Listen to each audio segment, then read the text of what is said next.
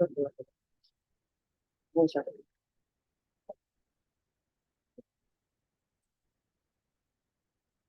afternoon.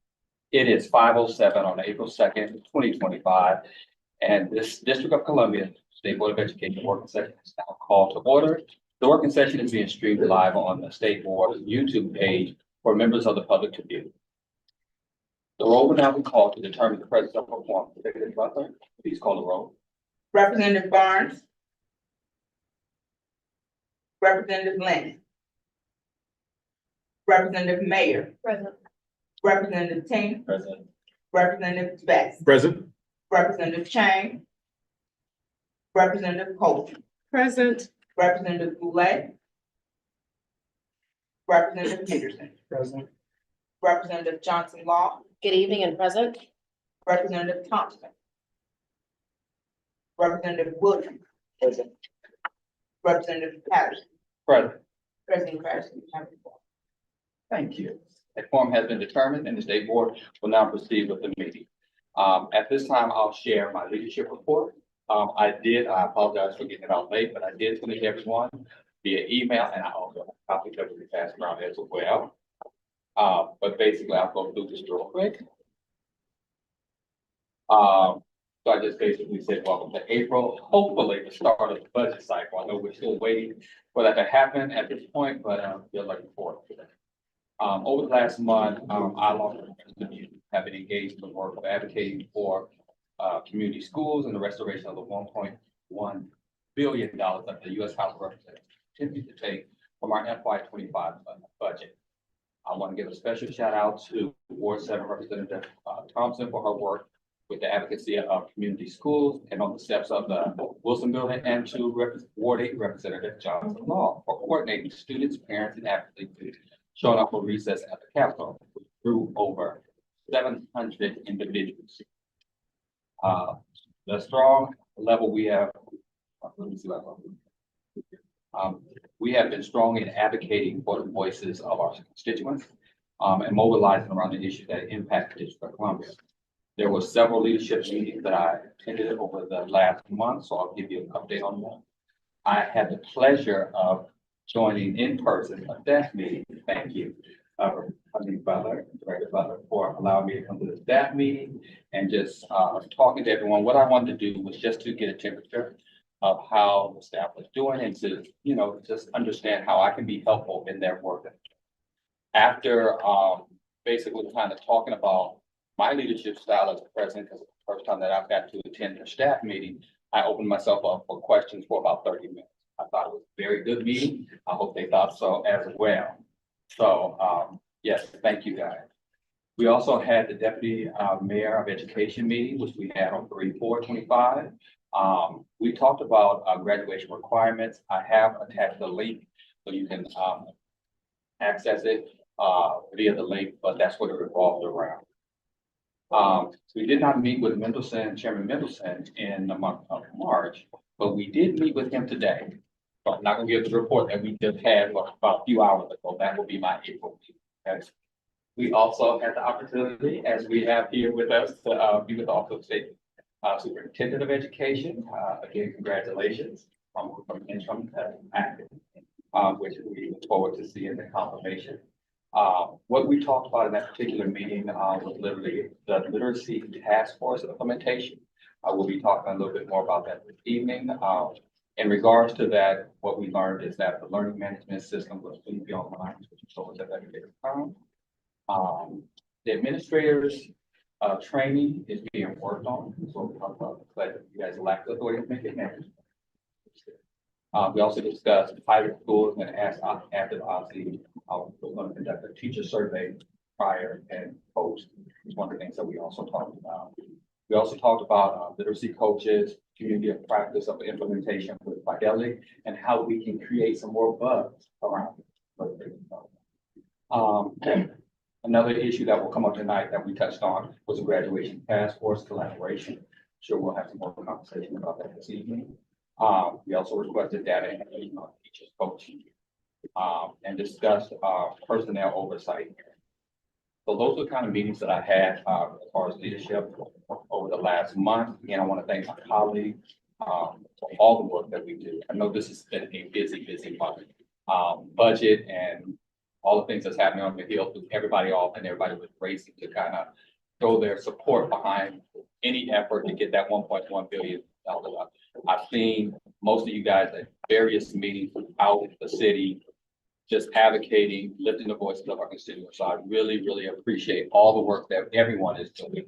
You know, I've seen people at safety, student safety meetings in their wards. So just thank you for all the work that's happening. I attended Ward 6, their education council meeting. So I know that each person is really working hard to make sure that we're responding to our constituents. So that is all I have. My report, I will entertain any questions at the time.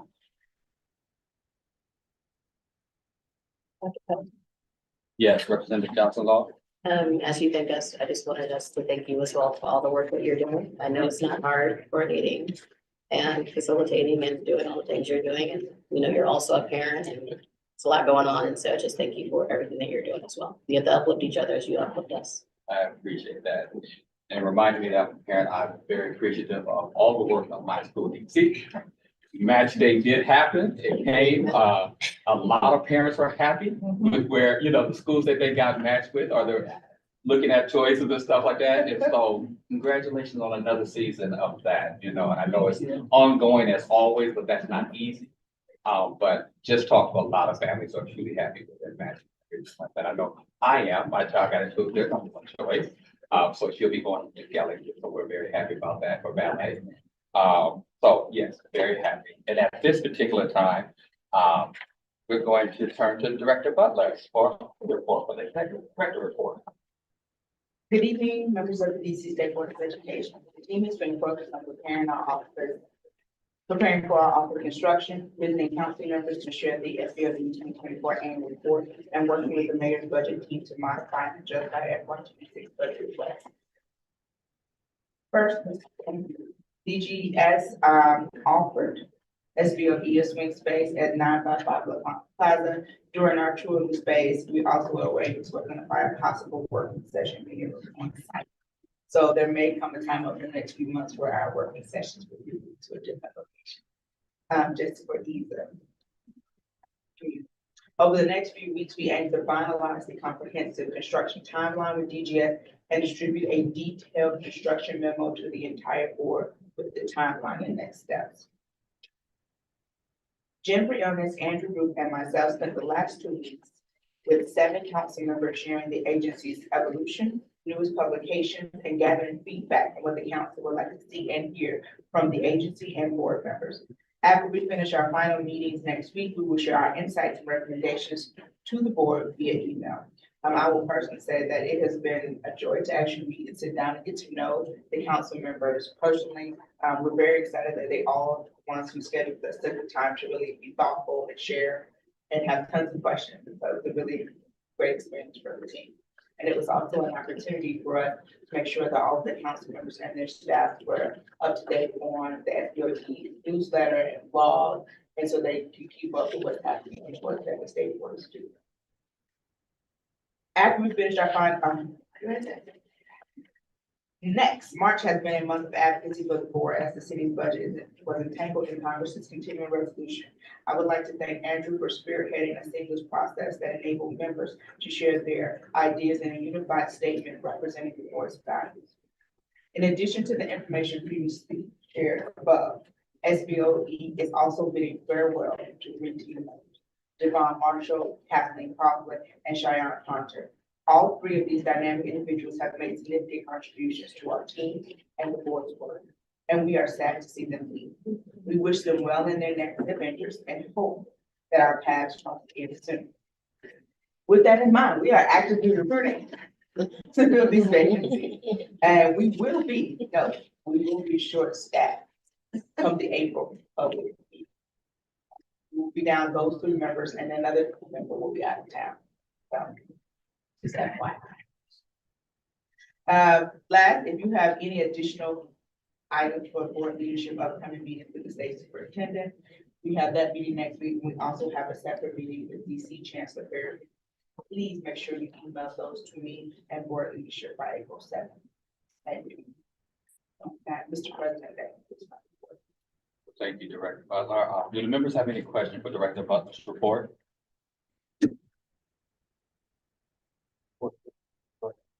Got no question. Seeing no questions, members, members, in addition to our usual items of business, we also have 2 external presentations from our partners this evening.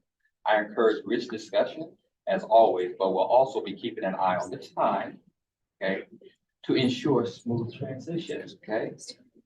I will now turn for the next hour over to the acting State Superintendent, Dr. Mitchell, and also for a presentation on reimagining high school graduation requirements. Dr. Mitchell, I know yours, ma'am. Thank you, Dr. Patterson. Good evening, everyone, and thank you for inviting us to your working session. I am delighted to come to you today to discuss many of the questions that you posed to us about, 6 weeks ago, maybe about 6 weeks ago. We want to talk about those questions. I just want to situate the work first, and then we can dive right in. We began this Reimagining High School Graduation Requirements initiative as a result of OSSE's strategic plan. We did that about a year and a half ago in earnest.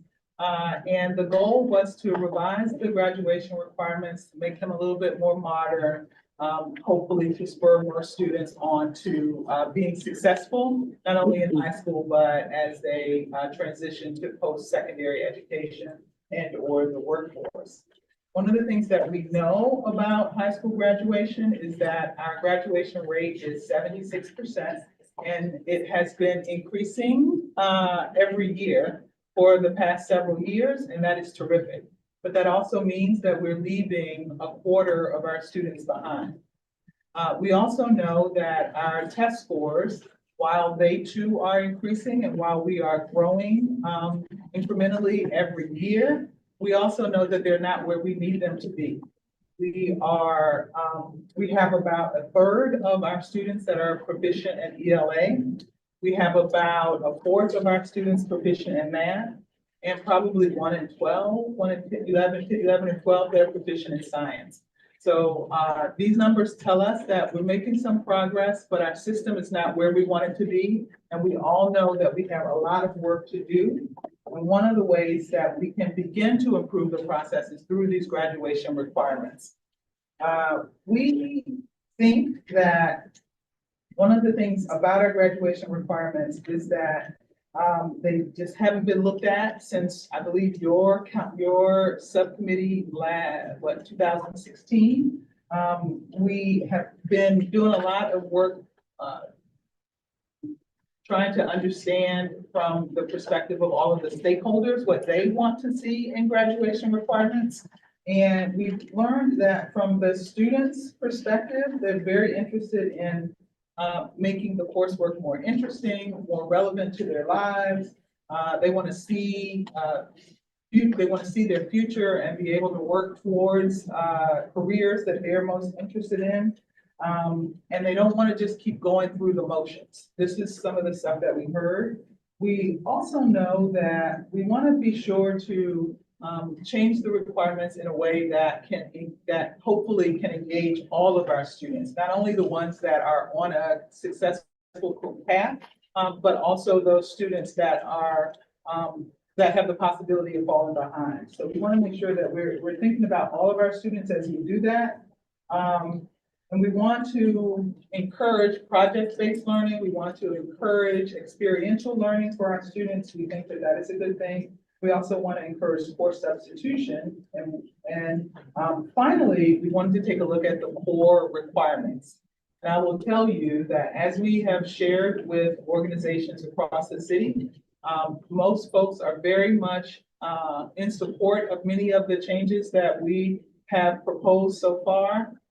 And the area where there's the most discussion is probably the area where you have identified questions first and foremost, and that's around the core course requirements.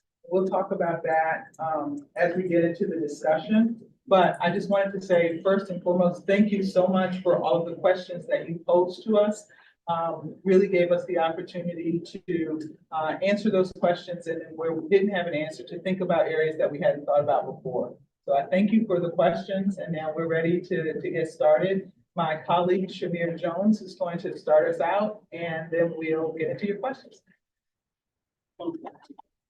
Next slide, please. So during today's conversation, we will provide some operational updates. Then we will move into the conversation on the proposed graduation requirements. Also talk about some of the changes that have occurred since we last met. And then we'll go into the conversation on the questions that you all provided to Ozzy 6 weeks ago, and then we'll discuss next steps and the questions that you all have. Next slide, please.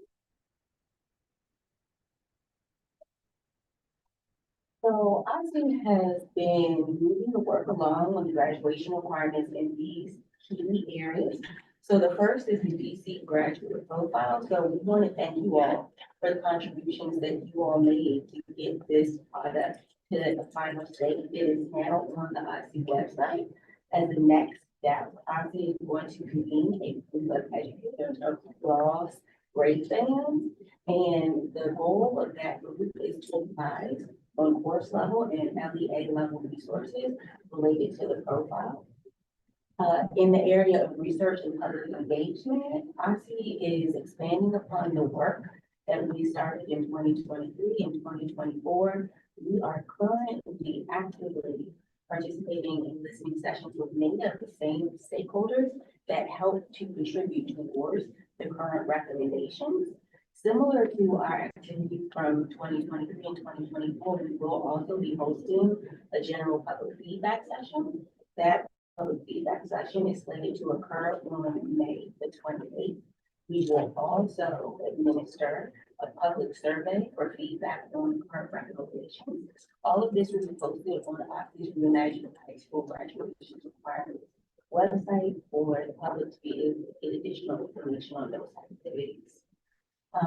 Our intention is to be able to wrap up our current spring engagement by the end of May. We will then take that data and synthesize it, and we will convene our external steering committee around the end of June. We anticipate submitting draft recommendations to the State Board of Education in the fall, so we're thinking August, and allow for hopefully the review by the State Board of Education throughout that fall. So maybe we can be in December. We'd like to discuss that with you all also today.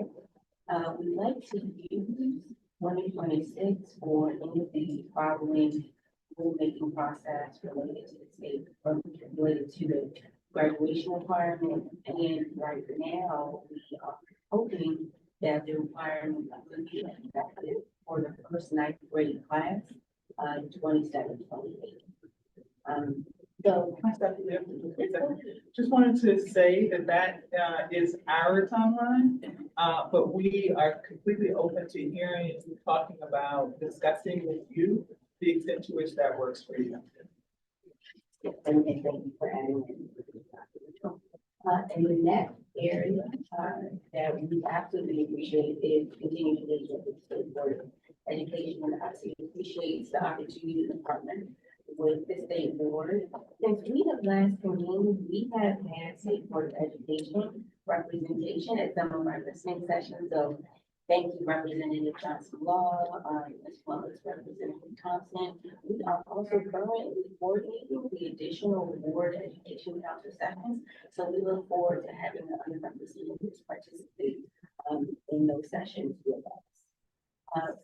We also want to thank the State Board for the thought and intentionality behind the task force framework that was shared with Ozzy. Dr. Shared actually going to discuss the further with the State of Education. We also going to learn more about how the administration of this task force, as well as the proposed data collection activities and data synthesizing activities, can work in tandem with the timeline that we just discussed, and get your thoughts on that. Ozzy does have 2 questions at this time related to task force. So how will the work differ or similar to the engagement that Ozzy has is already accepted. And then also, you all have been anticipated timeline for this work to complete and lead to that. At this particular time, I'll defer that question to one of the chairs of the committee, which will be discussing as to Representative Henderson. Can you kind of speak to that? Right now. Yeah. So for the first question, I think, how will the work be different? I think part of that just relates to the timing and the process, like as we near the point where the board has to vote, like weigh in and vote.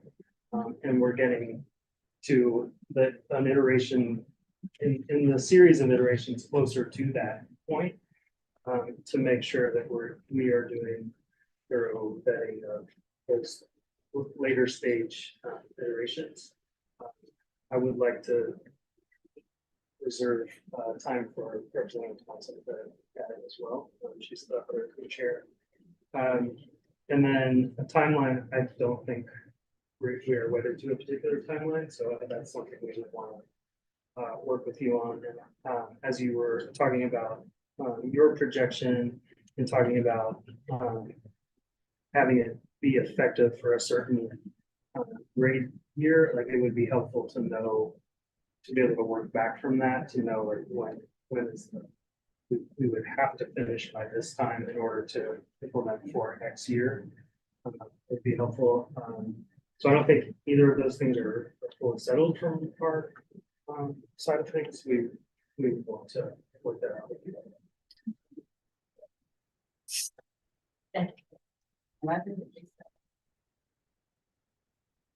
You also be saying, but the board has not had a decision to have a task force or not. Okay. They have, it was discussed in the committee. I feel, and so there is no like, this is definitely happening, these are the exact dates and timeframes. The committee will report out on that later in this meeting, then there'll be like, the board will have a fuller discussion that finds us on those details so that we're able to provide that information.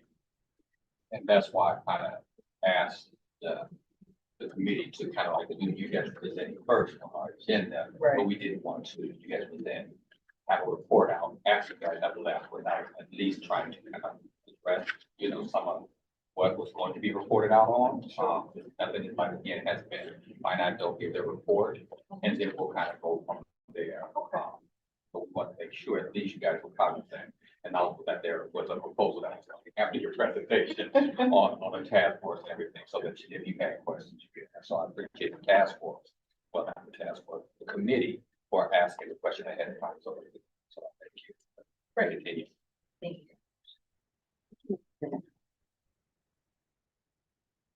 And this is the visual representation of our engagement activities. As you can see, the groups that we are meeting with are representative of educators, education, college, and career experts, as well as including the very important pieces of parents and families. As I shared, many of these groups we initially met with during our 2020-2024 engagement activities, and we are intentionally going back to them to make sure that we included their recommendations appropriately, and also to get their ideas on some of the changes that we have made to the proposed recommendation.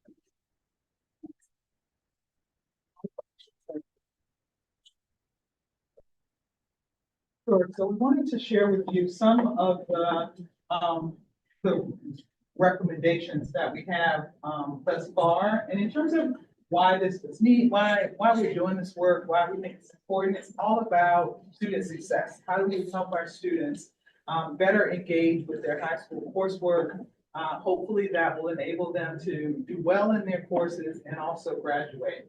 And we want to ensure that students are having the types of experiences that are fulfilling, that make them want to be in school. I think that, as we think about one of the big issues in education in DC, which is chronic truancy and chronic absenteeism. We think that there are in-school factors, and if you think about those in-school factors, one is like school climate and culture. And so we thank you so much for your work with us in terms of implementing the school climate and culture survey. But the other area is around academics. Is this what the students are engaged, or is this what they want to be studying? Is it being taught in a way that is experiential, that is project-based? We want to make sure that our graduation requirements in some way reflect that. And so, again, this is some information that you may already know. That is that we didn't want to get into a situation where we're tracking students in any way. So we wanted to have one diploma, but we wanted to give students the opportunity to specialize in a particular area and be recognized for the work that they do. So we thought multiple endorsement options on that one diploma is the way to go. We also want to ensure that our students are forward thinking and have some idea of what happens after they graduate.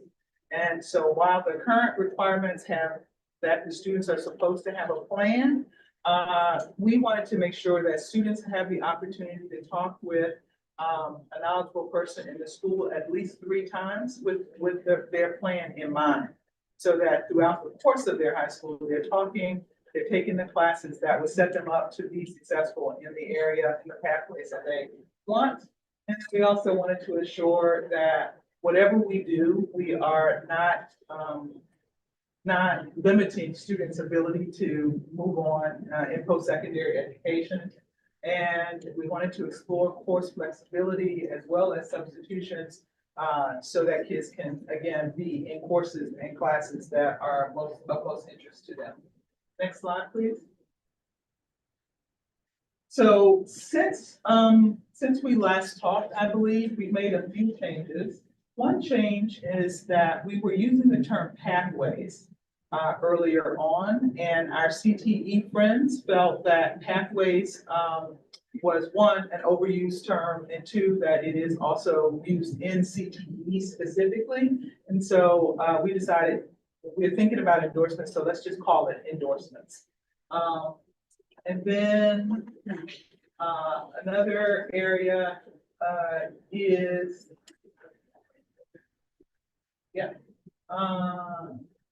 then so we named the 3 endorsements: the CTE endorsement, the advanced studies endorsement, or the individualized endorsement.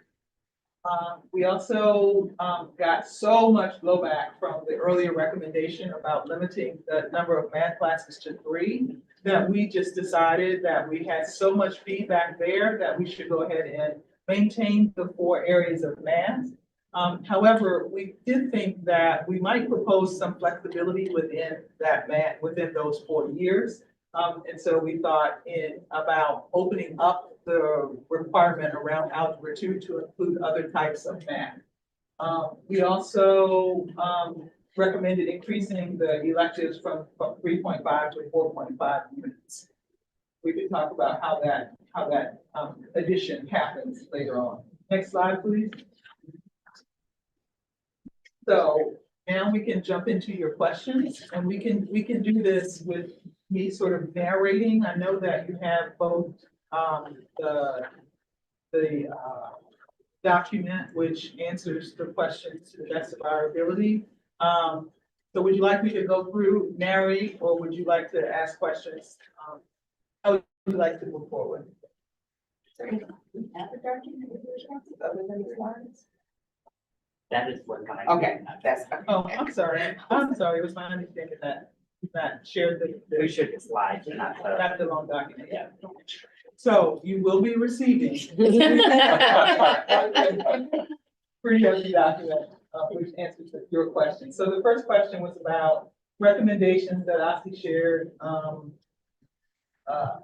What factors contributed to this recommendation? How would require prepared some math, science, and social studies for better prepared district students? So again, we've gotten the most interest and feedback around this particular question. The idea behind this came from a lot of the work that we did looking across other states and what their requirements are, as well as looking at college requirements, and also just wanting to give more time in the in a student's high school career to do more experiential things. So, so in terms of social studies, we thought that reducing it from 4 to 3 would enable us to do one world history, a US history, and then US history government, US government and DC history. We know that 34 states require 3 units of social studies and not 4. We are also acutely aware of the fact that we just redid the social studies requirements. And so, you know, the question is, are you thinking about World History 1 or World History 2? What will be that requirement? Are you going to go back into the standards? So our original thought was that students more likely would relate to the information that they're learning in World History 2. The notion that World History 1 is a prerequisite is something that we might revisit. But again, this is simply a proposal. I've heard things like, it's like, first, the social studies standards are really 6 through 12, grades 6 through 12. So there are ways that LEAs could introduce world history in earlier grades. I've also heard recommendations that we swap out the US government and DC history. The US government is like US government / civics. And there's coming online, I think next year, is an action civics course. So we could look at those 2 civics courses to see if there are any similarities there. I've heard recommendations that we like really take a look at DC history and try to make it a living course that is outside of the classroom, where kids might have to go visit some museums, take some tours, do things that could bring history to life in a way that sitting in a classroom does it. So this is very much still in flux right now in terms of what we would do with social studies. In terms of the science, there were questions about that. The vast majority of states do not require 4 years of science, and they certainly don't require that three years of a lab science. There are other sciences that students might be interested in that are not lab sciences. And so we also looked at colleges and their requirements. Most colleges do not require 40 years of science. And as we think through our students, we certainly don't want to lower or lesser the rigor of the high school experience, but we also don't want to turn kids off unnecessarily. So if there's a different science that a student is interested in that's not a lab science, why wouldn't we allow a student to take that course? If a student is like not science oriented, I think that we can do some basic work so that gives an intelligent student to speak to science things in high school with 3 courses. I think the question is it the quality of the course or the quantity that we're most concerned about? So I hope that that begins to answer the question around foundational academic knowledge. Want to move on? Next slide, please.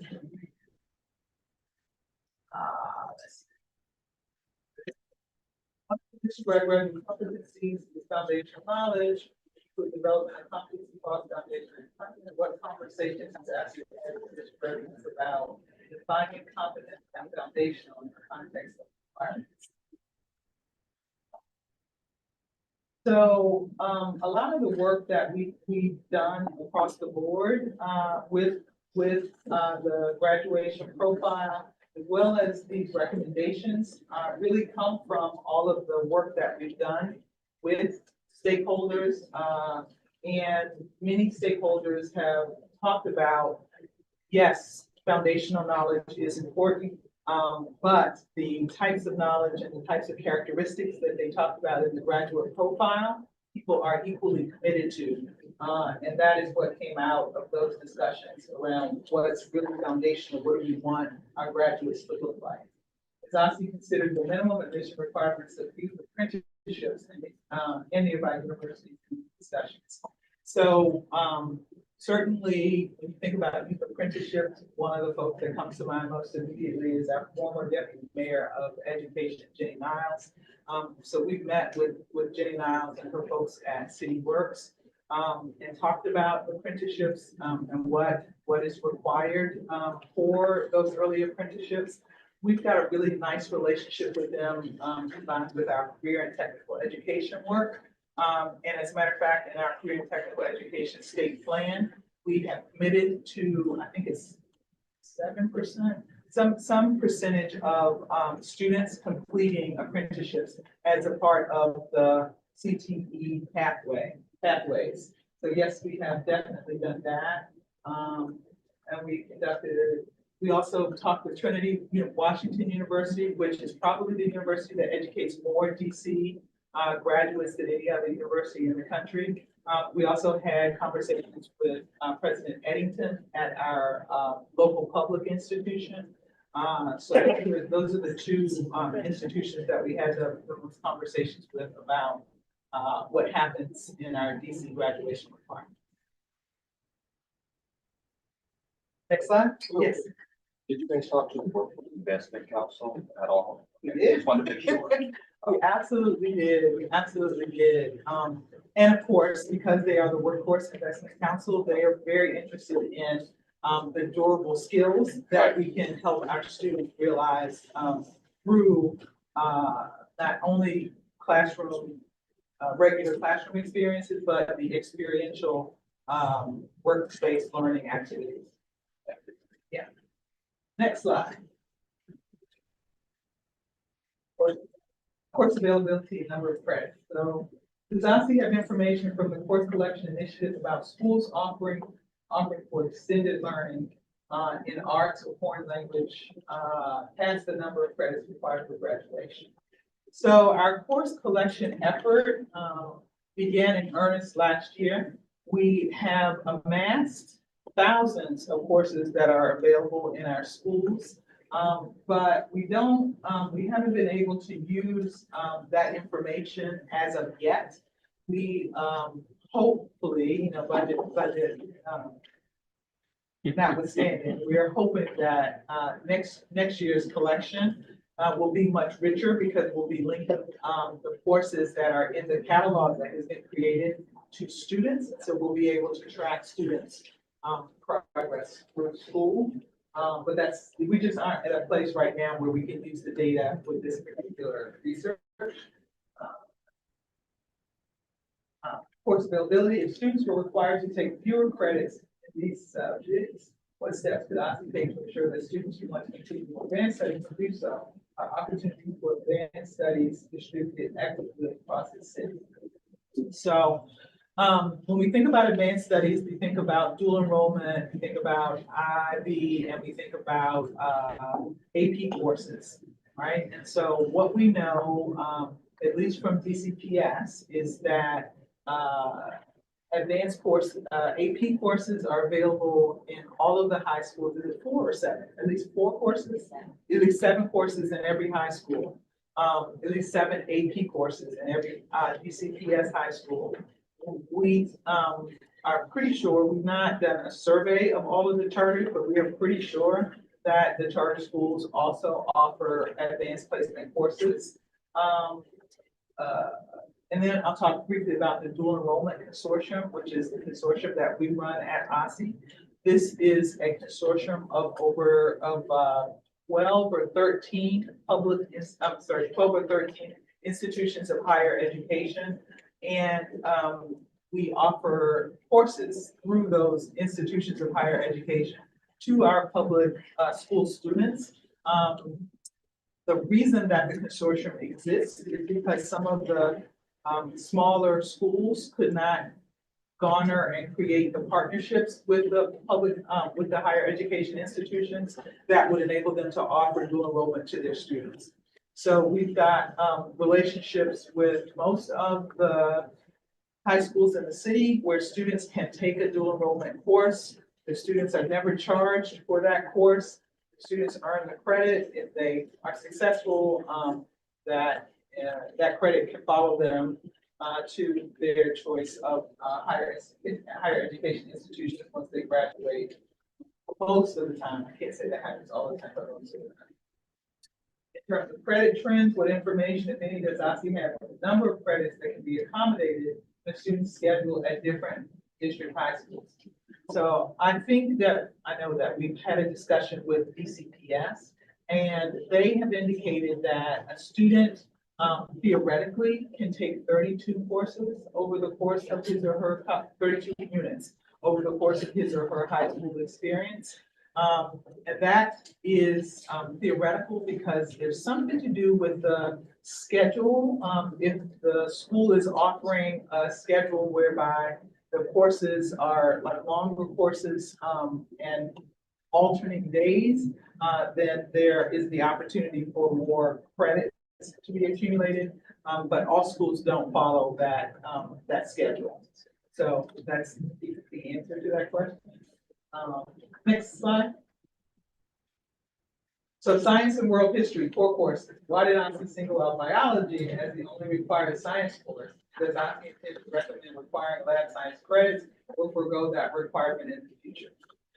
So we selected biology in part because the state exam, we have a science test, and on that science test, there is a biology component. So there is that. And then also, when we looked at the 25 institutions of higher education that most DC TAG students attend, if a science was required, it was biology. So that was another reason. I think those are the two. Yeah, those are the two. Okay, great. World history. Does I envision students choosing between world history 1 and 2? We talked about social studies. This is still very much in the air. Lots of ideas floating around. Would love to hear if you all have any ideas. You know, we could just leave things as they are. We could do that. We could do some of the other options that I spoke about, but we just haven't landed the plane on that. Next. Art and music. What was OSSI's motivation for suggesting keeping credit requirements for art and music separate? What guidance does OSSI provide LEAs to determine what courses students may count for the art and music credit requirements? So,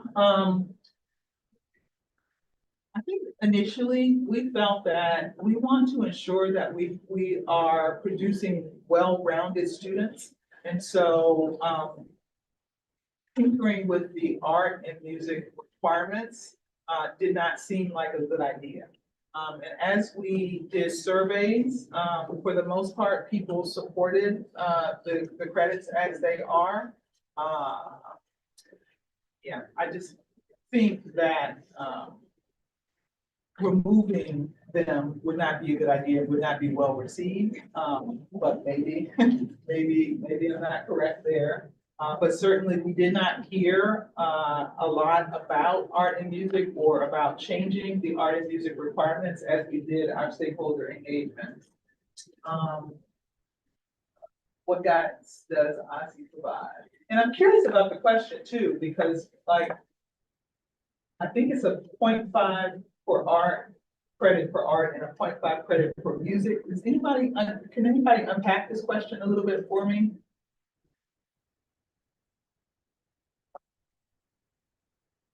I think the question, both this and the health MP was apart from what we were hearing from students about their experiences, and I don't want to.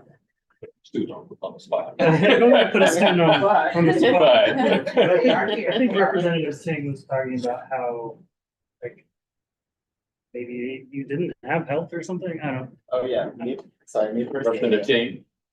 Well, we have like 3 hours of sex ed, but it's not enough in that we talk about what like the penis is, but we don't necessarily talk about all the intricacies of like protection, types, the like billion types of protection. And I don't think, I think we need some sort of like more. So the underlying question was not a suggestion that we should keep the requirements. It was just trying to understand like how in the student's experience it gets allocated among multiple Sure. disciplines within. Yeah. Is that right, I think Kevin? Okay. Yeah, that was my understanding as well, just to make sure that students are getting that instruction in health and PE. And those standards are being covered. And I think it's kind of the inverse question for arts and music. So a lot of other states will just have like arts, and you can kind of fulfill those credits however you want to, but DC is specifying 0.5 in art, 0.5 in music, and then our arts standards kind of involve like like visual arts, theater, dance, and like music. So how are students able to kind of fulfill those? We're just trying to figure out how students can get, like how the credits and the requirements are lining up. Yeah. Well, thank you for this. I can share that, once again, budget notwithstanding, there may be an opportunity for OSSI to get an arts expert on staff. And I would imagine that that expert might be able to guide us a little bit more, if not for this iteration, certainly in terms of, supporting LEAs and providing coursework. One of the things that I have to remind us is that while we set graduation requirements, actual curricula is the purview of the LEAs. And in terms of the health and physical education, how, if at all, does I clarify LEAs that relates to I think that there is a requirement that there is a health. So there's some flexibility for LEAs around that, but certainly there should be a health course. And we can like provide technical assistance to LEAs, but beyond that, in terms of what is actually in the health course, there's one or two things in statute that should be in that course, but beyond that, we just don't have the authority to say what's in the course. With standards work. Unisys. Yeah. Okay. Next slide, please. Okay. Career preparation. Is this a course? It is not a course yet. If so, what does I envision? It will cover all the credit bearing graduation. So this is not a course as of yet. Once it gets formalized or passed, our CTE folks are very excited about creating standards that would have to come before this body to be approved. But we believe that giving students much more information about career opportunities, about costs. People thought we might throw some economics in this course, some computer literacy skills. It is something that will be developed based on an idea. So this is an area that is not completely baked as of yet, but again, the public engagement would suggest that this is something that folks really want. They believe that all students don't have a full spectrum of understanding of what is possible. And this is a course that could introduce that, as well as share information about what type of education it takes to get to certain points. So course flexibility and CLCP coursework. In terms of course flexibility, what guidance does OSSI currently give to LEAs about when course substitutions or competency-based equivalencies are applicable and appropriate? How does OSSI ensure that students engage in rigorous standard-aligned learning regardless of the credit learning method? So as many of you may know, there is in code statute that enables LEAs to use competency-based education methods. OSSI has a process that they go through in order to be approved. They get a waiver, essentially of credit hours. And we have a few schools that have this waiver. One is Kingsman, and the other one is Goodwill Academy. Those are schools that are doing competency-based education.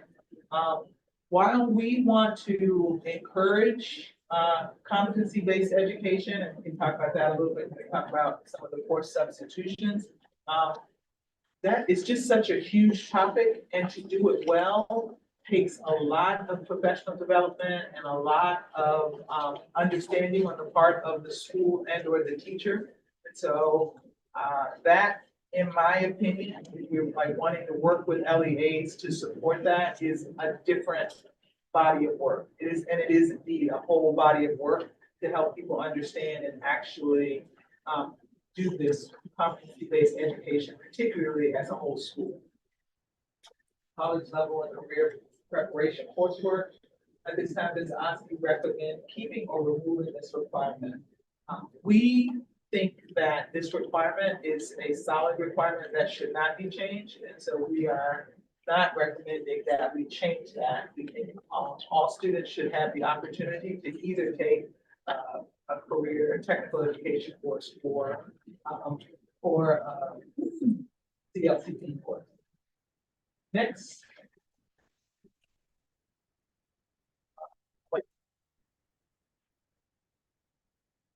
Engagement. So does OSCE plan to include the definition of community engagement in the final updated graduation requirements, and there will be an informal guidance? What factors did OSCE consider when deciding to recommend reducing the number of hours to do? So the answer is yes, we do intend to include a definition as a part of the graduation requirements. We also envision in developing some guidance for LEAs around what this engagement can look like. We launched an online survey, and on that survey, we had some questions around the community service hours, and we really did get a lot of recommendations around changing the number of hours. As a matter of fact, amending the number of community service hours was the fourth highest recommendation. I think we got like hundreds of people who responded to that survey.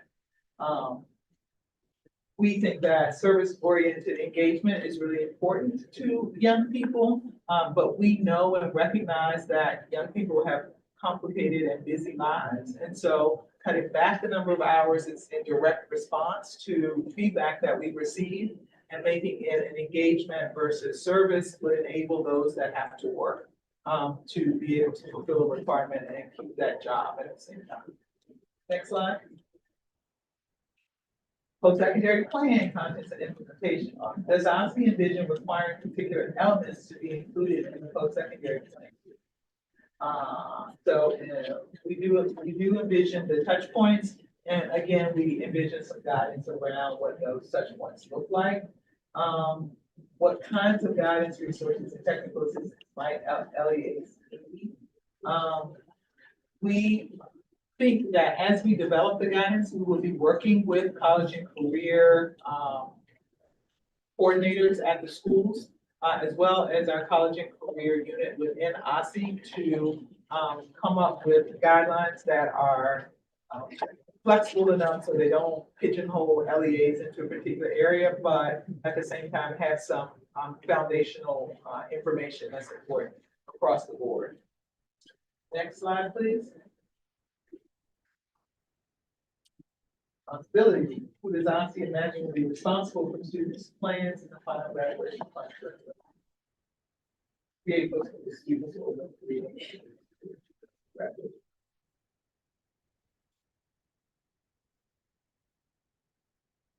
So we think that it is the responsibility of the LEAs to ensure that students have a post-secondary plan, and that school staff would be the entities that ensure that that work happens.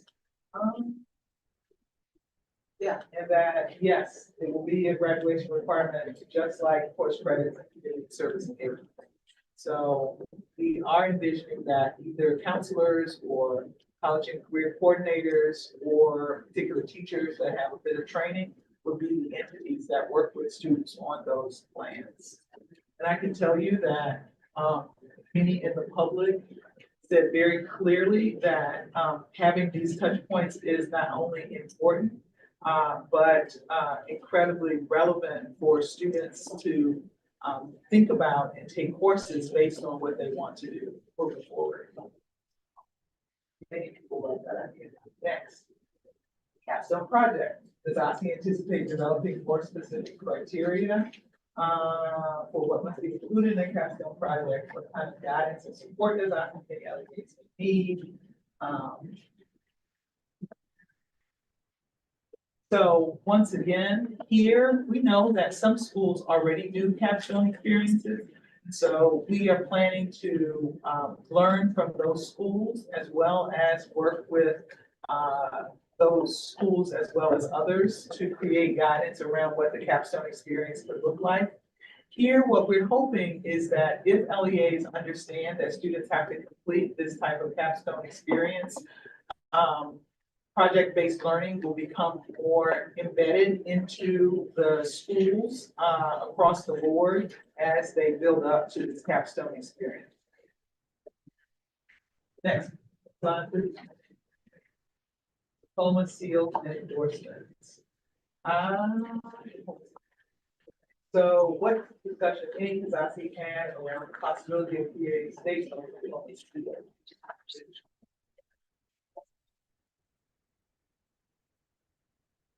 So, the seals are completely optional. It is totally possible in the proposals that we are making that a student could complete high school without choosing an endorsement. We think that making the endorsement available is a positive for students who choose to and who want to distinguish themselves in some way, but this would not be a requirement for all students across the board. In terms of the seals, both graduation and diplomas are the purview of LEAs right now. And so we have not considered a statewide seal for that option. Though I will acknowledge that the implementation of this is a work that is yet to be completed.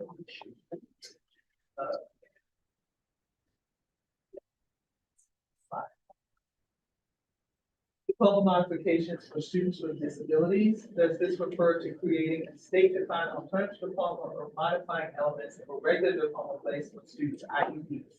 So the diploma in this area is we already have a state diploma.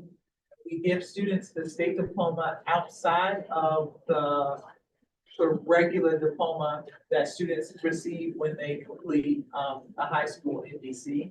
So this diploma would be for those students who are eligible, who have and complete an IEP.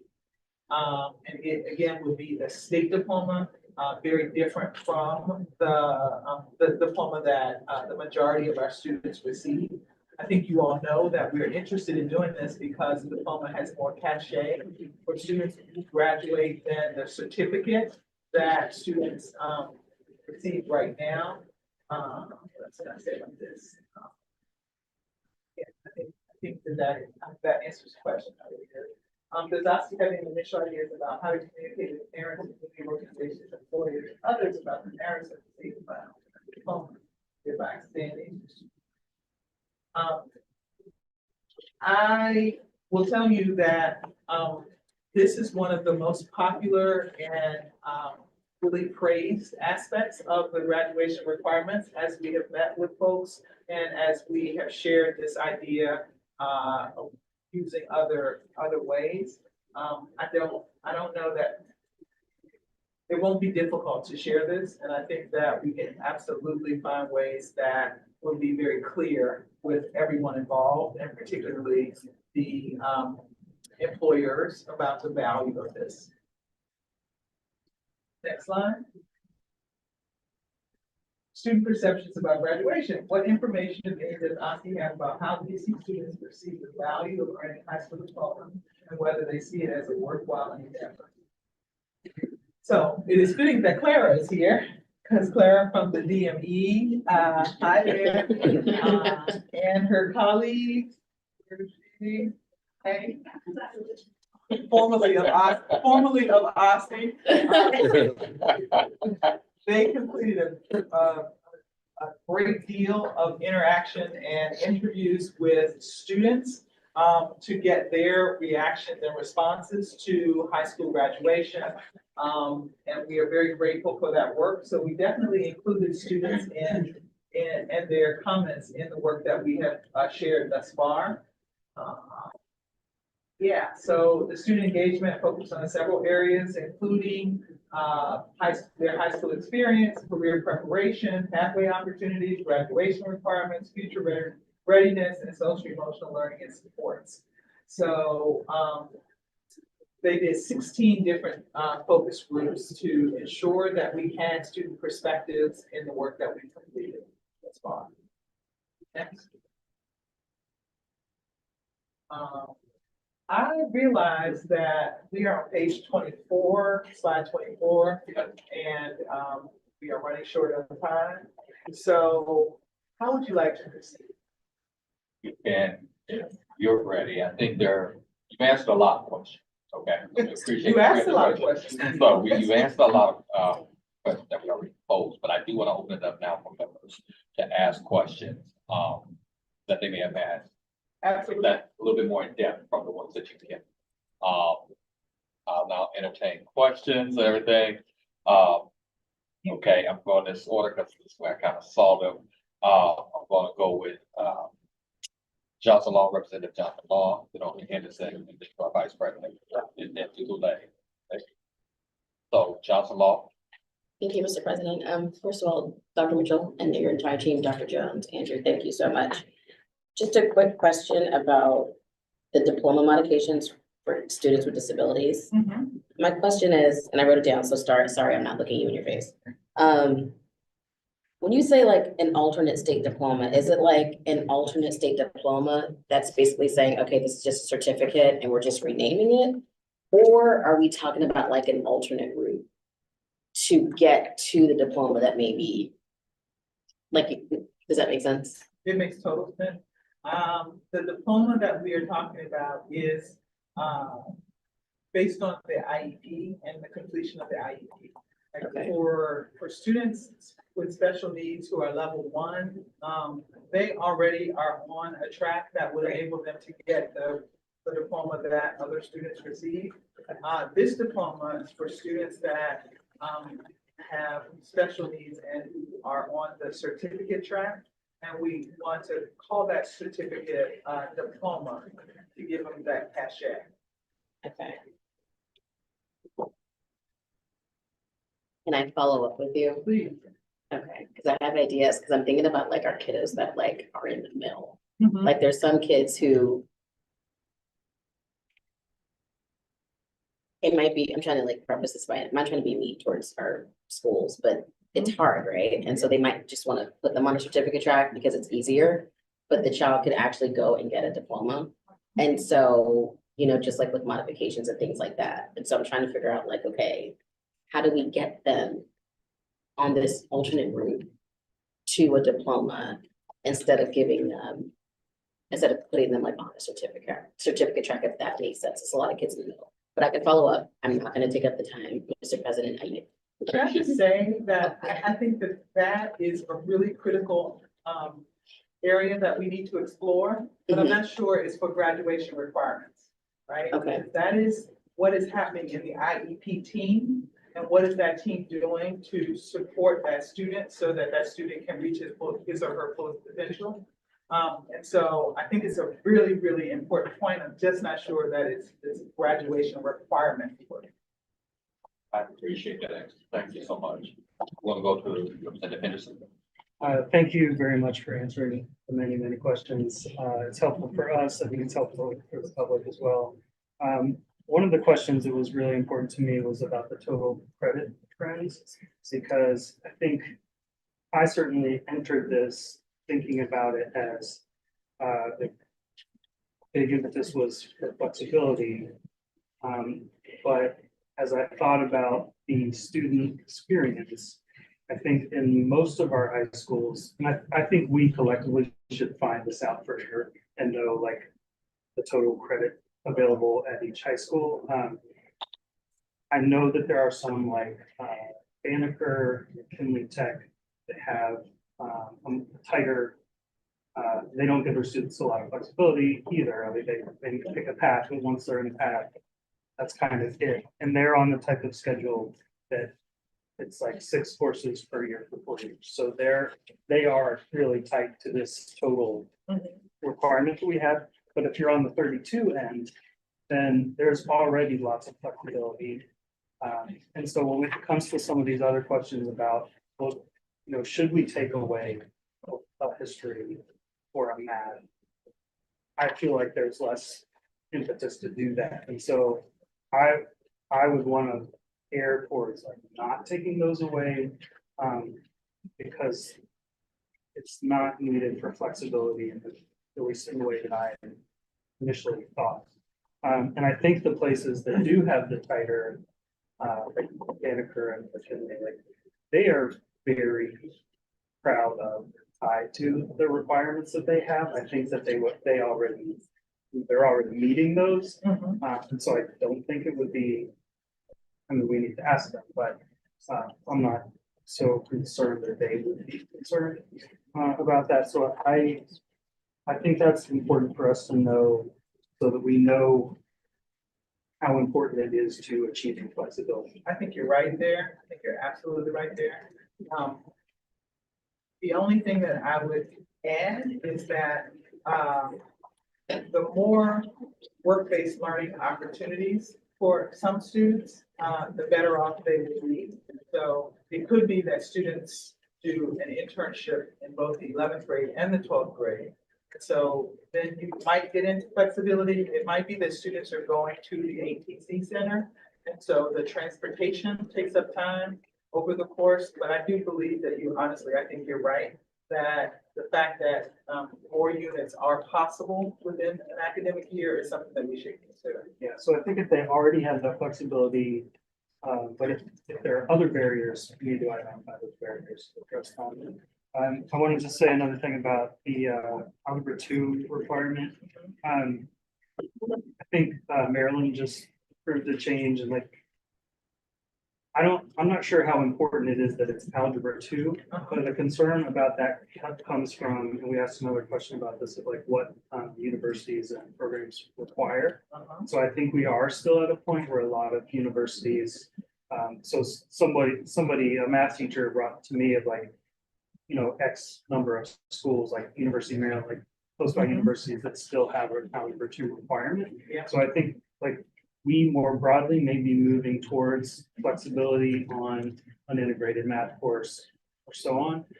But we want to make sure that students don't get caught in between and get foreclosed from meeting entry requirements. And then my last question, kind of from a bigger perspective, talking about project-based and experiential learning, and I've never been real clear on how that matches with standards. So we have standards in most of these areas, these core areas anyway. And I think it's good for us to move in that direction. I'm not sure how that gets resolved, and I'm not sure how much of that is maybe it's not a graduation requirements question. Like that falls to a great degree on curriculum and how teachers are teaching in the classroom. So I'm just wondering about that, if that's a shift that we're like shifting to emphasize project-based experiential learning. What does that mean from a broader statewide perspective in what we're doing? Because a lot of our work that we do together is around standards, and so I'm just curious about that. That's a great question. When I talked about competency-based education, I think I said that it is a very laborious process. And if it is done correctly, it can be very steeped in standards. I've often seen rubrics created around standards that have, this is my math teacher. Social studies, Social but studies I'm teacher, yeah. well familiar with those rubrics. Yeah, so it's very possible to create rubrics based on standards that can be used in competency-based and project-based experiential learning. So it's not a shift away from standards at all. Thank you. Representative. Yeah, thank you. I appreciate the thorough responses. Thank you for that. And I think both initial topics from Representative Johnson Law and Representative Henderson are two key areas for me too. I think the piece, and I've asked you previously, it's good to hear about another option for special education, but we had heard about the applied studies diploma from Virginia at our panel last year. And I'm curious if that's something that OSSE has looked back into that still sets like high standards for, you know, the core English, math, science, but really takes an individual approach for what students need and builds that bridge to like independent, focused, post-secondary goals. Just last month, we met with, one of the assistant superintendents at the Virginia Department of Education, who was over the special educational curriculum. And she was instrumental in the applied studies diploma, development. And so she was able to give an overview of the robust activities that the BPOE engaged in order to develop that diploma. And we were able to have idea sharing surrounding that work. So we definitely heard the recommendations that you all made and had that enriching conversation. One of the interesting components of that diploma is that Virginia has end-of-course exams. And so they were able to alter some of the cut scores for passing those exams for students with IEPs that were in the process of earning an applied diploma. And, you know, one of the comparison for me was that we don't have end-of-course exams to make that kind of difference. So it is something that we are definitely engaging, and we hope to talk to additional state agencies to continue to dig into this. Thank you. Yeah, I appreciate that. I know it'll be a learning curve if we went that route, but I think creating still high standards, you know, for students with special populations, even given the shortages in that area with teachers, is critical. For making sure that all students get a quality education. A couple other things. So just a couple like very simple questions and then one bigger picture one. You had said originally just taking the state board's input into the school climate and culture survey. Were you talking about Panorama or a different? Okay. Yeah. Okay. And then I'm curious where OSSE's thinking is right now in response to public feedback with social studies. As a social studies teacher, individually, I have a lot of thoughts on this. And I think there are ways for flexibility and to be able to consider different things. But I also think that, you know, with the decline of civics education, with the decline of just engagement with the world generally, I don't want us to shortchange students on what helps them prepare for an active role in our democracy. So I saw that, you know, math had kind of shifted back. Where does OSSE think we are on the 3 to 4 decision for social studies right now? It's not locked. It is, we're continuing to do the public engagement. And I think that much of the engagement that we've had thus far has really pushed back on the 3 to 4. So we'll definitely take that into consideration as we move forward. So we'll see. Yeah. But I'm so excited about some of the ideas that people will come up with. The idea of making DC history a living course that is outside of the classroom is so appealing to me. And I can totally see that fitting so nicely with the action civics. It's really exciting to think about what the possibilities might be. It is, and I think it comes to life for students that way too. I think we also need to think about what the reality is for teachers in making that possible. And recently with DCPS's field trip policies, it's become way harder to be able to make sure that students have access to all the rich resources in our city. So, you know, I want for our policies to also be supportive of the real experiences that students have, and not create an unreasonable expectation. And then the last thing, Kathy Riley in the session that we had with Shade, and has also kind of in conversations that I've had with her, has repeatedly, even in her testimony at the state board, said what is the problem or what is the focus of revising the requirements right now? Like, what are we trying to solve? What are we trying to improve on? If you had to like summarize that as like what our focus is on going from this past set of graduation requirements to what we're proposing, what is the North Star, if you will? Yeah, so I believe that the test scores that I cited earlier in the meeting, the fact that we are leaving behind 1 out of every 4 students would suggest that we need to do something different. I think that our graduation requirements are somewhat rigid, and we need to loosen up those requirements so that we can better engage students and get them excited about learning. And some of the areas that we are proposing, I think, does do just that. I appreciate that. And I think it's a complex problem, so I don't think there's one answer. So thank you. I think the DMV's presentation after this may build on some of that as well. Yes. A little bit, Linda, from Lay, and then I'll come up to you. Okay. Thank you so much. And thank you for a great presentation. I enjoyed seeing it and appreciate you answering the questions that we had. So my initial reaction, I'll just focus really quickly on the arts and music. I like the idea of allowing students to excel in one if they choose to take more time in one, versus trying to force people to spread out more. I'm gonna really look to 3 places and kind of gain my experience in this. One is with the Ward 3 parents, to hear from them. So I do look forward to, I will be there for any community engagement sessions you have, and really look forward to that. So please get in touch with me beforehand, because I definitely want to participate in that. I also want to really look to our committee chairs on this. I think 2 of you have already put in a lot of work on this. So, you know, if I have any concerns or questions, I'll filter them through you 2, so that we can, you know, work together as a body on this.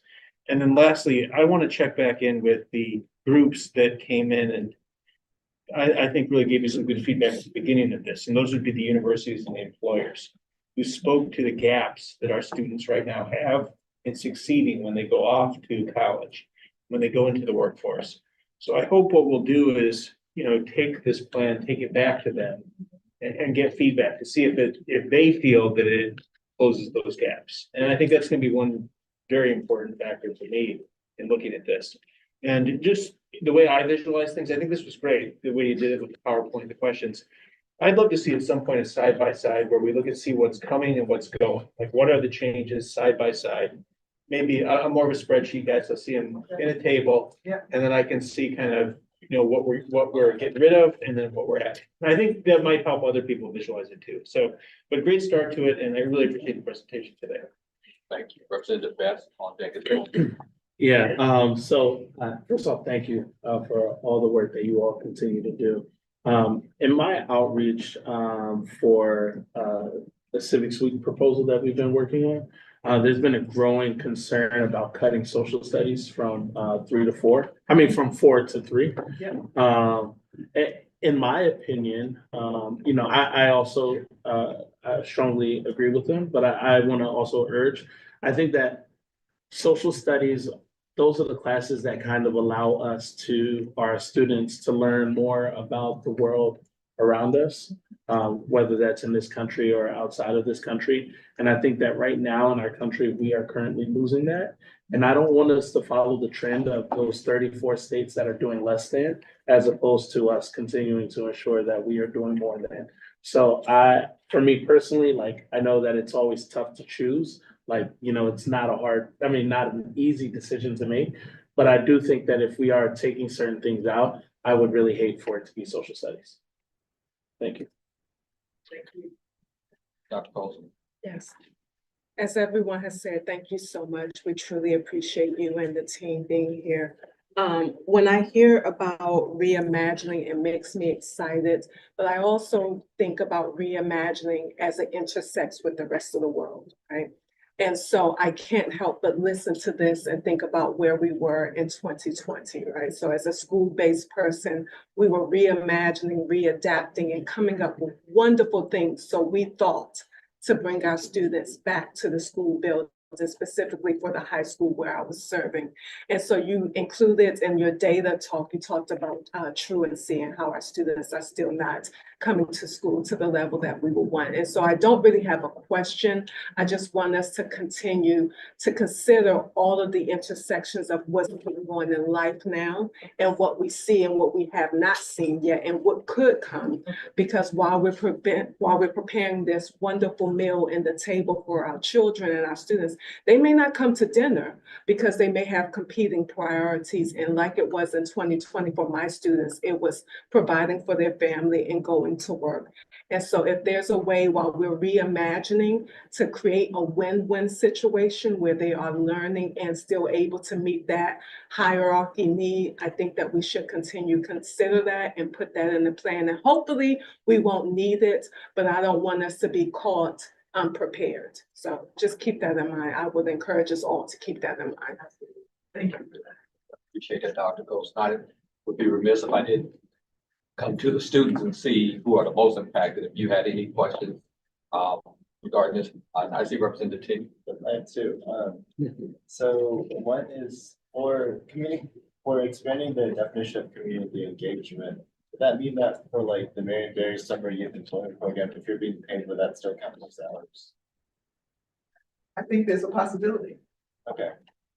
And secondly, would there be any like effect on the budget regarding like the teachers having to work a few more hours to help students with their post-secondary plans? So in many LEAs, teachers receive some compensation for extra work. I think it could be that this is counted as like extra work, and so there could be some compensation. But it could also be built into a course, like it could be, in every English course, this is a part of the responsibility or something of that nature. It could be something that counselors do and consequently it's a part of their jobs. So I don't know that there's one single answer to that question. There are probably lots of ways that schools and LEAs could implement this. Is there other questions? I do not have a question, but I would like to echo the gratitude for all of the energy that you guys have committed to this and coming in here and speaking to them. We deeply appreciate all of the questions and are so thankful that you're such an engaged body. So thank you. We're all on the same side. We're all trying to achieve similar objectives. So I think it's important that we all work together. Well, I definitely always appreciate the collaboration that we have between the two bodies. And thank you for always being so prepared to come here, to answer the questions that we are asking and put forth. I know they're giving a lot of time, but as you see, we want to get into the weeds of this to make sure we're presenting to our families, students, best possible education. So thank you again. I'm gonna let you guys go, and as you guys go, I'm gonna allow the deputy mayor's office to kind of transition and come down to this end. So we can see them. At the large I will say, board members in your PowerPoint slide, that they did not get to are the next steps. So I think those, you should still read those and review those and take them. If you have questions or feedback. Fair enough. Thanks. And they did give somewhat of an overview at the beginning, what the next steps are in timeline, so we appreciate that as well. Sure thing. So. We transition real quick, as quiet as possible. We're doing great. Pretty sweet. Everyone probably. Oh, yes. It is. You want it? I appreciate all the side comments and everything and hugs, but I want to be very conscious of people's time, so if we can get Deputy Mayor's office in place. Okay, and everybody in their places. If you have other conversations, you are welcome to take them into the hallway. And everyone has copies, it looks like. All right. Yes, Tell the ma'am. screen by. All right. We now turn to the Deputy Mayor's office. It's always nice to see Blair. Congratulations on all of it happening in your life as well, as we always talk a lot. So I'm going to turn it over to you at this particular time, okay? Wonderful. Well, we'll do brief intros and then I'll frame the conversation. We'll tag team a bit and then open it up for Q&A. So really quickly, I'm Clara Botstein. I'm the Senior Director of Policy at the Office of the Deputy Mayor for Education, or DME, and I've been in the office for about 4 years, and my background is in early college education, advocacy policy. Good evening, everybody. You like the energy. Good evening. I need that energy. Well, good evening, everyone. My name is Khaleesi Beatty, Senior Policy Analyst. As Dr. Mitchell mentioned, I used to work at IC, overseeing dual enrollment in secondary transitions. I've been with the DME office for approximately 8 months.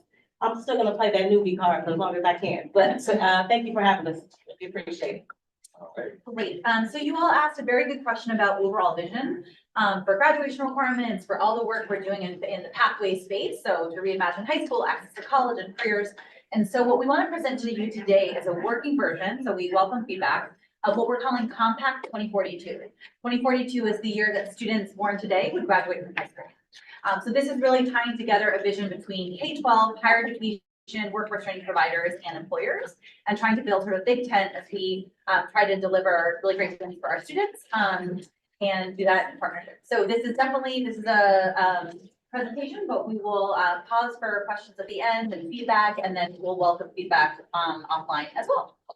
All right, so Compact 2042 is a guarantee that all children born today, you all excited about that?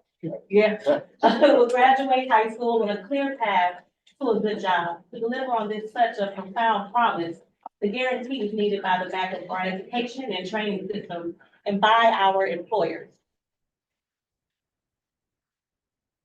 So why do we need Compact 2042? Why do we need this? Is this important? Relevant to us? I don't know. So DC has made big investments to support pathways to work and has been going a long way with this.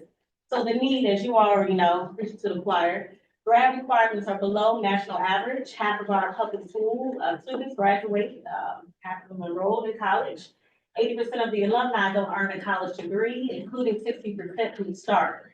Of the 10 most commonly held jobs for youth born in DC, only 4 are good jobs. Large income and racial wealth gaps exist. I do want to shout out our points of pride, which we're really proud of, all right? Yeah. So over 80% increase in education funding in the last decade, which is huge. Top teacher pay in the country, pre-K 3 through 4, after school access, robust BCPS, and charter school options, growing public school enrollment, fastest academic progress among urban school districts in the nation, and unified system of governance. Pathways investment. So as you already know, CTE is booming. I like to say expanded by 90% since 2019. Expansion of dual enrollment in early college, high school, paid internships through OSCE and DOES. The Advanced Technical Center, which is actually expanding the board, ain't it? Very excited? Yeah. And the education through employment data system will track career outcomes. Yeah, and just really quickly, I mean, I think there is so much to be proud of in DC. I think this is a moment when we can all celebrate a lot, and we know there's a long way to go. And that's why we think, given all the momentum around pathways specifically, this is a really, really good moment to move it forward. Compact 2042, 2042 aims to strengthen and expand pathways to college and careers for DC students so they can graduate and are prepared for economic prosperity and fulfilling lives in DC and beyond, whether entering the workforce immediately after high school or after further education. As a result, DC employers will have access to a robust pipeline of local talent driving the district's economic growth and prosperity.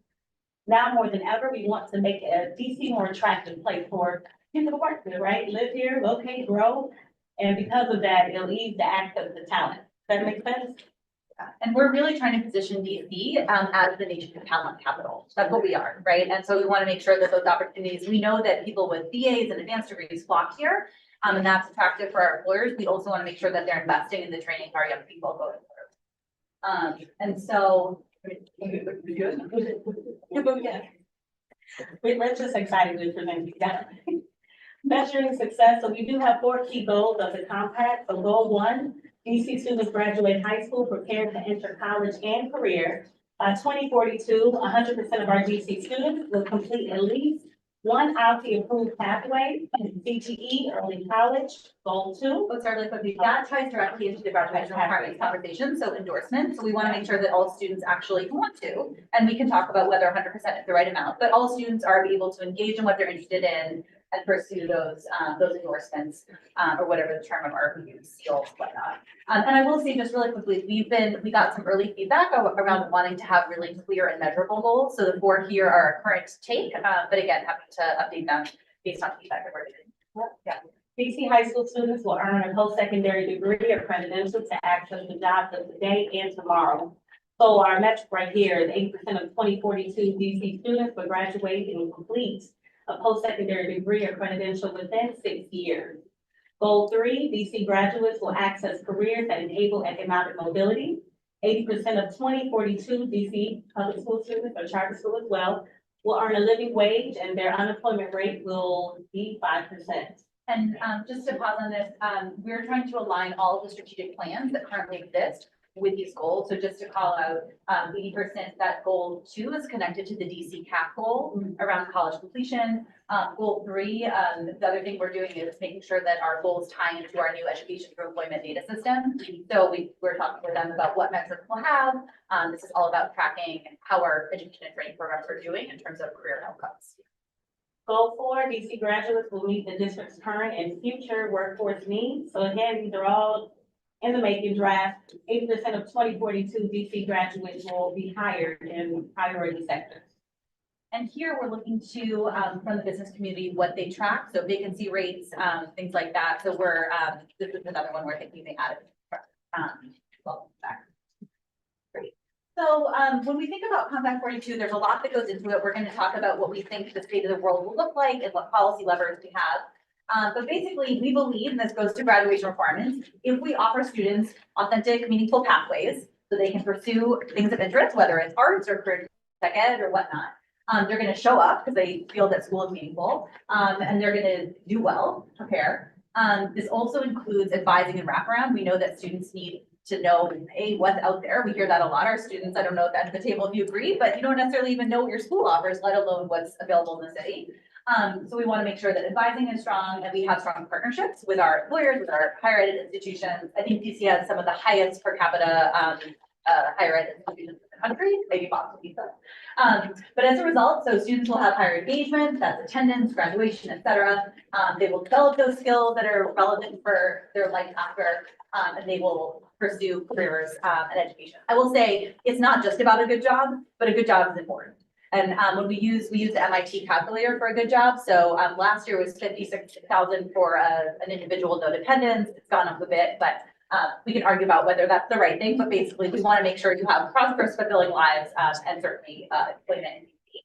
And then finally, so you're completing your degrees and credentials, you're earning an individual or family sustaining wage. And that as a result, you see those racial and income inequalities shrink, right? We want DC to be more equitable and stronger in terms of economic power. So moving forward, I want to talk a minute. So we're kind of dividing the world into 3: secondary, post-secondary, and employment, obviously continuum. But we first want to explain sort of what do we want to be true in 2042. And after we're going to pause to get your thoughts on not just the goals, but also on this vision. And then 2, what are the levers that are at our disposal, both monetary and non-financial, that we can move to make this world happen? So, all right, what do we want to be true in secondary? And this connects back to grad requirements. Why do we want that flexibility? Why do we want all the things Dr. Mitchell and team has talked about? So we want the students to have access. So that means flooding the system with more opportunities, yes, but also making sure students have access and awareness. So whether it's CTE or dual enrollment or arts, you want to lead with something of value to show what you've done above and beyond core requirements. 2, internships, we hear this all the time. Students, the value of having that experience, the skills that they're getting, but also the pay and the professional network goes a long way. So we want to make sure there are high quality internships. I think the advanced internship program from OSSI is a great example. It's paid and for credit. That's kind of the gold standard. So we want to have more of this and more employers at the table making that possible. And then advising. I think there are a lot of really neat things we can think about in this world to think about how to equip counselors and others with tools to help students access all the opportunities, and students down at the end of the table would love your thoughts on how to make this possible too, and how we can use technology. In post-secondary, we want to make sure that when you leave high school, you have at the very least debt-free, ideally you're paid, but industry-aligned training. So that's kind of nimble, it's actually going to prepare you for an employer, or a degree that can take you really anywhere. So that's our adult charter schools, our workforce training programs, our higher ed institutions. How do we make sure students here in DC have affordable access? And that is going to involve a strong UDC, right? We want our one public institution of higher education to be as strong as possible. Representative Boulay, I know you're very involved with them, but this is including pathways within the university and outside. And under the leadership of President Eddington, we've got some great opportunities in the strategic plan towards that end. And then on the third column here, apprenticeships. I know that's a hot topic right now. We know students benefit from them, so we want to have more. The partnerships are key. How do we really get our employers and our higher ed institutions to the table? And how do we incentivize the hiring of DC residents? DC is in an interesting position. We get talent from all over the country and the world. And so how do we make sure that homegrown talent is recognized and prioritized? All right, so the fun stuff is how do we get there? And welcome feedback from you all. We talked about graduation requirements today, or obviously did. This is a really important tool because students are having to follow those, teachers are having to follow those. So if we make them more flexible, if we make them more experiential, you can actually fit a lot more in your schedule. And we know students are learning all the time, right? It's not just in class. And we know we're not doing enough to really engage them. And students can speak more about that tonight. Two, sustainable funding. We have to figure out how do we really scale up our career in tech ed, our dual enrollment, all of that does cost money. So there is a conversation around how do we make this accessible for everyone. And the Advanced Technical Center, that hub model is one way to get more access regardless of school, but there are a lot of ways to think about that. We talked about college and career advising and transition supports. That is a critical area. And so figuring out how to make sure that's as robust as possible. And then you will always hear us talk about this, but the education for employment data system is so important because this is connecting the K-12, all the OSCE data that they have, higher education data, National Student Clearinghouse, UDC, and then employment data. So we can actually say, okay, you went to this training program. Are you in the field? What are your wages? And so this is such a critical resource that's going to inform a lot of how we're investing from high school on up. Sorry to talk a lot, we'll pause in a minute.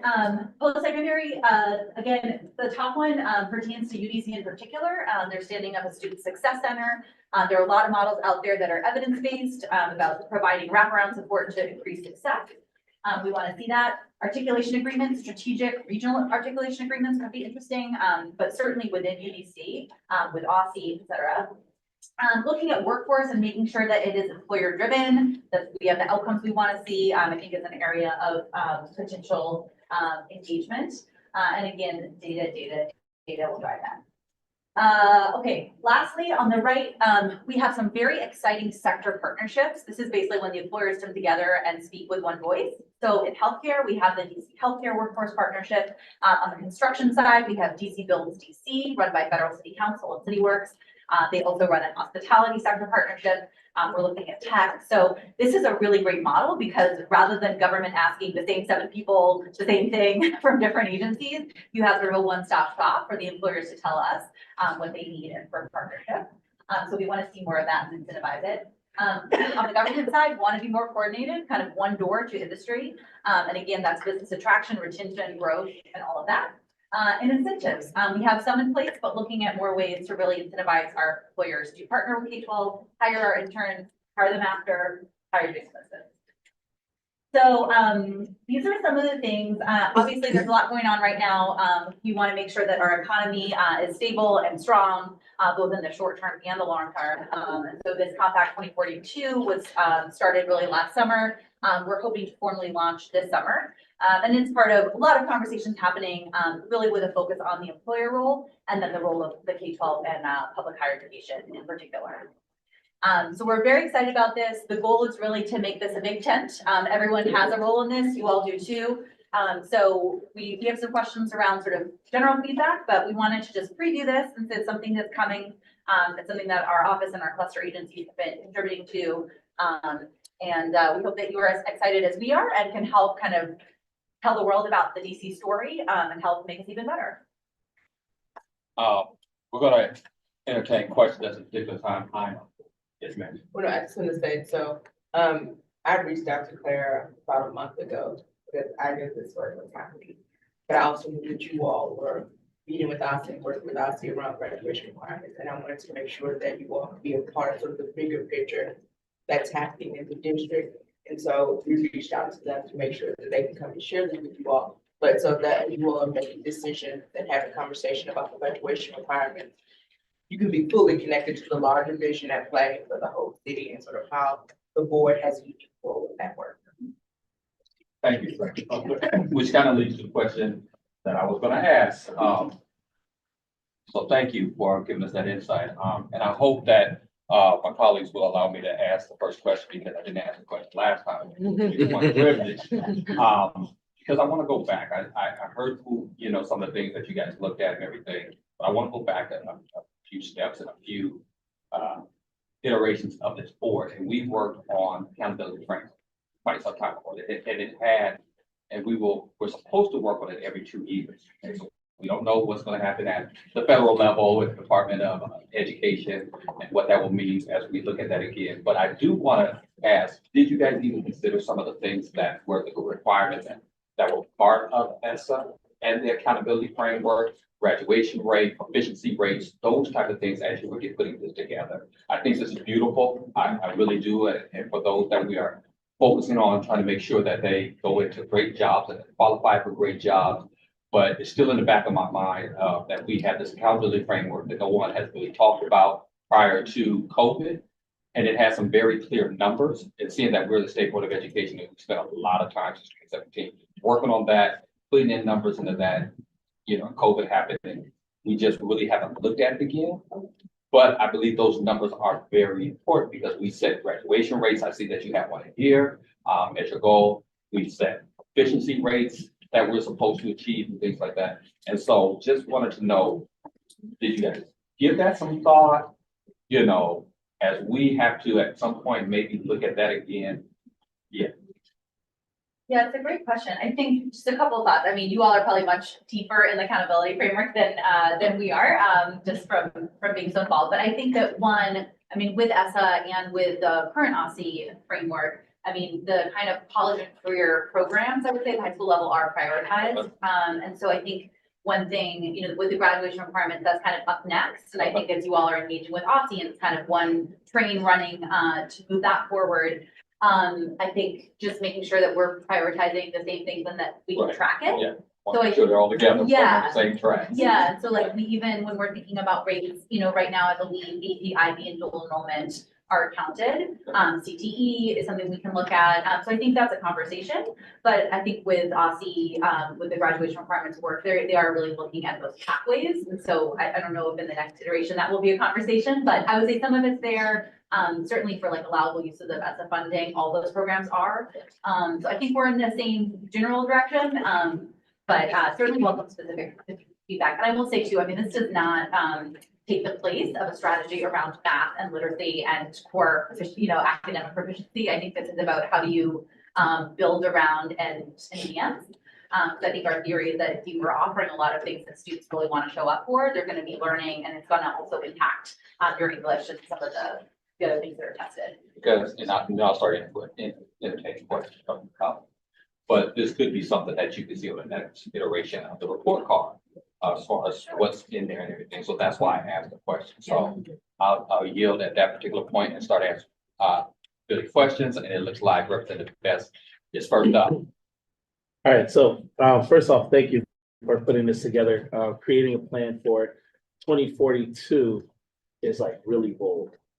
And so, thanks for the effort. I think that it's about like 75% there. But I worry that as currently developed right now, that the plan itself may not be as bold as the idea of something for 2042. We are about to see massive shifts within our society.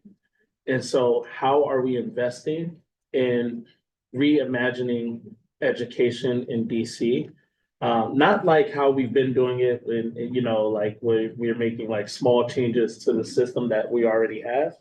But like, how are we being bold and building new models? If we are thinking about 2042, it's a great opportunity to really start to think about what that could look like.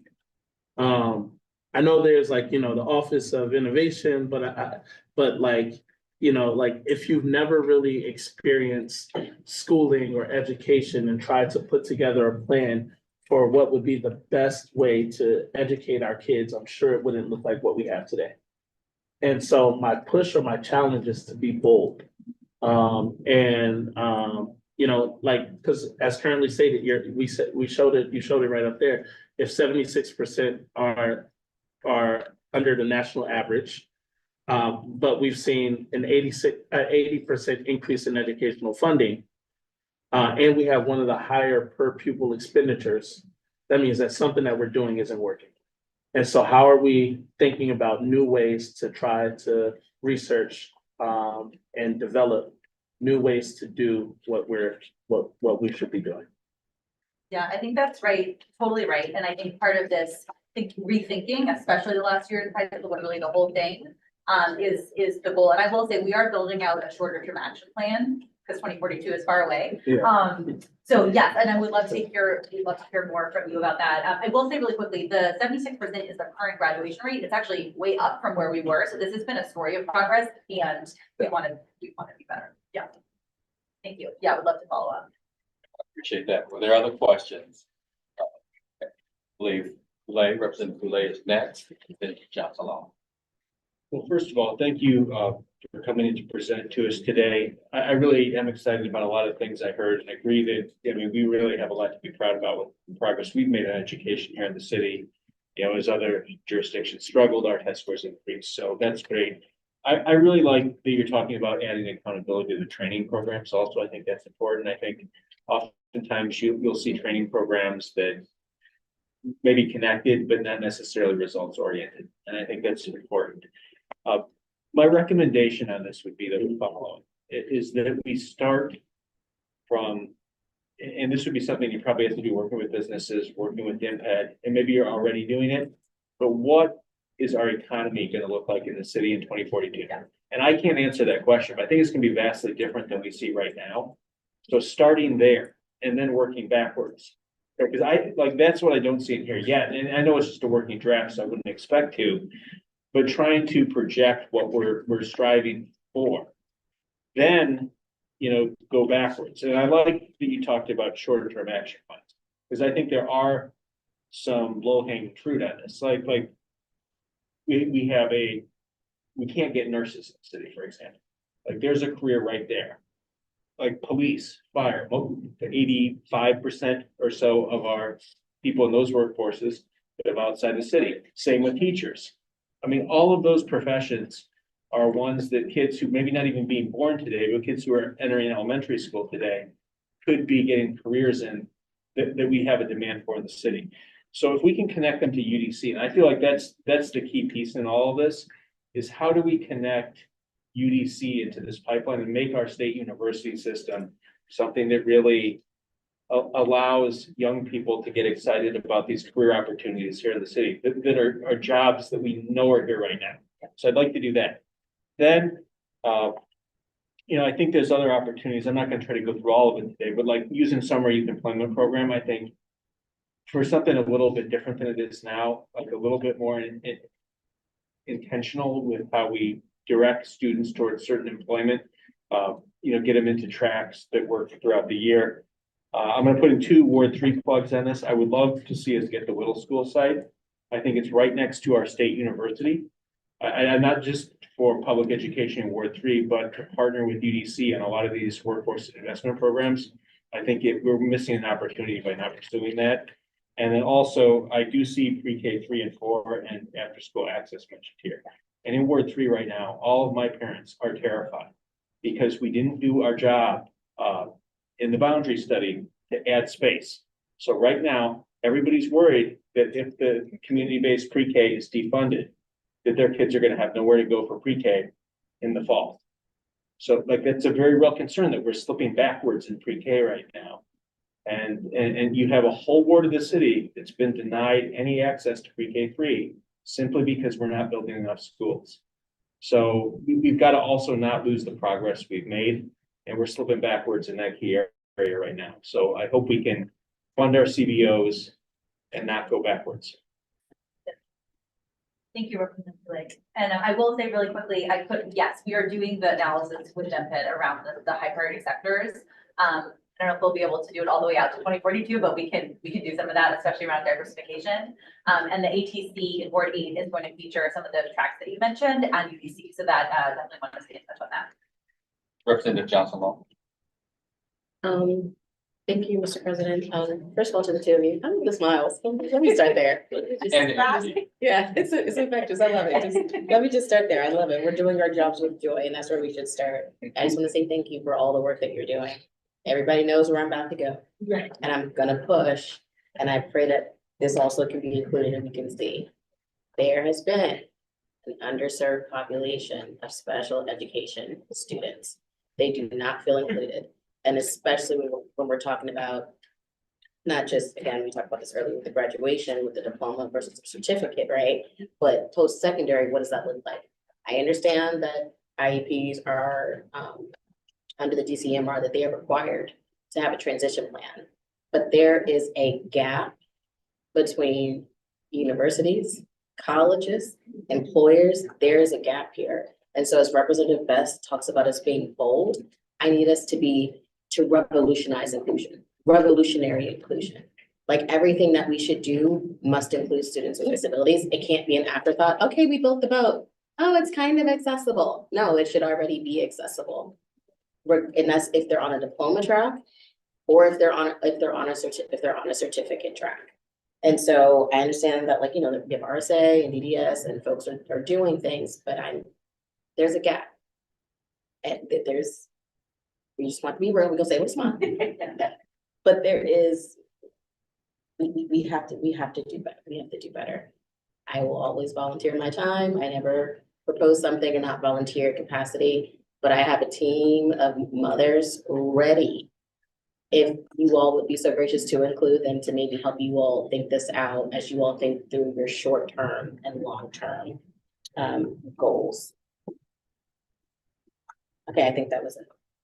We'd love to follow up with you on that. And I will say part of this is also a data transparency piece to also spotlight subgroups and access and success. So we'd love to chat. Thank you both. Thank you. Representative Anderson. Hi. So I like the 2042 framing, which may lead you to think this is far off, but the point is that it starts now, right? And I was excited to see like a theory of action. And maybe this is not a fair thing to say, but like what that leaves me wanting is the theory of action of 0 to 18. And so I get like, this isn't the place for that. I think what you presented for the like employment sliver of what we want for our high school students looks very good to me. I think all this looks promising, and I just want to see how it fits in our better overall strategy. You did mention that you're aligning it with all the other strategic plans, because I also feel like we can do every bit of this right, but if we're not, you know, from 0 to 8th grade is the necessary precursor for all this. And not the way that we wanted to. And so thank you for this. I would also I would love to see, hear, know, contribute to the overall birth to graduation strategy for DC students. Yes. Awesome. All right, I will jump in here. Yeah, thank you both for the presentation. I also really appreciate the vision as well. And I think we have to work collaboratively to really achieve those results for students. I think for me, a couple of pieces, two questions and then a couple of questions on the house. So one, why are we doing this now? And then when do you what is your timeline for kind of like finalizing, compact, 2032? Yeah, great question. So I think a few things have happened recently that have created a lot of momentum. So just one is in COVID, we launched the Advanced Technical Center, which has been wildly successful. Then we got almost $10 million from Bloomberg to help seek the Ward 8 site, expand the Ward 5. CTE, Lacey was sharing that earlier. I mean, it has grown 90%. We're serving about 6,000 students who complete one course, and then the concentrators who complete 3 has gone up to like 15, somewhere around there. But basically, like, there's huge momentum and it's paying off. So the students are they're doing excellently in high school. The grad rates close to 100 in the high 90s, and then the post. So I think there's a lot of positive momentum, and it's kind of to your point, like, it is the pre-K, it is the literacy, the math, the supports, the after school, it's like everything. There is a vision that's bigger than this, but there's so much momentum here.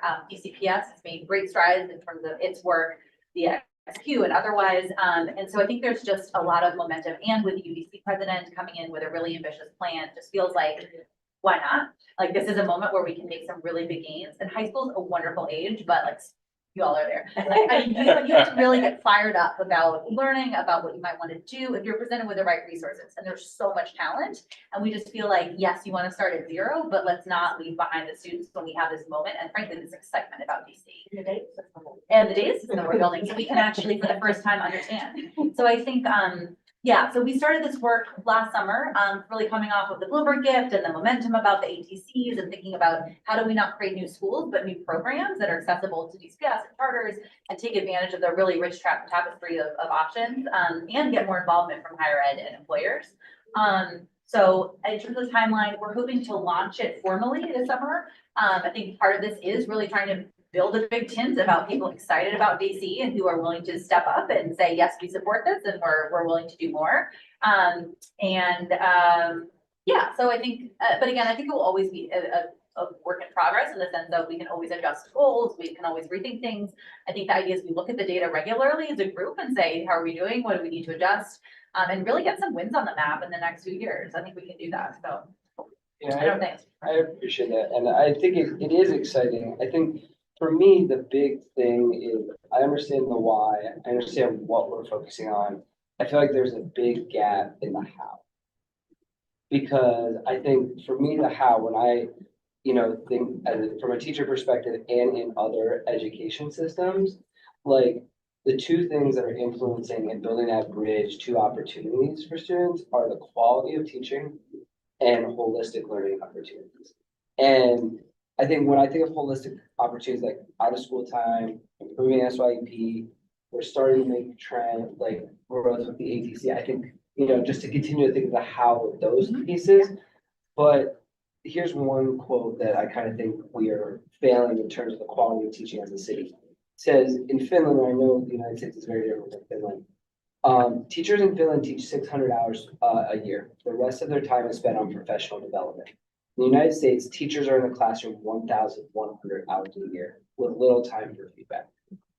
So I think that until we really focus on, like, making sure every kid has a great teacher, and the quality of instruction, like, creates opportunities for them to take whatever interest they want to whatever places they want to go to, we are not going to reach these lofty goals. And so I think that there's exciting things that we're talking about and that we hear, AI, tech, all these things, but we also have to attend to the basics of how kids are learning. And that's the quality of teaching would be the thing that I feel like is missing in this plan that can help to expand those pathways. Thank you for your service, first of all. Yes, couldn't agree more. We're so proud of our teachers, and we're glad that we pay them well. That's something we're very proud of in DC, and can always do more. I think we should add that in. And I think one of the natural consequences of flooding the system with more out-of-school opportunities where you can get credit, and I don't mean after school, but internships, experiential learning, et cetera, is that actually teachers may end up with more time, right? Like that flexibility can come. And a lot of schools we've been in recently, they do have, senior half days and things like that. So I think you can get at some of that, 1,000 to 600 hours difference through those opportunities, but it's a great point to actually highlight the fact.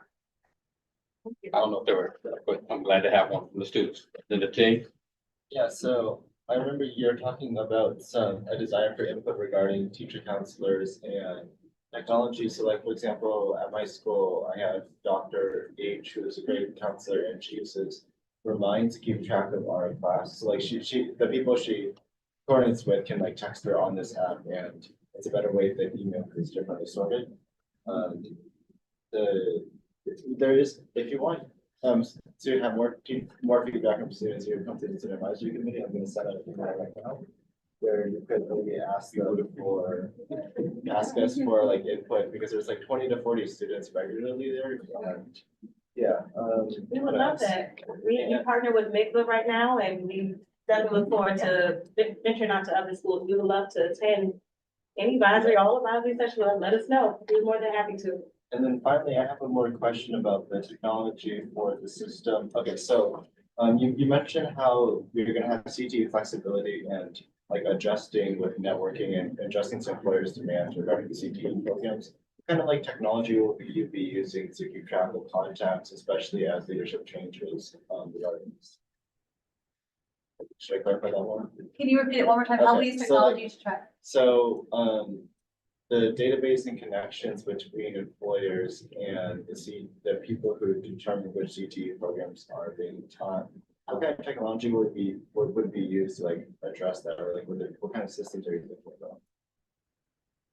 I don't know if this is gonna fully answer it, but our team that's working on the education through employment data system, the long-term vision for that, in the not too distant future is to have a public-facing, student-facing, parent-facing, counselor-facing, interactive data system. So basically you could use it and counselors could use it to help kind of play around with different things, and help identify fits and understand outcomes. I don't know if that fully answers it. I will say we would welcome ideas on this. We just launched, our office launched something called My Out of School Time. Hopefully you've all been to. But that's a way to understand what is the universe of out of school time programs, and be able to have a one-stop shop for application. So we could use that model in other ways, but we'd really love to hear from you all. I'm definitely not a tech expert, so if you have thoughts, we love them, either now or later. Okay, thank you. all right. Again, I don't see any other hands or any indications for questions, Claire. I just want to thank you for being here, coming here, bringing all the energy. Thank you. Really do appreciate that. And thank you for taking up the invitation from Representative Dean. As you see, our students have deep questions. They stop us sometimes. So I think you guys going there will be able to provide some insight for them and get some good information as well. So thank you for your time, your presentation, everything. And at this particular time on my agenda, what we have is a break. So, you know, I will gavel us out for 5 minutes. Please return at 7:15. That's actually 6, because it's 7:09, but I'll give you that extra minute, 7:15.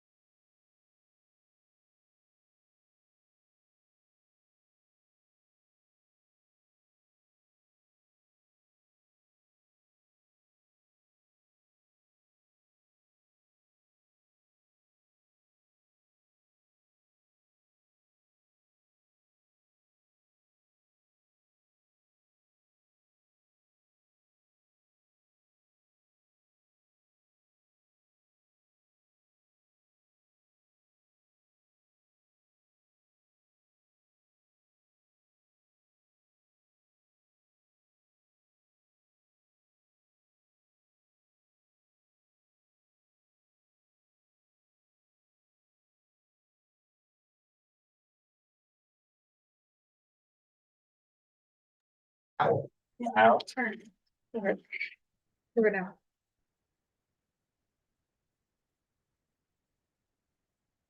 All right. We will now debrief on the March public meeting panel, which was the topic of increasing student access to advanced coursework. Members, you have in your materials a summary of the documents, which are key highlights from the panel. Do members have any comments or next steps they would like to raise?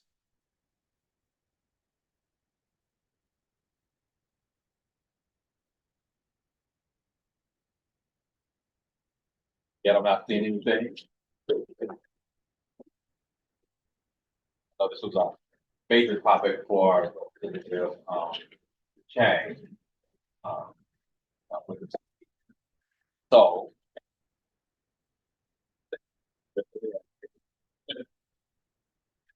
That being said, I'm gonna keep moving along since there seems to be no more discussion on that. Our last month's panel. We will now move on to our public meeting panel discussion. As a reminder to members, the public meeting panel topic tracker is included in the weekly roundup email. That document is where members should enter their ideas. I had a chance to look at it and we added a few. We have several topics to discuss and consider this evening that are carryovers from last month's discussion, along with some new additions. I wanted to make sure that sometimes we did pick one and it just stays in the tracker up here. So we made sure that we pull them all down, the ones I think we selected last time, put them in there as well so that we can, give everything a fair chance as we add new ones. I will read them one by one, along with the name of the members whose ideal it was. So this is what I have. Student experiencing homelessness, that was Representative Olson. Special education and transition services in the district, early intervention to pre-K and high school transition, Representative Johnson Law. Community schools, Vice President Williams. Fiscal year 2026 priorities, budget priorities, Representative Thompson. We still don't have a budget, but have it here. We brought it back. Federal education landscape, Representative Goulet. So with that being said, are there any other that people would like to open to consideration for the months that are coming up? We go 2 months, considering 2 months, so 2 subjects. Did I put that on there, the federal education? That's what I have down here as Representative. I trust Janet. I'm not sure. I take that one off. Back in March, like, after February. Okay, yeah, because It was suggested earlier in the year before we got to figure out. I'm not sure the timing's right for that one anymore, so I'll let my colleagues We fight can- it out. We can take that one off for now, unless anybody We can wants take to. that off do on for right now. I appreciate that update. So now that gets us down to 4, if we don't have any new additions, which I'm not hearing any new additions for consideration. That being said, we will start with Dr. Wilson and talking about the student experiencing homelessness as a topic, panel topic. Yes, you would like me to advocate for why? Okay. Just wanted to make sure I understood the assignment. So it has been a topic that has been relevant for a long time, something that came to my attention back in 2011 when I served as a homeless liaison. I think that it is something that is hidden in plain sight, if you will. Many students and families who are experiencing homelessness are not aware that they are because of our perception that homelessness is limited to sleeping in a shelter or in a tent. But by the definition, which is McKinney-Vento's definition, if you are doubling up with another family because of economic hardship, you are therefore a student who is experiencing homelessness. And I think that we need to elevate the services and resources that students can tap into if they are in this situation. And given, once again, the landscape that we're in now, where so many people, unfortunately, are losing their jobs, I think that it would be very helpful to our community to define this, to talk about it, and to provide resources. And then also to see where schools are in terms of implementing this policy and supporting the work that is already laid out in the policy. So those are my thoughts on that. All right. Now I'm going to move to special education and transition services in the district. Early interventions to pre-K, high school transition, Representative Johnson Law. Thank you, Mr. President. So I was thinking about this like on a, I guess like on a two-way track, right?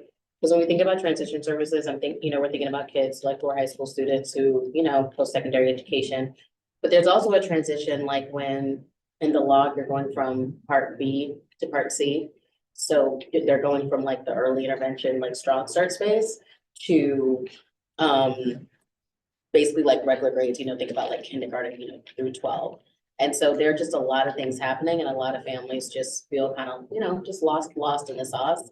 And honestly, we just need to I think we all just need to do a better job when it comes to transitioning our special education students on both tracks.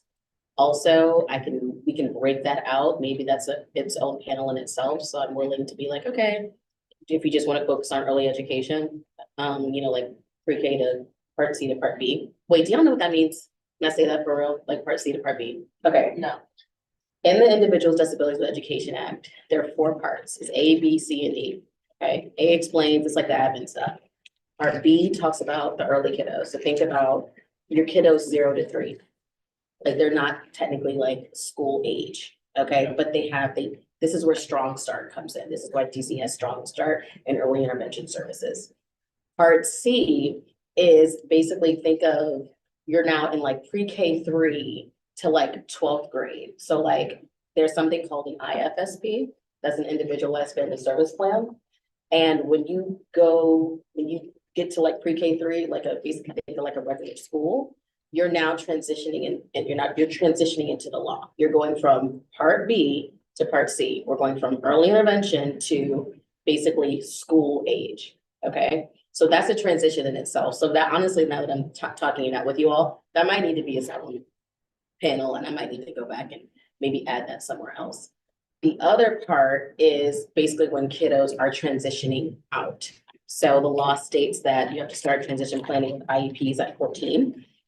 But as I keep saying, there's a gap, there's a struggle. And I think we need to figure out how to do that better, which I also think kind of, I guess, ties into our graduation requirements, but it's also something separate because it's just focused on kids that have disabilities. So I would love to hear, I guess, feedback. I don't know if this is the appropriate time to help me maybe like think this out as I say it to you all out loud. Now I'm thinking that that's maybe 2 separate things because it's a lot going on both ends. So maybe it needs to be 2 separate conversations. Is this the appropriate time for feedback for that or not? Go ahead. So if anyone has feedback on that, I would love to just hear thoughts. And if not, then I'll talk to myself. So, Representative Johnson Law, Yes, sir. what stakeholders would you see coming in talking about each of the 2 kind of initiatives that you'd be looking at?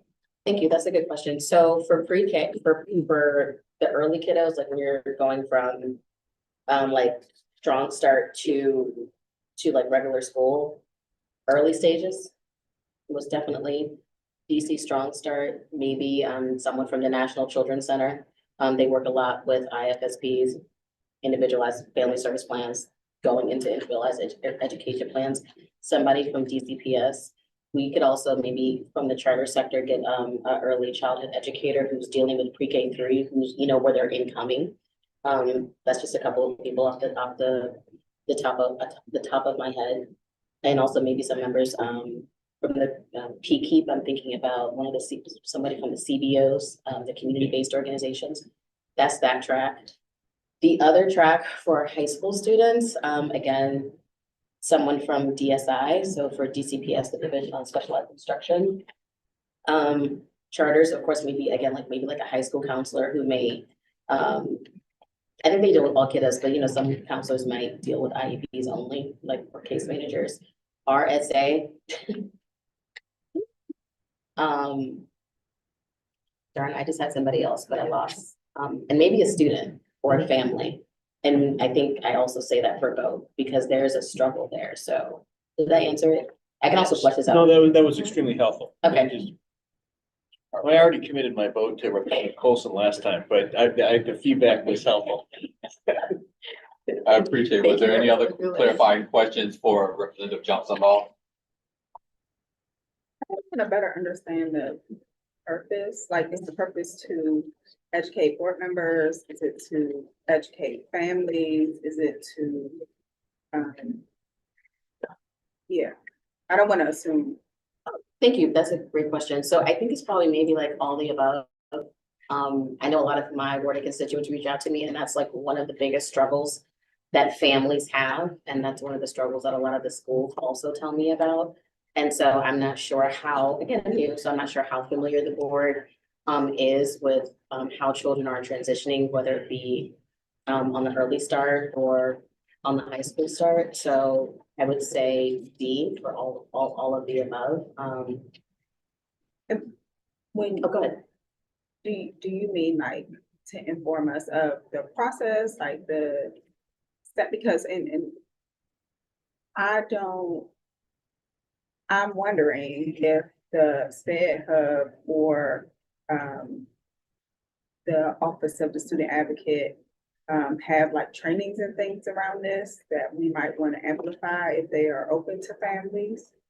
If it's like, if the target is, because what I heard you lead with was a lot of times families aren't aware and they have a lot of questions because our public meeting doesn't necessarily allow people to ask questions, but those trainings and interactions do. And so I want to make sure I understand who the audience is and that whatever the format is, we're best positioned to address that audience. Does that make sense? That makes sense. And I think the answer is multi-pronged. So one, I want the board to better understand because the system needs to do a better job. I think if we can draft policies around everything else, then we can certainly draft policies and uplift this certain population. One, two, we can contact the student advocate's office and the ombudsman's office to see if they have trainings around this. But with everything that they're doing, there is still just a major gap. And I don't think folks understand the severity of like what's really happening until a constituent reaches out saying, oh my gosh, like this is going on. Who do I talk to? So it's not just up to LaJoy to serve special education students, it's everyone's job here to serve special education students. So I think we all need to be better informed, honestly, on how to do that. Okay, I mean, I think that that's helpful.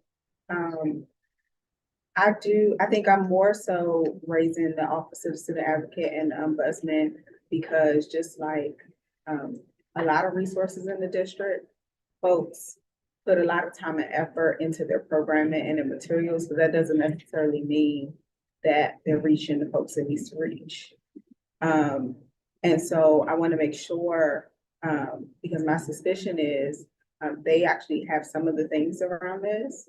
And my suspicion is also that they need help and support amplifying those. And we can do a better job of getting those to families, which is why I asked if they were the audience, if we were the audience, like, because I do think things need multi-pronged approaches, but I also want to make sure as we create different prompts that they're actually serving their intended purpose. And I know that a training, and especially because I've been to their trainings, they're really good. They are. I've been. They're really good. And it's a different vehicle, a different venue than our panels, and sometimes they're better because folks can interact, they can learn, they can follow up. They can say, okay, look, like I actually need to refer you to case management, like those kinds of things. And so I'm just raising that as one potential vehicle, especially for folks understanding. I do think, and so that's the first part. The second part, as far as it's particularly with the high school, we talked about this a bit in committee. I do think that better understanding and making sure the transition process is something we are considering in the right place for the high school graduation requirements, especially given we have more information around the timeline is helpful. What I don't know if I have an opinion on, because we haven't gone through like our entire work planning and all the things, that there are certain things that make sense to like present to the committee, or if there's like more research we need to do to present like a fuller idea and recommend some panelists and like what should we do as like pre-work versus what should we and like just the order of operations is something I don't have strong feelings about yet. But that would be my immediate thoughts. Thank you, that's helpful. Especially like with the ombudsman and student advocate part, like they're doing great work. But also just, I think from a policy standpoint and from a constituent services standpoint, from like us as a board, like I think we have to do better. Again, it's multi-pronged because they can only do so much. And then also we're in a budget crisis, so it's not like we can send 5 full-time employees to the special education hub right now. Like that would have to get approved, and right now the budget is definitely frozen, and they would also need to allocate for that when it unfreezes. That's number one, but also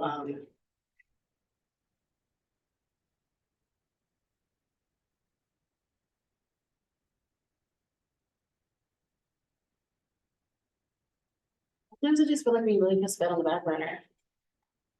And LaJoy just can't be the only one talking about this.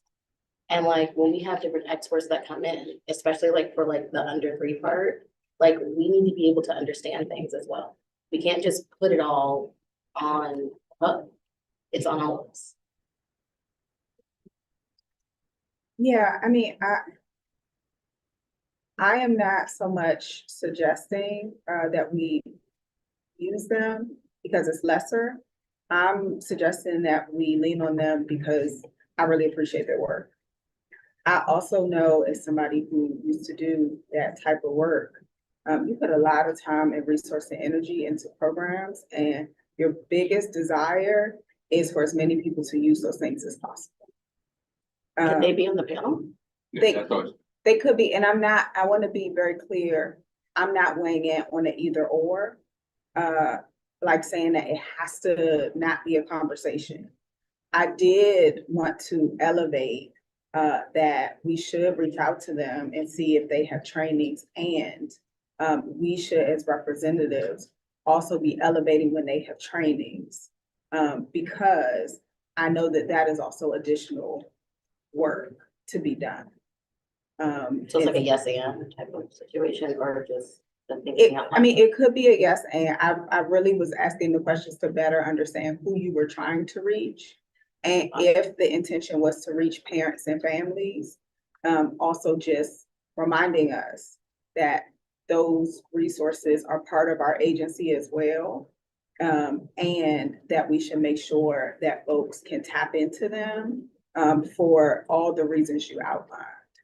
Got it.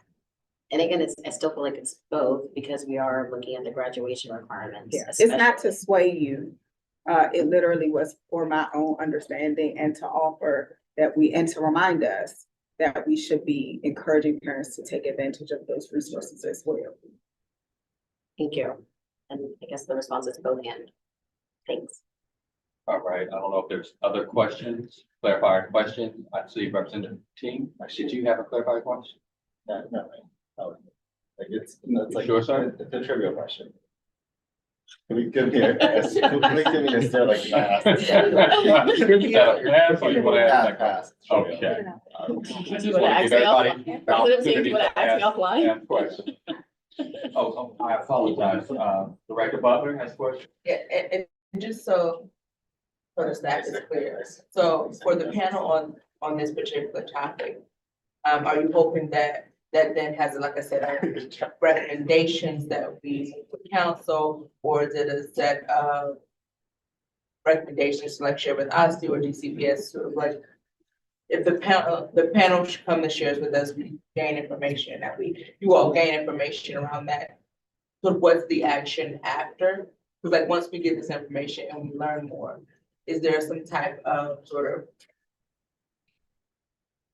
I don't know, this conference, yeah, the next, Like- next like step, next does this steps. happen in a committee? Does it, like, this sort of what your, and your vision for like the work, once we have the panel, what do we do with all that great information? Is it for us to then Is that, say is that this a is- resolution? Yeah, Is like, that, what's the- what's the next act behind, after we gather that information, have a great panel? What would we like to do with that particular thing? Is it something we'd recommend to council or to some particular group? I would like for us to have recommendations to OSSI.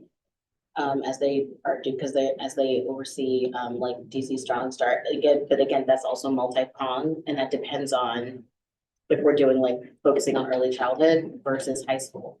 Early childhood, I'm thinking we could work with OSSI and have recommendations to OSSI for them to do better, but also maybe even to DCPS as they work with early stages.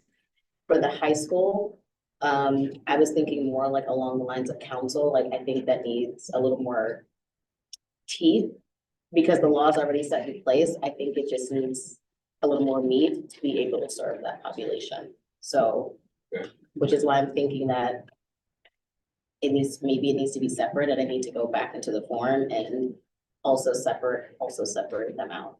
But if I had to pick one to vote on tonight, then maybe we start off with the high school folks, because we are looking at the graduation requirements, and then as Representative Thompson said, that is maybe also something that we could take back to committee to also work on. Does that make sense? Is that track? So I just want to make sure I'm clear. So the challenge that we're looking for is to learn more so that we can help improve the transition services in high schools right now. Is that what you're saying? So as I was saying, it's like a 2-track. So I'm separating it out. Okay. So I'm gonna, for tonight's vote, for the sake of a vote, I'm going to take out the early, like pre-K 3, like early stages and all that. Yeah. Early childhood. Yeah. I'm gonna take that out and I'm gonna go back to the form and fill that out. For tonight's vote, I'm thinking about, like I said, the high school, because we are currently in the middle of high school graduation requirements, and that could either lead to, again, recommendations to OSSI about that as they're still taking feedback. That could look like, okay, is this something that also needs to go to council where the law needs a little more meat to be able to help the students? Yeah. Does that make sense? Yeah, and I think also, and I don't know if they still have the team, I should check. But I know for a while, at least DCPS had like the transition services team also. Yeah, no, I'm saying like if they should be brought in as well. Oh, yes. As a part of the Okay. Yeah, as a part of, yeah. Sorry, I thought you were asking something else, and I was like, that's not my conversation. Okay, sorry. So I appreciate the conversation on it and asking some really good clarifying questions to make sure we know what the proposal is and what it would look like for a panel. I appreciate all those questions. Seeing no other ones on that particular subject, I'm going to change to go to Vice President Williams, who's going to talk about a subject that's near and dear to me, and I'm sure to Representative Thompson as well as community schools. Yes, so, and I want to kind of bridge the previous conversation too, and also say, Representative Johnson Law, like special education in the district is not just your issue. Like on this board, like we are all here to advocate and support students all across the city. So I do not want you to feel alone in that. Yet I appreciate your passion and your clarity about what needs to get done. So like we have done work with regards to the applied studies diploma to make sure that students with special populations have like rigorous learning opportunities. And I just want you to feel like you have partners here because you do. And I think along those lines, like the one pivotal need, not just in Ward 1, but across the city right now, I think is schools having to do more with less. And that is why I think it's important for us to come back to community schools and particularly also look at connected schools, because the implementation across the city varies in a lot of different places. And I would propose this with a focus on 2 things. One, for us to identify best practices across different campuses, both within connected schools and within the community schools grants. And two, to identify needs that the connected schools and community schools have in trying to serve as a resource hub for schools. So I think that those recommendations could be used to give to council or to give to OSSI, and certainly DCBS plays a huge role. But I think it's timely and I think it's important. And that's why I put it on the calendar again for us to talk about potentially in May. Are there any questions, clarifying questions that you may have for this agenda team? The previous two topics were for April, this one's for May. People safety. I think they're all. Right now, we're Sorry, considering my for bad. May, So- and then we'll Yeah. we'll select one for May, and then we'll consider for June. Okay? Yeah, my bad. So right now, we'll listen to the proposals and Okay. pick one for May. Any other clarifying questions? So can I just repeat, so to make sure, I heard what you intended. The goal would be to talk about like what schools need to implement the model, or the goal would be, to talk about like different approaches across different types of community schools we have, or maybe some of both. Both. Especially because some schools have a coordinator, some schools don't. We've seen different results with that when there's an actual funded position versus when that's something that just administrators kind of take on as the coordinator for the school. And like right now, one thing that I've been hearing is that it's not necessarily secure that all the money for community schools program or connected schools program is going to come from central offices. Schools might have to take out more money from their individual school budgets. And so if that's the case, like I want us to also kind of shed light on that, because schools who need those programming, those services for students, I don't think should have to take, money from their individual school budgets when it's already been something that they had been that have been secured for the 4 years of the this iteration of the grant. Okay, so, That was a long-winded response, but the short answer was both. but that's specifically for the connected schools model, or are we talking about the larger? Because one of the things that, I think we don't say explicitly and we take a bit for granted is that, everybody needs the same thing when they're saying community schools. So like, for example, last year, when we had the budget fight about community schools, part of the conversation was, well, connected schools have this particular set of data, which is specific to DCPS and the funding source, and like, I want to say approach, but I don't know if I would that strongly say approach, because I don't think it's all exactly the same, and I would, but then there's a set of schools who have OSSI grants for community schools of varying models. And they, not only are there budget considerations around what do schools need to implement their existing models, there's also a question of what are we counting as the community schools model in the District of Columbia? And I think all of those are valid questions, and could be folded in, but I don't want to make assumptions that those are the only questions, or those are the same questions that you are asking. They're not the only question, they're not the same questions, but they are in like relevant questions. So I would want that included in our focus in that panel. Especially because my understanding too is that a lot of the community schools who have still gotten the grants from OSSI are still mostly DCPS schools. So, so just want to kind of get clarity too as to like, what the difference in implementation is with the connected schools versus the community schools. And also identify needs within both models. Thank you. Other questions regarding community schools? Thank you, Vice President. The last one that is on our list, number 4, is the fiscal year 2026 budget priorities. Representative Thompson. I think this is a leftover, It from is. some time ago. The reason I say that is because we did, have a meeting which, ended up a lot of the testimonies being about legacy admissions. But we invited people to come testify about the budget if we recall. So I'm not exactly sure, that this needs to continue to be on the line of the network, because that was the compromise, given we did not, address the health standards at that time. I don't know if it's worth, we will have the budget by May. That's just the way things have to work. I do think people will have, you know,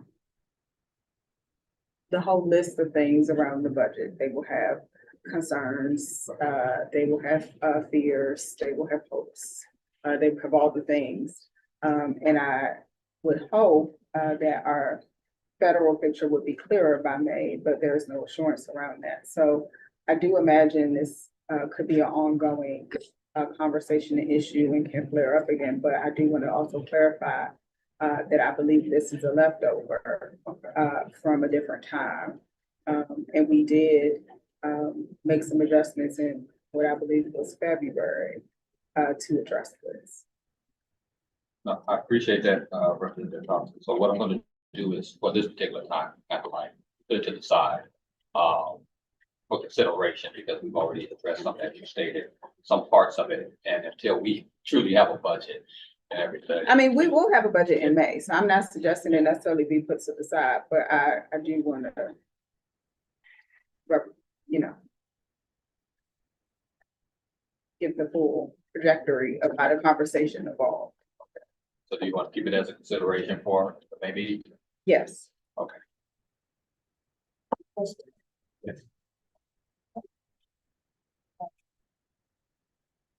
Yes. Yes. ma'am.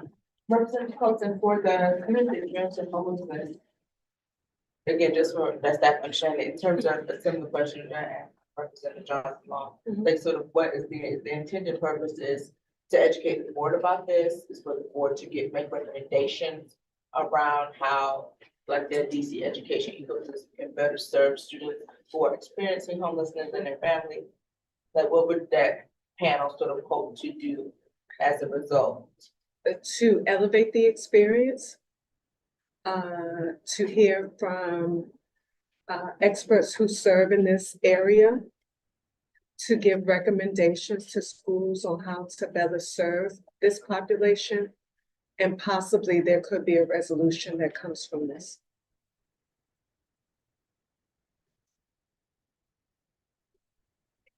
Thank you. All right. Representative Johnson Law. Can I ask like a clarifying question? When you guys say like recommendations, like if we pass a resolution, do you all consider that like a recommendation? Like, because you know, like we have different things, you know how like we have like bullet points at the end of resolution where it's like, I guess like where we're recommending, or is that something separate? Because like when I think of recommendations, I feel like I'm putting that together with resolution, but I just want to make sure that I'm clear. Again, I'm new, so I hope it's not. I don't think it's that. I think there have been times when the board has done it both and. So there have been times, for example, when the board has published like original research or analysis that has a set of recommendations that are separate from any resolution that has been passed. But it is based on either research they've done, briefs that staff have put together. Like there was one on that Jen did on absenteeism truancy, where she viewed all of the legislation that were proposed from all the different people. And the set of recommendations that came out of that were not interesting, but that was actually recommendations of what the gaps are and how folks across the ecosystem could meet the need or things they need to consider when they're filling out the next piece of legislation. So that was one. We've done healthy school facilities recommendations where we laid out, and again, that was funded by a particular grant, but we also put that in a resolution. So it was in both places. So like there was a separate healthy school facilities report that was done, and then we did a webinar announcing all the things. Yeah, I mean, I think of resolution as literally a tool that we vote on. It's a statement from the board. But just like any other statement, it can include different things and have different purposes. And so just because we have recommendations doesn't mean it has to be in the resolution, and there are different vehicles that we use. So like some of the examples that the executive director suggested had not only a panel, but then there was a lot of other work that went into them. And so again, which is why like some of the questions around what do you want to accomplish are important. Because we do have a lot of different tools and vehicles at our disposal as an organization. And just like as you build anything, you want to use the best tool. And so you can have recommendations, but maybe the recommendations are like the healthy schools work. Literally, there was a whole process around that. We went out, we got funding, we had other people who were part of like a task force and all the different things. And that was robust work. But the resolution was one to establish it and then to say like we're adopting it. It wasn't like, oh, we did a panel on healthy schools facilities and then like we passed the resolution. Because we wouldn't have had the time and space. We even hired a contractor to go out and look at different regulations and all the things because we rarely have the funding to do that. But if we would have just had a panel and nothing else, we wouldn't have accomplished the robust recommendations that we were able to put together. So that's why like the questions around who are you trying to talk to? What do you want to accomplish? Are important ones, not to diminish, but to understand how, the how, just like we ask Ossie the questions or the DMV questions about the how. And all of this can have an evolution, so to speak. I always come back to governance, so to speak. Right. There was a report that was issued at a particular time that with recommendation. Those recommendations, taken up, talked about. Everybody saw them. Then you see it came back and it became a resolution, and now it's about to be, legislation that we're proposing. But it happened in a kind of evolution type of process where first there was a report, deep study about all the things that deal with governance and our boards. That was a year and a half of work. It wasn't just a panel Like and literally, a thing passed. there was a lot of work that went into that, and it was controversial a little bit at the time as well. And we put forth recommendations, and now you see 3 things out of that recommendations, out of those 8 that are now going forward for legislation. So I'll use that as an example, how things can continue to evolve on the subject matter. I'm going to Representative Boulay, because he had it first, and I'll come to you, Representative Coles. So I think we got some really great topics tonight. When we get to June, though, I'd like to try to at that time move a motion to postpone the discussion of the June panel for a couple of reasons. One, I think as Representative Thompson talked about, the budget will be coming out, and there could be an issue that pops up that's very important at that time that we're not even seeing yet. It could be something that's either cutting the budget, the DC budget, or it could be something that we're seeing with the federal government that's going on. So like I'd like to think ahead because I know it does help the staff to try to get the panels together. But with those 2 big key variables, I'd like to only pick one tonight. So when we get there, I'd like to try to just say, let's wait on June. What I'll do, I'll entertain that motion when we get to that point. But I didn't want people to be blindsided by it. I appreciate that. I thank you so much. Representative Colson. I just wanted to further clarify back to the director's question, in terms of, sorry. I was curious. Thank you. In terms of clarifying the experience, specifically, what part of the experience is hindering perhaps attendance or the educational outcomes, the holistic education experience for those students? Thank you. This was helpful because it helps me now, like when we're recommending things, maybe to give you guys like the how, like give you the why, but also like to give you the how. So it's. And I just also think, mainly because we have new members, it's helpful to have these conversations. To Absolutely. ask these questions so that people do, I think we do. So, and I think it's also thinking about like one of the two that you, I know we got that was used in the past, rather than looking at his watch, is that there may be times where topics like this, they can be suggested for panels, absolutely, but they may be suggested under new business so that they can be assigned to committees and built out in the work plan.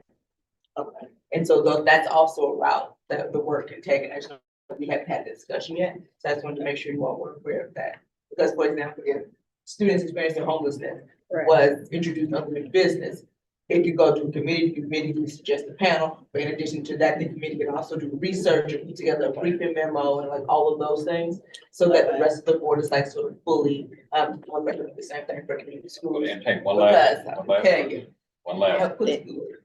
Thank you, Director Butler. Yes. Vice President Williams, last And question. while we're on the topic of just like, evaluating and brainstorming different ways to move work forward, I think one thing that, we may be underutilized to an extent in committees is committee work can also be forums to invite experts. And to be able to work with side to align those experts and to bring, because those are public meetings. So, you know, we can bring people there, have those types of conversations, move the committee work forward, then bring that back to the board when we have greater clarity because we have more input. And see how things evolve and go and grow from there. So, with a lively discussion, I'm now gonna move to voting for the May panel at this particular time. Director Butler, can we do it one at a time or well, essentially we have topics. we have 3 topics? And so I would just say people should just vote on them. But no, we have students experiencing homelessness, special education and transition services in the district. And Representative Johnson said just to focus on the high school transition instead of the early pay. And then we have community schools for budget. Oh, for budget stuff. Budget. Yes, you're right. Right. For. So, all So right. I'll call your name. Uh-huh. You say homelessness, special education, community schools, or budget. Those are the 4 options. Is that clear? Yes. Okay. All right. Representative Barnes.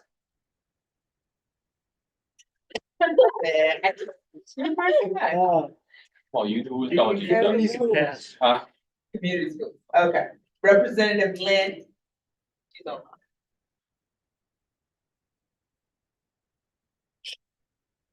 Representative Mayor. Budget. Representative Best. Budget. Representative Polson. Homelessness. Representative Boulay. Homelessness. Representative Henderson. Homelessness. Representative Johnson Law. Special education. Representative Thompson. Budget. Representative Williams. Community schools.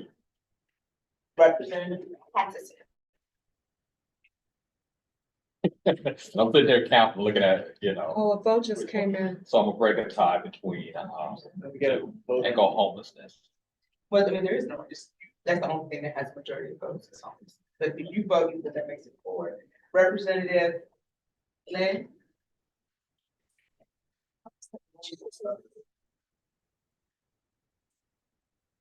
Homelessness. Well, it looks like we have the topic for May will be on students experiencing homelessness. Yeah, must not make me alone. Thank you for everybody's input, and we now have our May. I would be discussing June, but I have already been prepped for. I'd like to, not because I don't think it's good to discuss ahead of time, but I'd like to do motion to postpone just because we may change our mind based on circumstances. So let's come back to this one, the next meeting. Motion to I postpone. have a motion on the floor. Is there a second to that motion? That motion has been seconded by Vice President Williams. Can I make another motion? Dr. Do I? Yeah. You have to vote. All in favor? You have to vote. I can do a voice vote. All in favor? Say aye. Any objections? The ayes have it. There was no objections, so we will postpone June till next month as a topic discussion, okay? To make a different motion. Yeah. The motion to postpone is debatable. So this is a topic. It doesn't mean you can't speak though. You Yeah, can say just your. post it. No, I understand. I was trying to have a second vote on something different, which would have been to discuss and have a topic already on standby with the option to say we're gonna postpone that topic. That's what I was asking if you could I have done. I was gonna add But I- that too. And, so I can be conscious of everyone's time. May I suggest, Representative Colson, that you also, you can, since we're not gonna consider it tonight, June, tonight, you can also put that in the tracker to be considered. And that's just be the easiest way for us to kind of see it and be for consideration for June when we come next month. So that'd be the easiest one, and most expeditious way. As I understood, the vote, it was to not decide tonight. Like we don't have to take a vote on the topic tonight.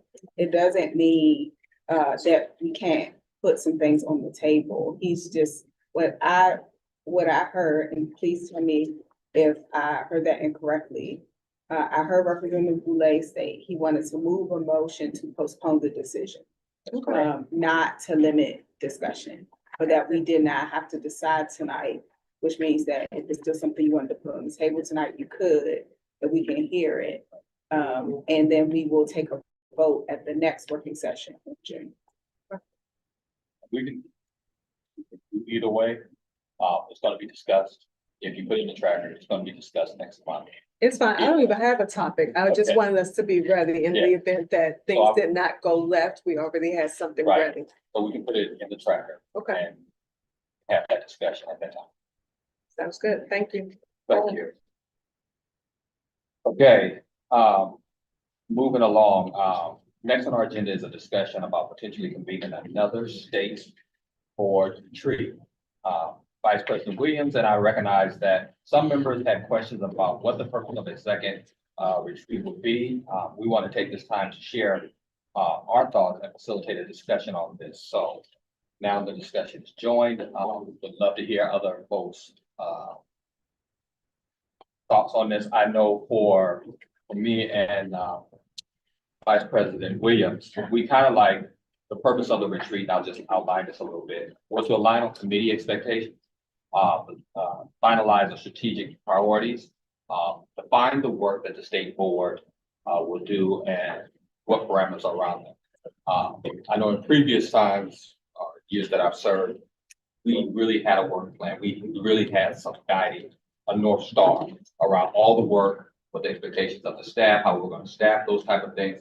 And it seems right now that it's very easy to get distracted because people have passion and there's a lot of things happening right now, a lot of dysfunction that's happening in the education area alone. So all these things are coming and we have no clear, what are our priorities?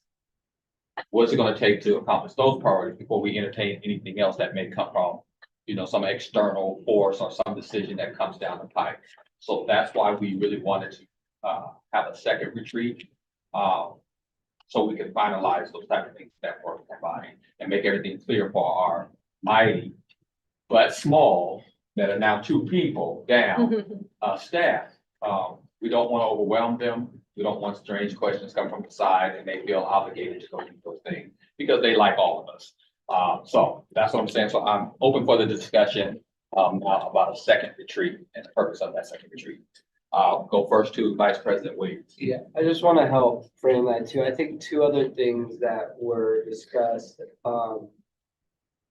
that are still relevant are, one, going through the special education report, and looking at, what potential federal intervention on that issue could look like, and just to be prepared for a response.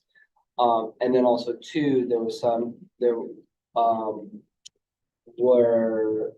advocacy for training around Robert's rules and to be able to do particular training around Robert's rules, in which we've contracted an outside provider to be able to do some support with that. So that's one way to be able to do it. Now, so to me, there are 2 questions that we need to answer. 1, should we have a retreat? And 2, if yes, what should we talk about and what are the priorities? and just to make sure that it's focused.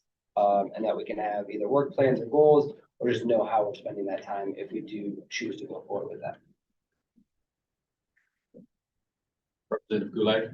So, just for me on this, I think it was really beneficial to have a retreat in September. I just felt there was a good timing of it. It kind of was like split the year in half. And we just did one in January, I think or February. When did we do it? January, February? It was February first, very close together. All right, I couldn't remember, so, but we're right around there. And so I feel like the September one really worked for me. I felt like we were getting back. Everybody was refreshed from the summer and we had a lot of things to think about and discuss at that time. Not that we don't have things to discuss now, but I feel like we can discuss that here. And it would be helpful, I think, to wait, and do it at that time. Because we're about to be in the midst of budget and just taking a weekend to go do a retreat. I mean, it may be useful, but my preference is September. Okay, Representative Betts. I'm with Representative Lay on this one. I personally, if it's talking about like, what are our plans for our respective committees, that could be done in our committees. And so unless there's like something that we, some overarching thing that we really need to like discuss, like if we have to discuss what we should discuss in a retreat, then I don't think we should have the retreat. Meaning like if it's not like obvious to us right now. Appreciate that. Yeah. Other comments? Her hands up. Representative Johnson Law. Thank you, Mr. President. As a new member, don't judge y'all, but like we spent 3 hours on committees. And just like as a board and like where you all are going, like I would like more clarification and the different things that like we brought up, I would like more clarification. When we're talking about Robert Rules of Order. When Representative Goulet is talking about, okay, let's talk about the sped thing. Again, let's talk about that amongst, us. Like there's so many things that I think, again, that the board does need to focus on and how we like function. I think that needs to be a conversation with all of us, especially with new members of the board. Representative Thompson. I have 2 thoughts. I think that, if we need to, so we can have, trainings that are not retreats. If folks wanna talk through the SPED report, and I heard a lot of people say they wanted to talk through the SPED report. If it needs to be a closed session to do that, actually, that literally is the purpose of our closed meetings to develop. We can do that immediately, like we could do that virtually and immediately and go through all the things. And I don't see, I feel like it's additional to try to take the time to find a whole day to have a retreat. I feel like we can do that immediately because it's something that came up a few months ago. So we could just schedule a time to do that. I also feel that could be true for Robert's Rules of Order as a training, and they don't have to be together. Like we can say, all right, let's find a date, folks that want to do this, let's find a date, folks that, I don't think it has to be, the retreat has to be the vehicle. I think those things can be important and addressed in a timely fashion.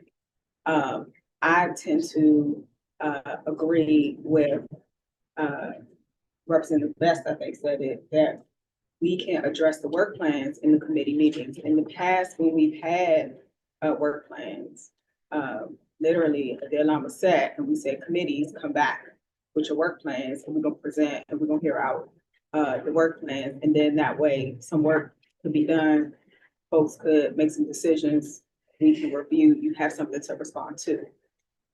From my perspective, there are a few different reasons, which don't need to be laid out here, that retreat was so long on making a decision about committees.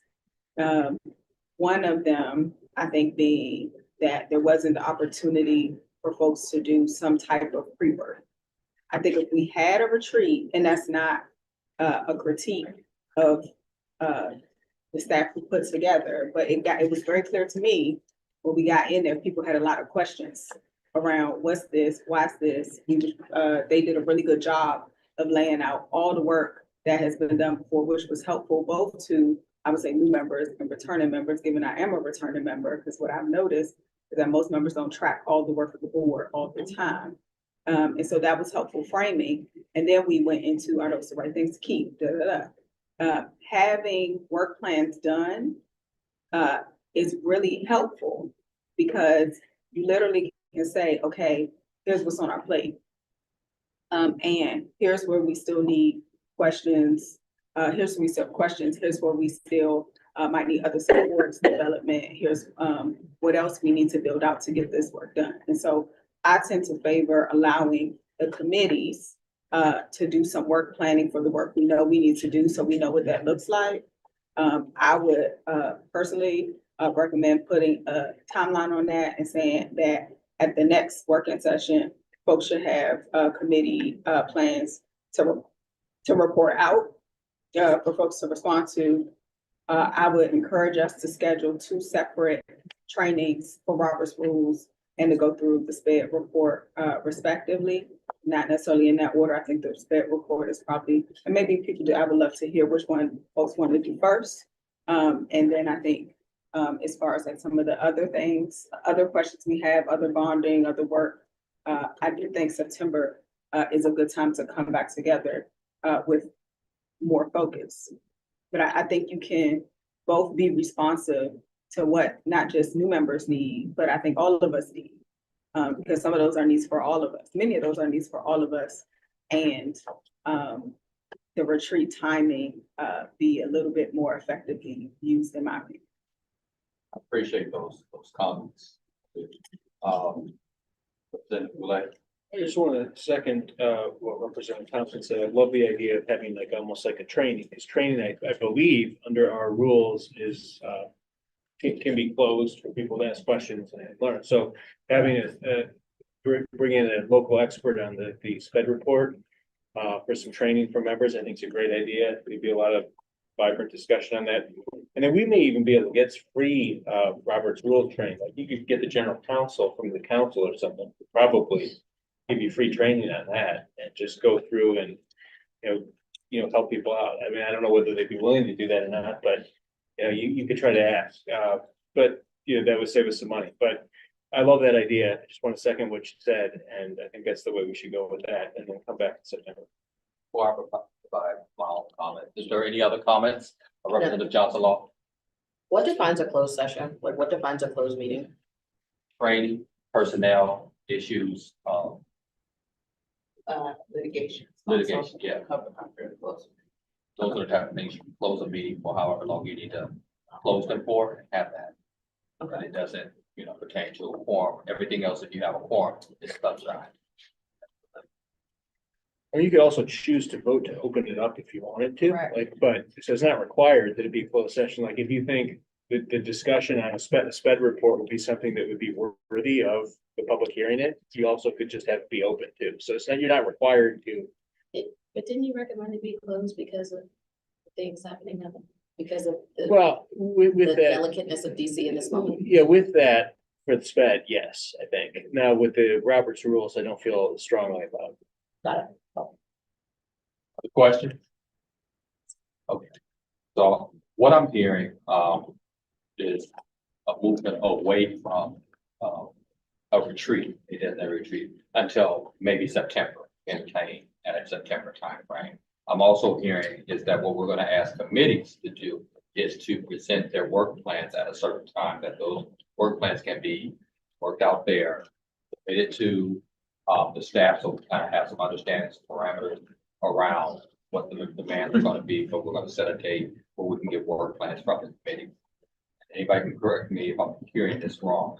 The other things is that we could entertain meetings on topics that were discussed, litigation, parliamentary procedures, that we can have separate meetings for those. They don't have to be together, where we could have those and people can attend those as well. Those can be open or closed. Am I missing something? Because to me, it sounds like, if I'm summarizing, this is that. Not a retreat now. maybe entertain in September, and the other aspects. Did I summarize that correctly? Okay. Yes. And I think it would be beneficial to also put on the table,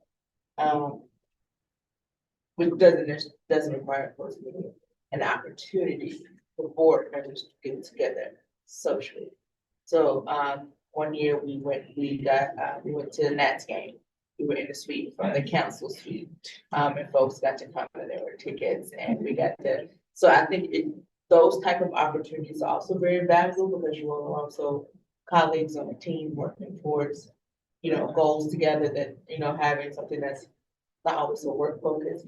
I remember during the first part iteration of the last board, we all went to Oil Mill and we sat, yeah, I remember that. We walked over, after one of our meetings and we went there. It was a meeting that obviously didn't have a lot of things.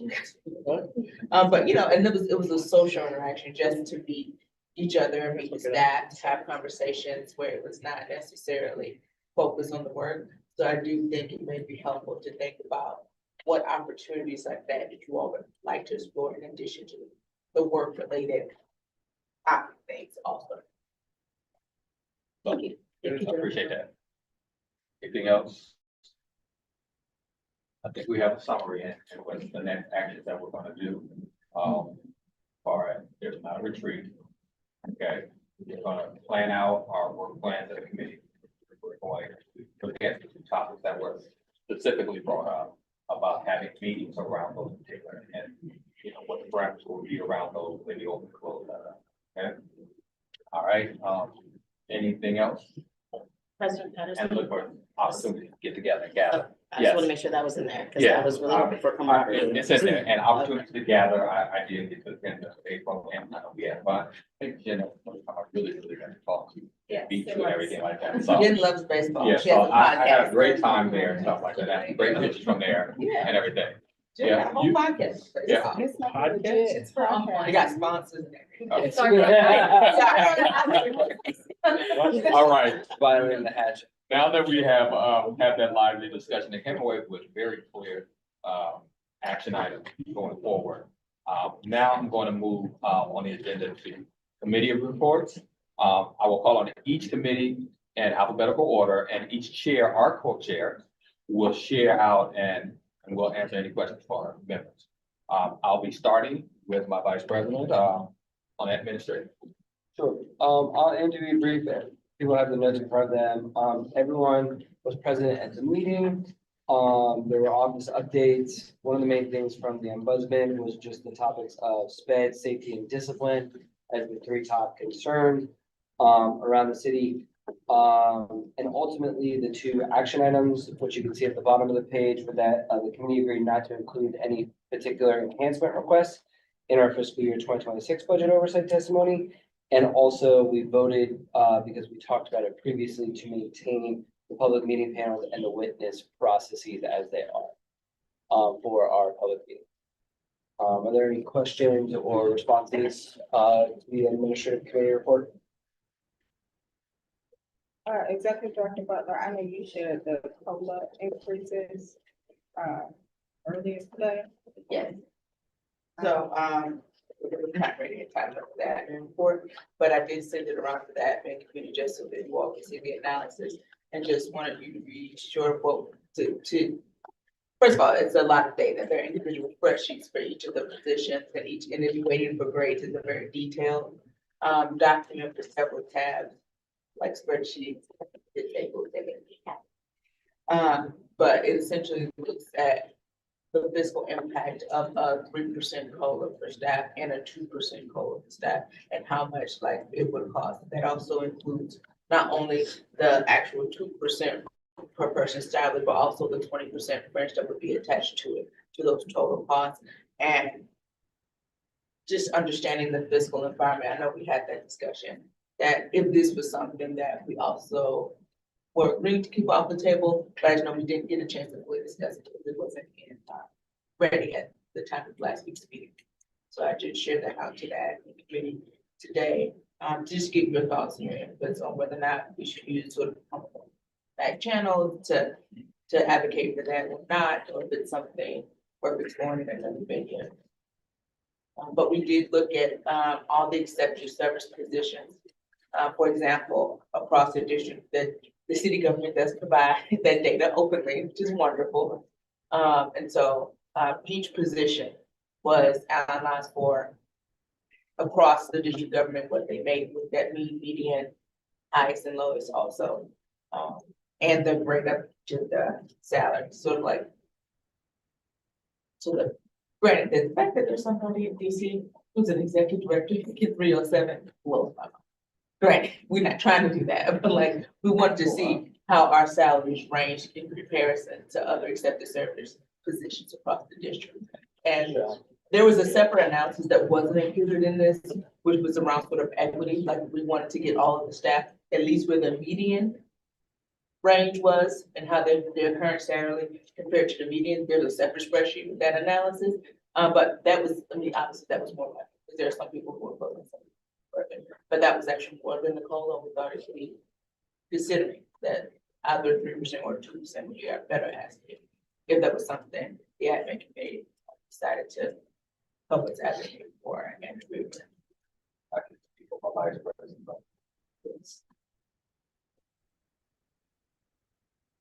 We can talk strategy. Yes. Email. I feel like that's gonna be equally important at this particular time. Thank you for the report. Was there any other questions for the admin committee? Seeing none, we'll move to college careers and life readiness. Co-chair Representative Thompson and Representative Henderson.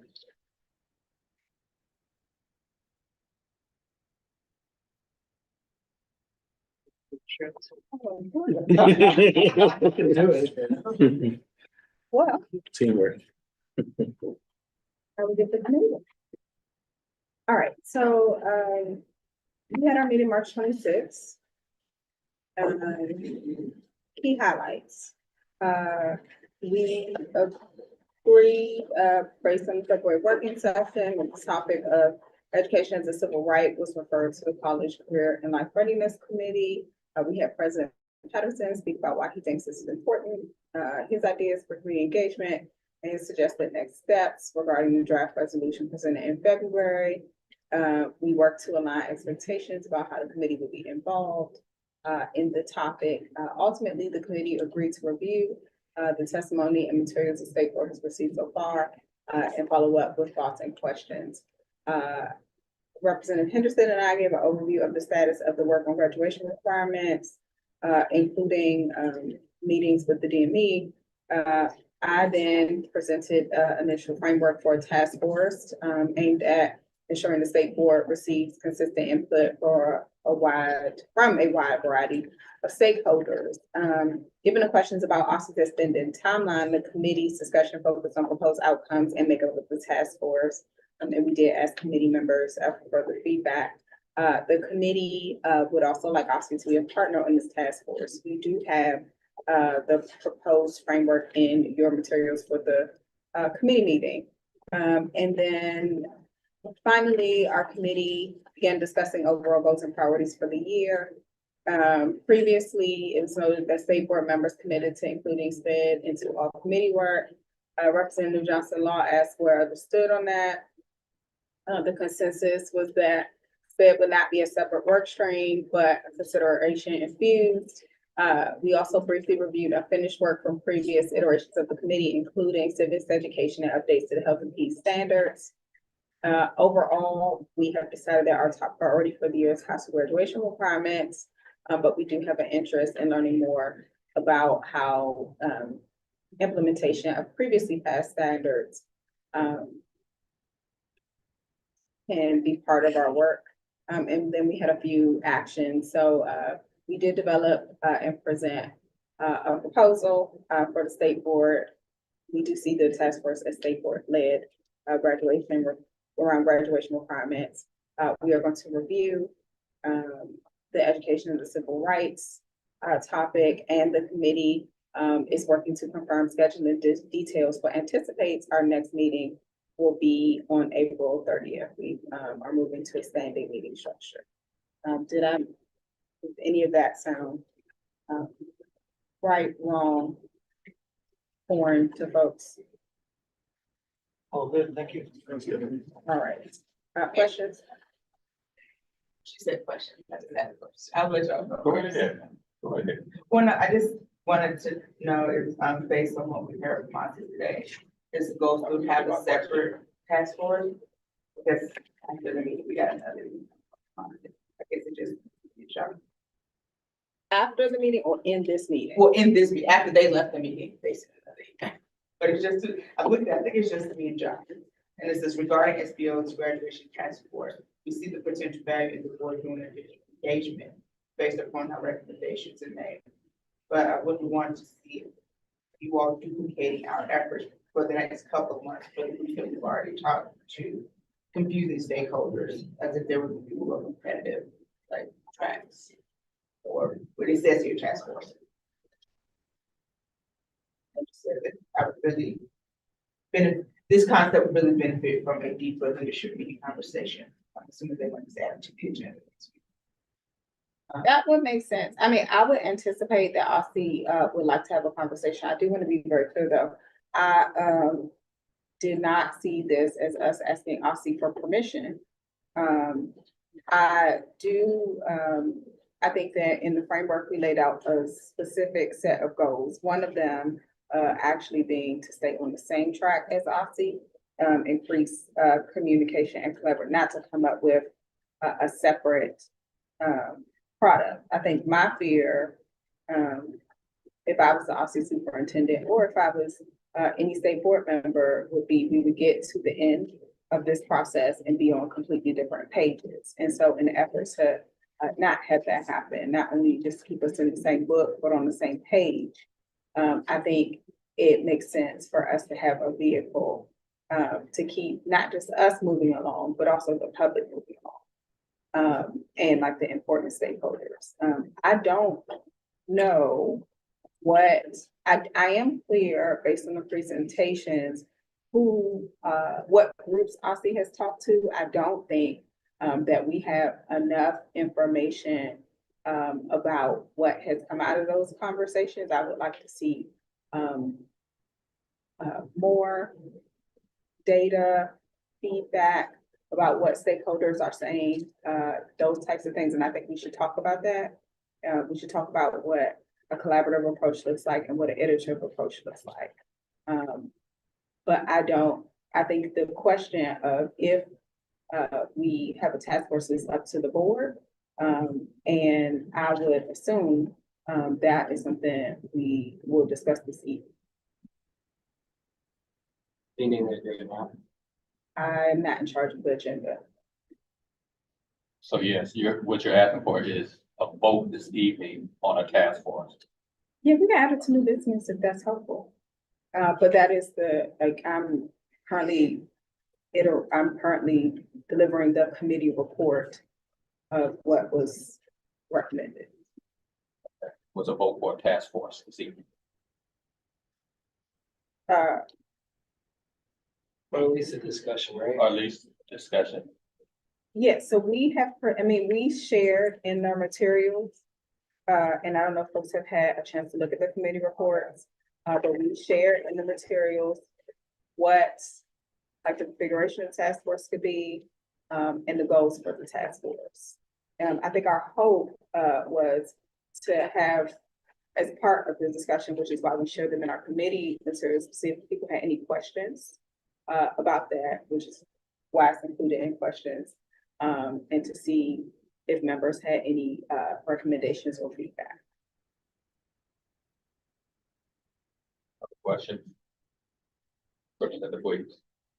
Yeah, so I appreciate the work and thoughtfulness and being able to review like the framework. I'm curious around if the committee had talked about like timeline at all. I feel right now that Aussie is moving very fast still with trying to wrap up their next iteration of public feedback by May.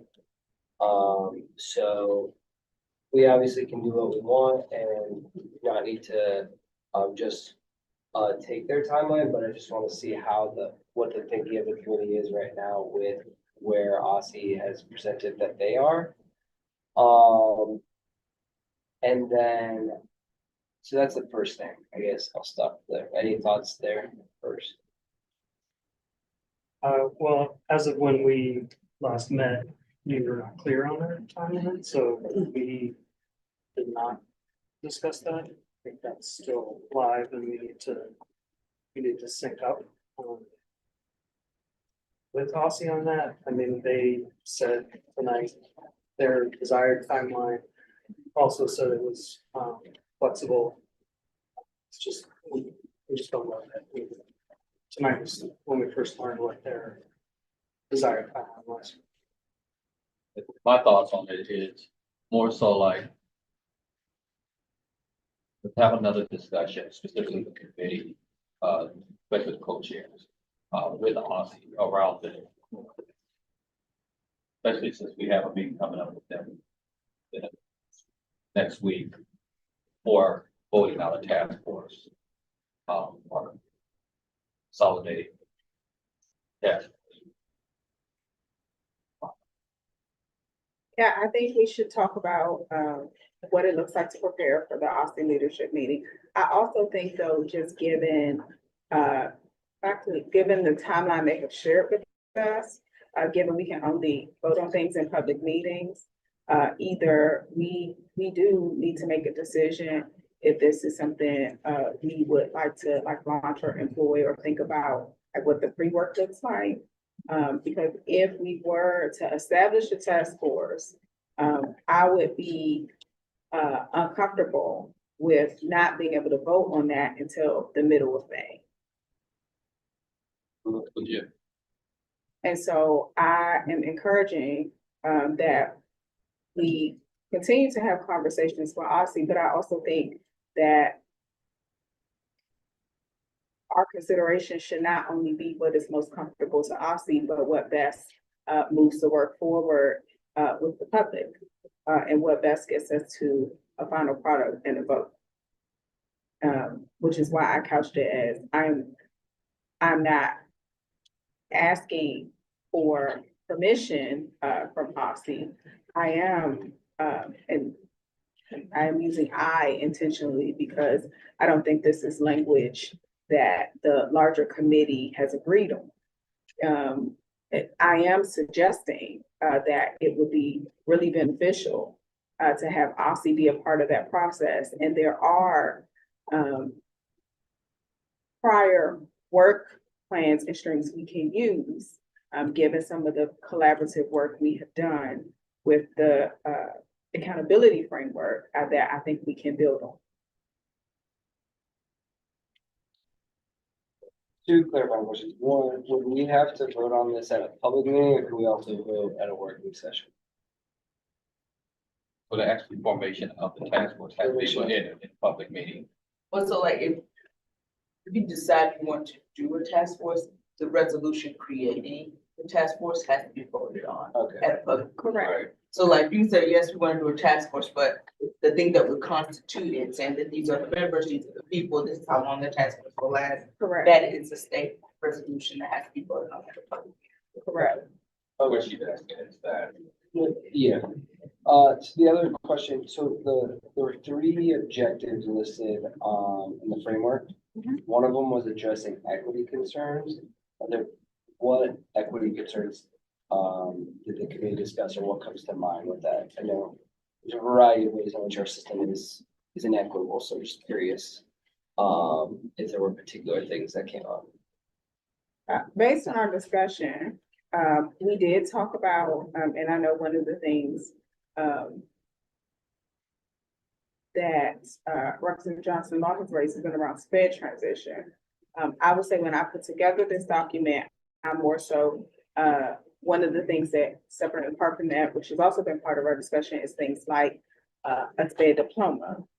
In addition to hearing from different members and stakeholders of our community that typically do not have a voice in our discussions, making sure there are intentional efforts and frameworks targeted at those voices. So the governance report was raised earlier today. We worked with the Office of Racial Equity to decide on some metrics to say, here's who we typically do not hear from, who is most affected by this. And so given some of what we heard tonight around the 2042 compact, and how we're thinking about things like high school graduation, I do think it behooves us to kind of outline what equity looks like and keep that in front of mind and make sure that those stakeholders are represented and involved. Because I think a high school graduation is like the second starting line in life. And if you don't make it to high school graduation, there's a whole lot of other bad things that are more likely to be true for you. Representative Goulart. So I like the idea of the task force for a couple of reasons. One is I like this is the issue we have really that is in our lane. So I think we should really go deep in it. I also like the ability to have experts come in. I believe if you have a task force, the board would be able to bring in its own experts to help guide this process. So I think that's beneficial also. And this isn't any disrespect to OSSI. I think they should have their process, their engagement. I think all that's useful. But I think if we're going to take a real deep dive in this, I like the idea of having the ability to bring in people into a formal process who really know what they're talking about. So not that we don't, but getting outside people is a good way to get lots of voices in the room. I was kind of on the fence about this until I heard Executive Director Butler talk about the timeline. So if we're voting on it today here, we do have a couple weeks then to kind of get the composition ready for a vote at the public meeting, which I think would be where obviously we have to form the task force. I'd be reluctant though to put this off, because if we put it off till the next working session, then we're not even talking about being able to form it until the May public meeting and standing up till June. And based on what OSSI said today, they're moving fast, or trying to move fast at least. So I worry we may miss the game on this if we don't at least advance this today. Now, if we find that after speaking with OSSI or other stakeholders that we should wait a month, we could always choose to do that at the public meeting and then postpone it at that time. But I'd like to at least get this on the agenda, I think, based on the recommendations of you, Representative Thompson, so then we'd be able to preserve the ability to vote on it, if that makes sense. It does make sense. Okay. Thank you so much. Representative Johnson. Oh, Representative Johnson Law. Dr. Butler, did you want to go first? Well, my question is like some of the activities seem like a threat to education. So it says here, community engagement surveys. So we're saying that we want a completely different survey than the survey that I was putting out in May? Or is there like room for those to be the same thing? Because I just wouldn't want to have competing surveys. We're trying to get input from the same people. They have multiple things. So the way I see it, OSSI is doing engagement now to inform what they propose. Then they're going to propose something. Right. Now, hopefully that means that what they propose will reflect that input. And so then when we do, we need to do engagement on what they propose and what we're going to do. Or at least something very close to it. So we need engagement around that.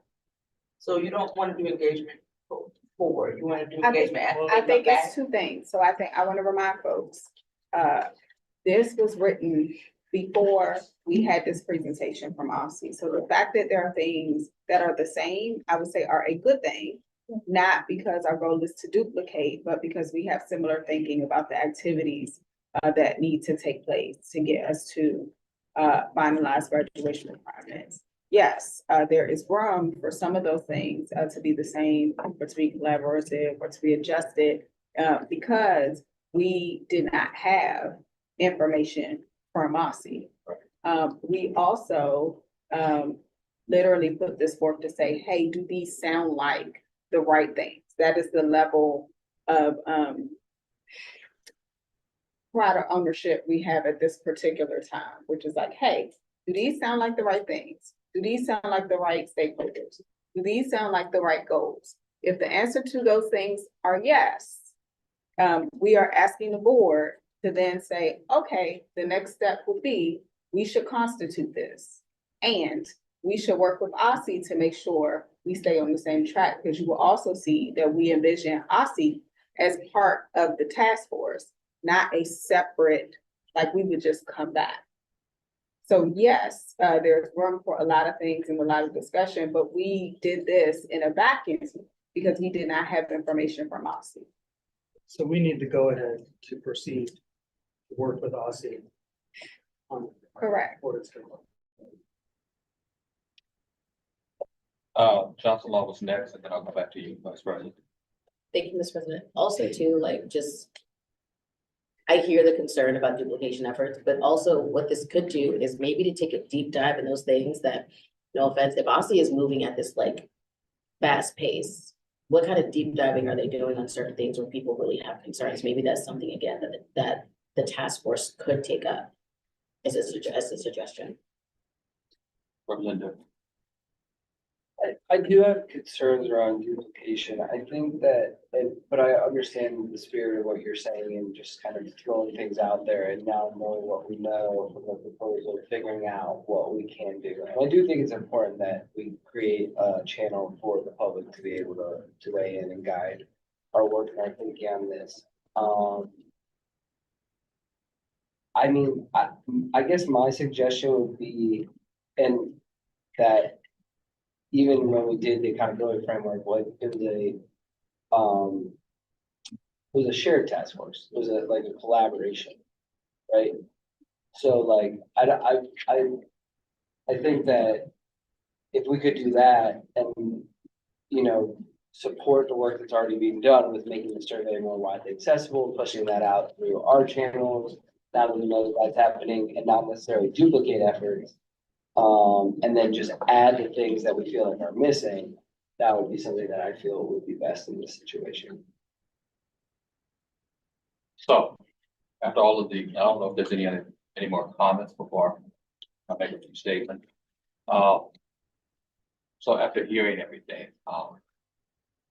as people know, I try to be the kind of person, because I believe in public discourse and it getting out there and people having those conversations. I truly appreciate you guys' support and everything that's around it. I'll also say that at the timeline that we have spelled out, I think it is at this particular time at least important that we put it on an agenda to make sure that we can at least have it within the timeline.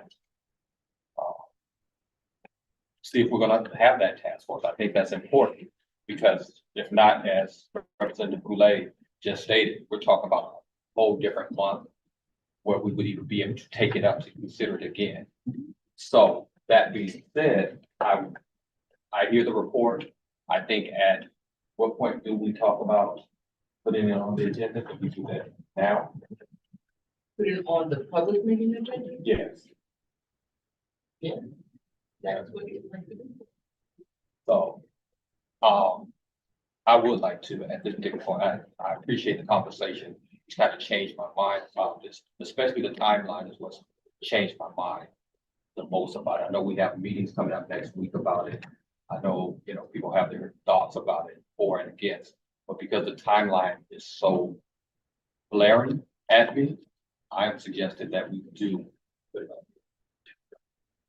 Well, I think this is my question, because I think what I am, are there very specific actions that need to happen? So are we saying that one, this goes on the leadership agenda for the OSSI meeting and there's due discussion? And two, that we want the co-chairs from the committee to come and join the leadership meeting to further, or we ask them to have a separate conversation with OSSI to refine this more and see what it would look like now with this additional information. If they've gotten OSSI, they have more.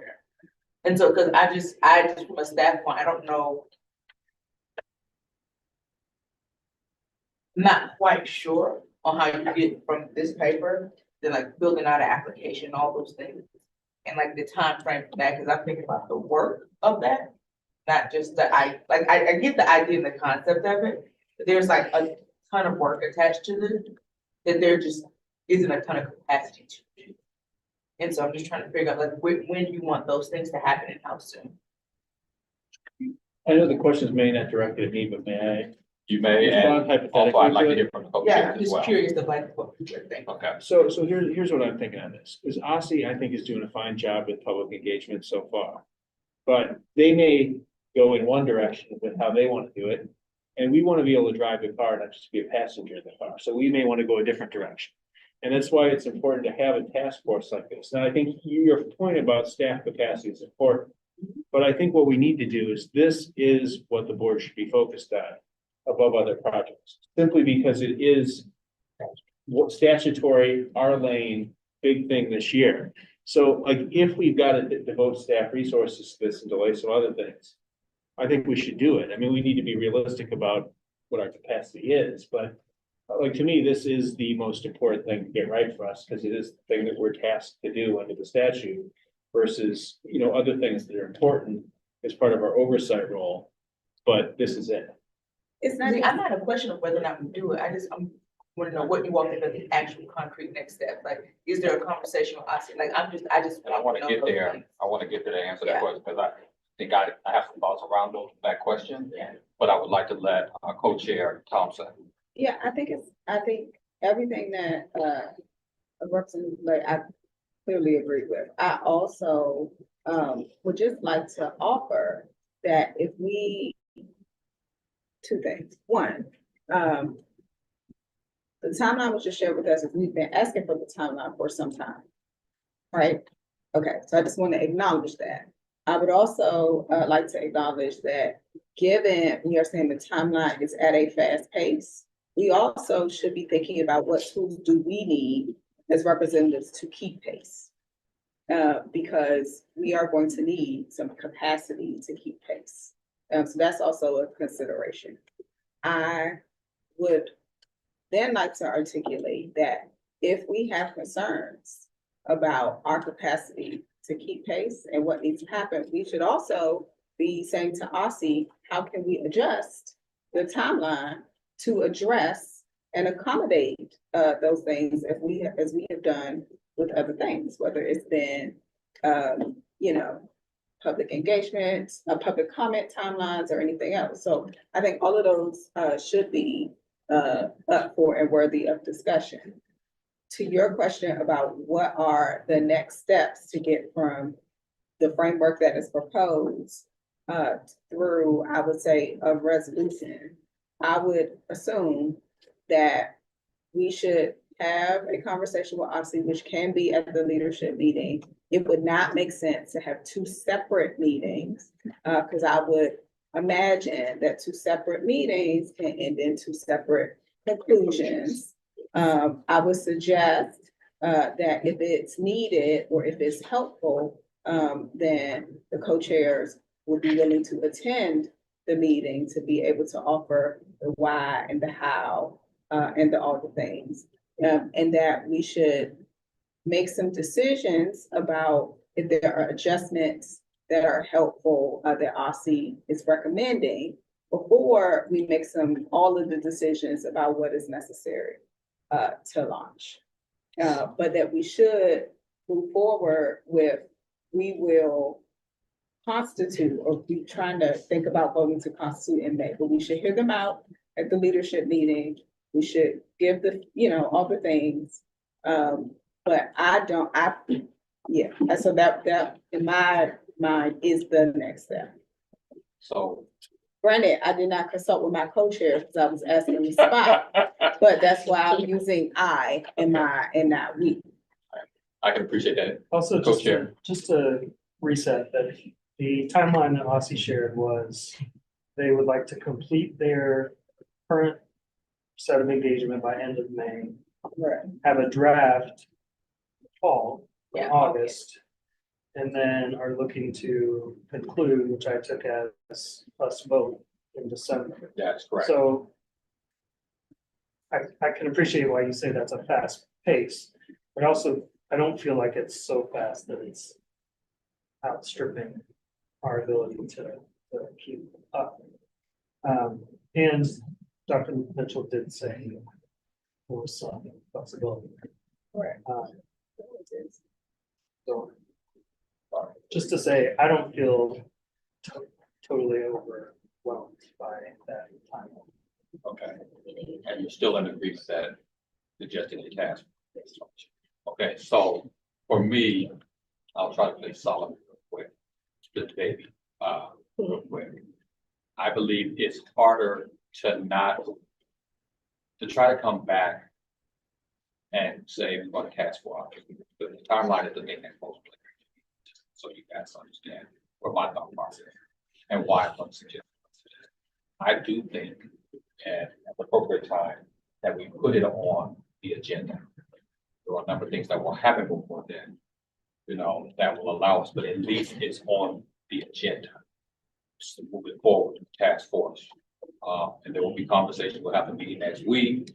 There, you know, and all those type of things will happen. But I think it's important that because of the timeline and how, if we waited another month, what that would mean for the committee and the work that they've done and the work that they want to do, I think that we do put it on the agenda for this upcoming meeting. Okay, now where's the baby? What's the split? Split, trying to make sure that we include the OSSI in a lot of the conversation in the interim time between now and when we actually take a vote on a task force, because, you know, while we're preparing all that, we still have to have that vote. So we're putting everything together. That vote happens in at our public meeting, our upcoming public meeting. So splitting of the baby is like all the things that happen in between there. If we decide if we're gonna, you know, the vote to have that task force. We should talk about the use of that analogy. I think you're putting the baby back together. Did I put it back together? Yeah, I think you're making the baby. It's not. Okay. Either We way. just avoid the term. Okay, I either think way, it's that's what we're gonna splitting do. That's what we're gonna babies do. in general. No. Okay. But I agree. Yes. That's what we're gonna do. Was there other questions from the staff as far as what No, I the just next want, steps are? my goal is to be very, there's oftentimes you all leave these discussions, there's no decisions. So it is my goal to push you all to be very clear on the next step. So what we have is the co-chairs, will attend the OSSI leadership meeting, we'll send you all the invite for that. And then there is now an inclusion of the task force on the April public meeting agenda. Those are two things that, you know, be in agreement with that are the next steps. Yes. Yes, but do we have to vote to put it on the agenda? That's what I was gonna ask, like, Or do we do that in the new business? And not in the committee report, I don't. Yeah. That is a new I business. think New that business, is a alright. new business Okay. item. Once we get there, I have a question, clarifying question. sure. So do you all, like the co-chairs and the leadership team, do you all need to talk to OSSI first to even determine if it even needs to go on the April agenda? Or are we just saying, just put it on the April agenda regardless of We're the putting conversation? on it. We're gonna put it on. We're deciding that we're gonna put it on the agenda. We don't have to talk to Okay. them first. And because you guys did like my analysis, but I believe that is the analysis in the sense and they don't want one. We know that they don't want to do a task force because of the way it looks. But what I'm saying is that we're gonna put it on the agenda to make sure that we do have that opportunity. So Got it. that's when we'll make the decision. Okay, And there will be discussions in before right, April 23rd. right. Right about that. Okay. And we have an extra week this month, it's not in 2 weeks, so. So, got time? And seeing no further discussion at this particular time, I'm going to move to Vice President Williams for Educator Excellence Committee. Yes, so, we met on Monday, Representative Chang tasked us with looking at, Mary Levy's previous work, and being able to identify a piece of teacher retention that we feel like is not finished and to focus in on one particular thing, develop a plan, move forward with that. We noticed that, in going through Mary Levy's, report, that, one of the main focus areas was developing mentoring programs for teachers, and induction standards, which, you know, given we had been focusing on previously, so we chose to highlight that and to focus in on that.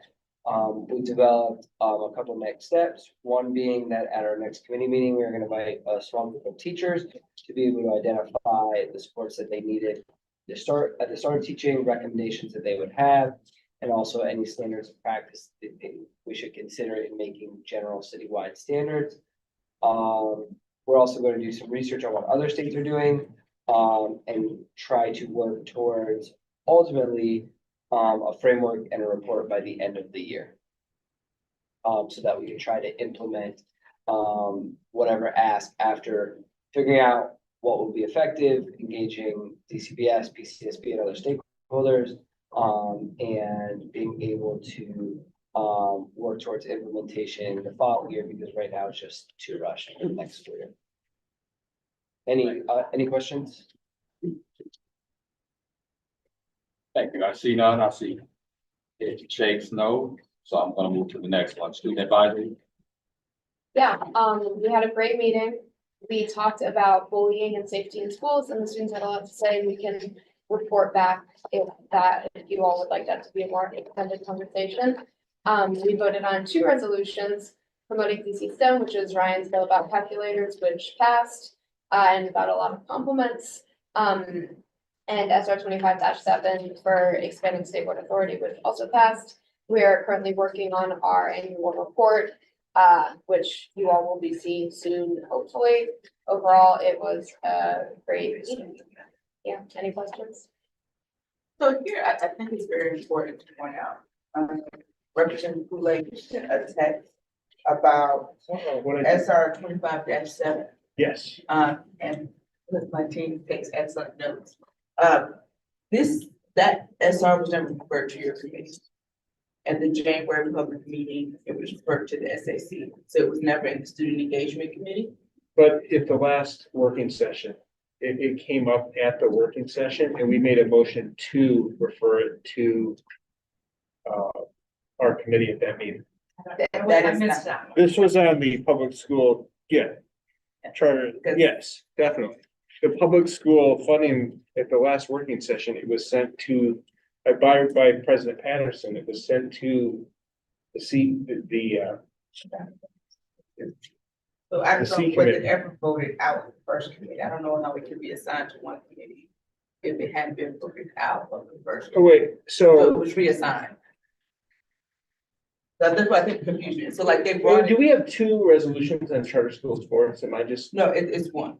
okay, And so he originally represented the team in January, brought both the STEM math one and the expanding, not state board authority, the one on with the sports.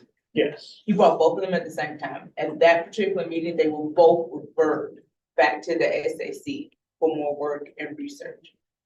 And so the SAC voted one out, which was the promoting DC STEM.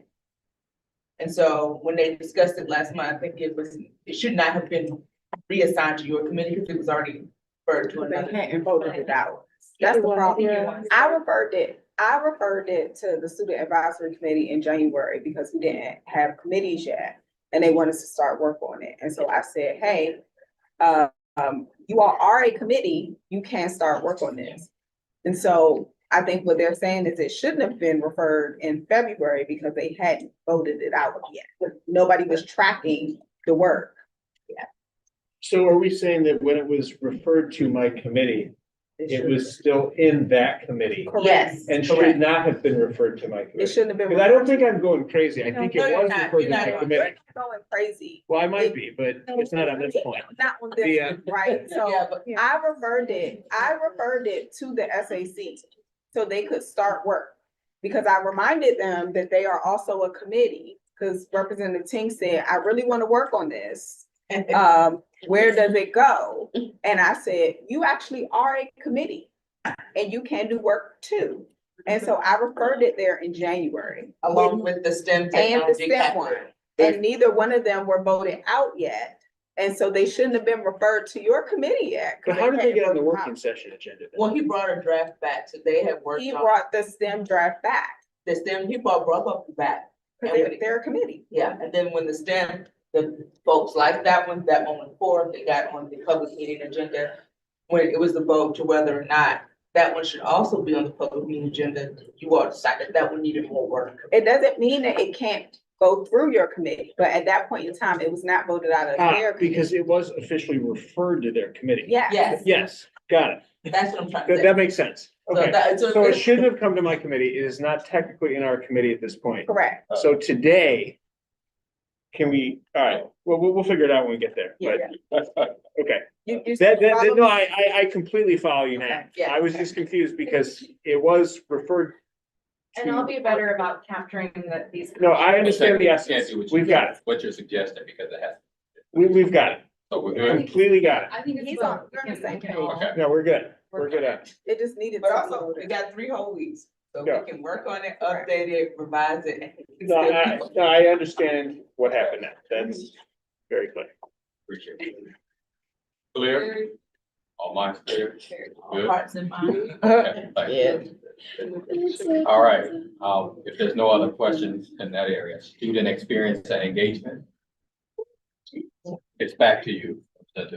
Excellent. Wonderful. So we met and had a good meeting. We've got a large committee with 6 members. We met March 18th and we put our draft work plan together. We have not put the milestones in yet, but we put all of the projects in. So I want to thank all of the committee members for weighing in with projects for the committee to look at. I want to thank Darren. We sat down and we grouped these into priority categories. So we didn't have just a bunch of projects floating around. We tried to find common themes. So priority 1, we did chronic absenteeism and truancy. We're going to look at the chronic absenteeism study with the DC Education Research Collaborative, who volunteered to work with us on that. We're going to try to look at, we're pretty with the student safety panel, any related SRs, or even possibly legislation that could come from that panel, but we got to first hear from the panel on that. We're going to track the implementation of SR 24/7, which was the recommended policies for addressing chronic absenteeism and truancy. Then we're going to obviously track the cell phone usage during the school day is another one that we did an SR on, and that's legislation with the council. Second priority we looked at was school facilities issues, looking at capacity for pre-K 3 and 4, special ed capacity, which Representative Johnson Love looked in, and then the use of ongoing use of trailers that have become too permanent, in my opinion at least. We're going to partner with DC Council on the Indoor Air Quality Task Force when they get that going. That was going to be probably Janice Lewis George's committee, but it could also be Committee of the Whole or the Environment Committee. We're going to track the implementation of demands 4 and 5 for the Green New Deal for schools. Cross out that little bit extra there. Those were recommendations calling for the electrification of vehicles and fixtures in the schools. So we want to try to track how those are going, if any progress is being made on those. We're going to track the implementation of 25-1. This was the resolution that was addressing the HVAC issues in public schools, which Representative Mayor championed. We're going to see how that is going. The student engagement priority. One thing that I would like to do, and Chairman Mendelson just did one of these recently, is to hold some listening sessions with youth. This is something my mentor, Vince Gray, did back when he was council chairman. I think the youth really loved it. They would get 3 minutes to come in and talk about whatever they wanted to speak about. It's a great chance for youth to not only tell us what they were interested in, but to develop public speaking skills, and it was really valuable. We want to start small. I think Representative Johnson Law hit the right number on this and trying to do 3 in a year and not trying to go overboard with it, to try to respect staff capacity. And we may start out as virtual just to make it a lot easier to try to manage. And then we may find, that there's some people willing to host us on site. But since there was just one at the DC Council, we probably look at the second quarter of this calendar year for the first one, and then try to do maybe 2 more, depending on what interest there is in this. If there's a lot of interest, then that'll be great. If people don't want to do it, then, we may not continue. But it's something that I think the youth would really enjoy, coming and speaking to the committee, particularly when we have a student advisory committee that has so many members on it, and you don't oftentimes even get a chance to hear from everybody in those meetings. So it would be a great chance for them to come in. Now this one, actually, I'd like to discuss with folks. So Representative Best talked about planning civics learning week. Now, this was sent to another committee previously. So I think it kind of crosses over into both committees. So I think that the goal would be just to figure out where this should go, and we don't have to figure it out tonight. But I think it has certainly elements that are related to student experience engagement, but it also is it college, career, and life readiness as well? Right. Is the other place for it? So, we'll just try to work that out, but it should be in one work plan, but probably not both. We as co-chairs do not feel strongly about where that work is located. Okay, so If Representative Best feels strongly, then, but we decided we do not feel strongly, is that correct? Yeah, I want to make sure that it continues. It doesn't have to be. Representative Best, are you in both committees or just Yeah, the? I am now. Okay, so maybe we can just talk and leave it up to you as to where you want it then. So, so so you like. Like he was in the meeting, but Okay, so Representative, just let us know and we'll work it out, but it should probably be in both work plans. Special ed, education student experience, Representative Johnson Law had this in here. Doing research, state resolution, possibly legislation on the student experience for students with special education needs. Representative Johnson Law talked about OST programming, making sure that facilities are accessible for students with disabilities. Talked about day-to-day schooling experience, secondary transition, and the rehab services administration as things that we would look at as part of that. Then we're going to track implementation of ensuring the safe and reliable school transportation resolution that we passed, as well as then the letter that was sent to OSSI recently on that same program. So we'll track both of those and see if OSSI is implementing that. Priority 5, student health and wellness. We're going to track the implementation of the school nurse staffing. Bill, I think that's going to be really important in the fall where we see if we have another big drop off in nurses. I'd love to see some money come to the budget, but I think that's a long shot. But this is Green New Deal for Schools, priority 1. This has been reintroduced, the bill for Universal Free School Meals Amendment Act. That's in Christina Henderson's committee. So that was in our resolution for Green New Deal for Schools. So we may want to try to push for that when budget season comes around. Priority 6, out of school time opportunities for youth. This is where we had the charter school sports resolution, trying to get a vote on that. It may or may not come through our committee now, but something we want to look at. Then tracking the implementation of the universal out of school time programming resolution that the state board did. Priority 7 was early childhood student experience. Looking at this issue that's going on right now where DCPS is requiring some students to skip kindergarten, which is a very strange thing to be doing. And then looking at the PKEEP funding, something Representative Johnson Law and I talked about making sure that we maintain community-based pre-K options, at least in this next year. And then lastly, just a priority 8 is just progress reports on all those things that would occur around February, March of the next year. So what we'll do as a committee is come back, then try to put milestones and dates in for each of these. So we have a way to measure them. So what measures gets done and that would be everything. The one thing we're going to try to do as a committee is try to schedule the meetings a little bit later, particularly since we have 3 students on them. So we're going to try to shoot for around a 6 o'clock start time because it's really difficult for our student members and, honestly for everybody to try to get together during the day. So we're going to try to work out in evening time, anywhere from 6 to 7, where we do our committee meetings. So that would be everything. Glad to take questions on any element of that. Shouldn't be a whole bunch of questions, but that is amazing. I have a question. Work plan, if you have a question. This is not possible. Like how? Even with 18 projects. even with a full staff. Hey, I just We don't don't see have. the people. we're going to try to bring in some volunteer work on this. And we got 6 people. So it's like But all hands on deck. But I guess my thing is like, is there an opportunity here for you all to choose? I mean, you have 8 priorities. Maybe choose 2 or 3 and then go deep on those. No, I'm just talking, you just had to be in my line of sight. Everyone else is sitting She's looking for a lifeline on this. No, lifeline, I just feel like it's, So, I feel like there's a quantity, but not a depth.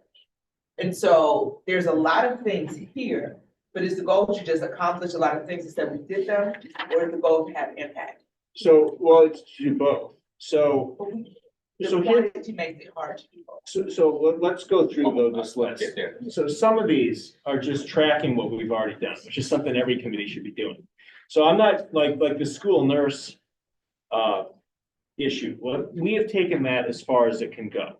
Student cell phones, we have taken that as far as it can go. We've passed a resolution, we've made our perspective known. Now the council is considering legislation.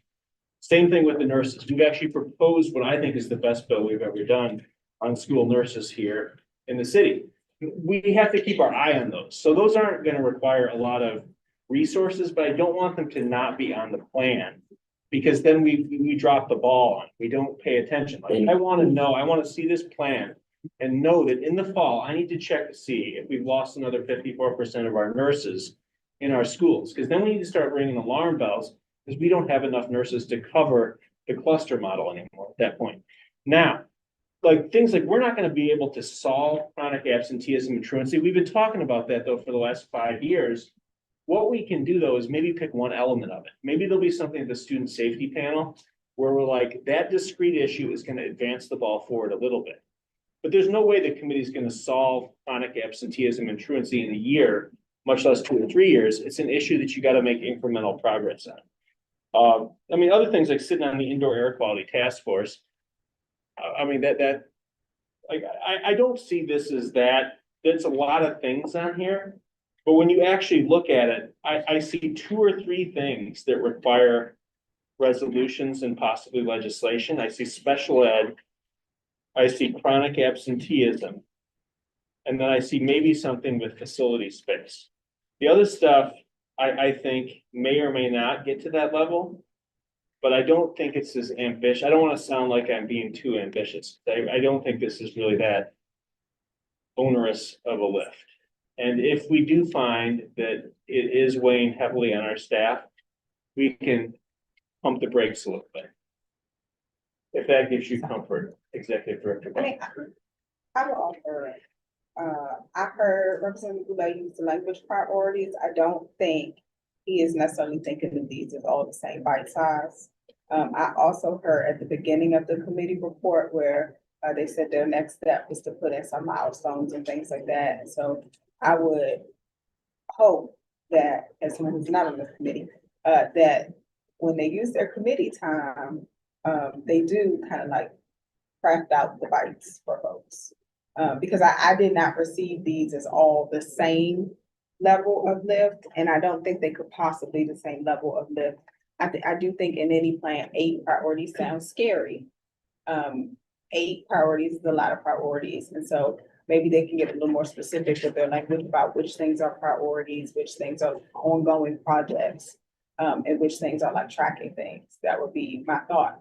My question that I was going to ask was actually about the cell phone. So, did anyone did the committee or the board testify at the cell phone hearing? Did we get noticed around that? Was it a surprise? It was a bit of a surprise to me as far as the timing.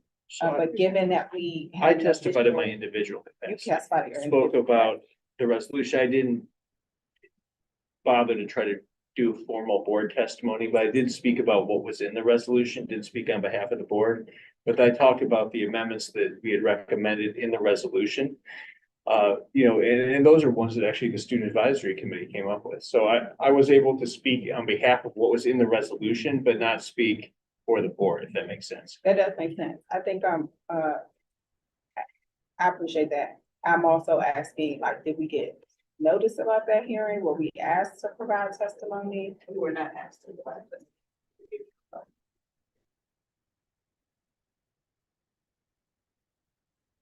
Is the record still open? Because the hearing was just last week.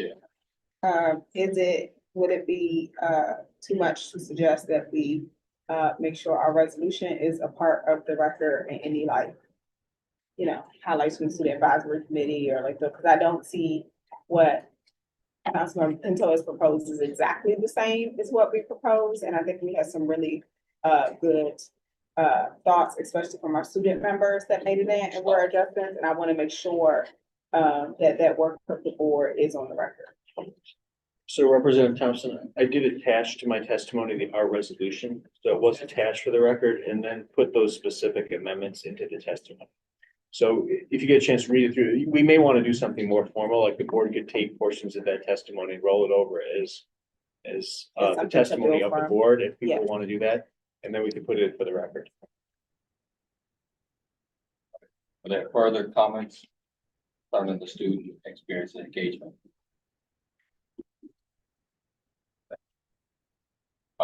Members, we finalized the external committee assignments at last month's public meeting.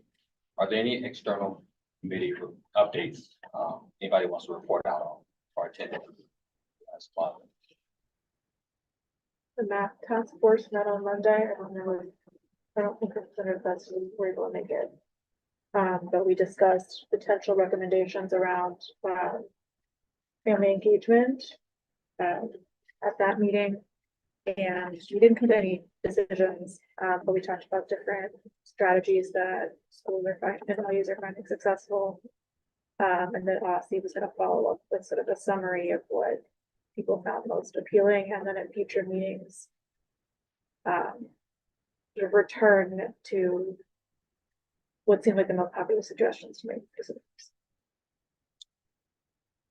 Thank you. Any other, any questions first? Any other external committee reports? So the ones Kathleen leaves, we no longer have any representation on that.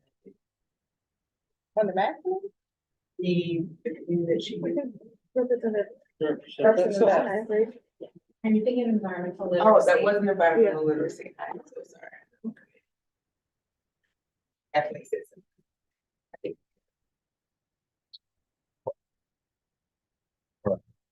Seeing no other external committee meeting updates, we will now move to new business. I want to ask members if they have any additional items of discussion to add to the following list. SR 25-7 calling for public funding for the Public Charter School Athletic Association.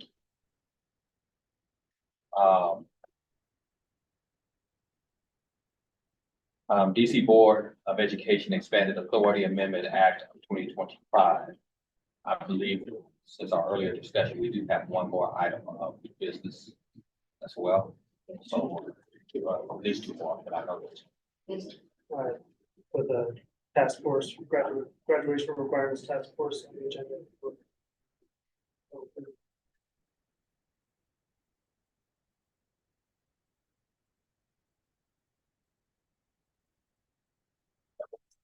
And that's what, does whether or not the board is going to make testimony on the cell phone. There's discussion around that. I don't think the decision was made on that, but I don't think it was to make business. So you won't decide officially what to do, so that the staff knows what we need to do.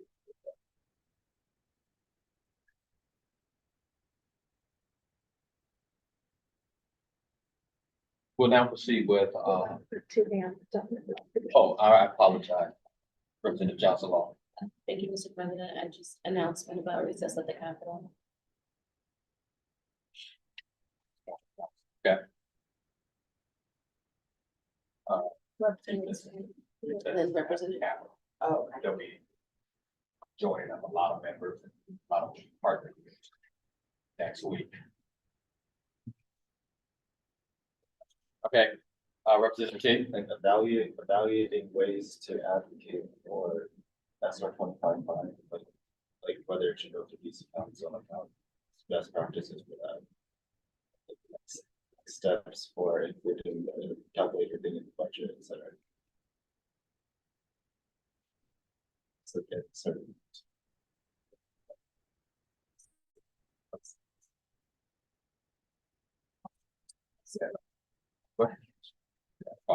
Thank you.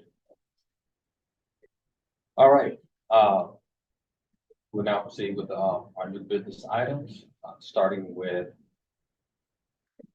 SR 25-7, calling for public funding of the Public Charter School Athletic Association. Representative T. So And I think this was initially on on the agenda item because we were planning to see if we could do it in the April public session, but it looks like it's gonna be May public session. Actually, the main thing is, Representative, like, are we moving it to the SBE committee or is it staying in the SAC committee? Well, Because that conversation confused me. okay, so, but actually, let me ask you a question too. Did you vote it out of the student advisory committee at the last meeting? I think so. And then We did. Representative Mayor Okay. says No yes. question. Okay, we so did. Representative now Mayor it's says come here. yes. So the other question I would have to you is, I know Representative Best had talked about working on this issue. Have you had a chance yet to connect with Representative Best to take the draft resolution passed at SAC and kind of get it to a place? Because I know there was 3 issues that were raised at the last public meeting on this.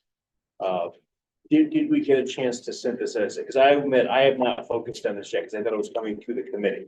So have you guys had a chance to have that discussion yet? Not completely, honestly. We're still working on the language. I think the next steps are, again, trying to meet with the various organizations, get their input before we finalize everything. And so there are already meetings on the books with Keith for the the DC DCI, sports. AA, Yes. DCI. And and Garen has already also set up a meeting with the DC Public Church School Board to talk about their role in it. So it's still maybe better to push you to make sure that those things can happen. Correction, we did not vote it out of the SAC Oh, committee. I'm sorry. I got it wrong. I'm so sorry. No, It's too late for me. Yeah. I was like, did we need to vote it out of the SAC? Because we. Yes. Well, could I make a proposal? If this is Yes. possible?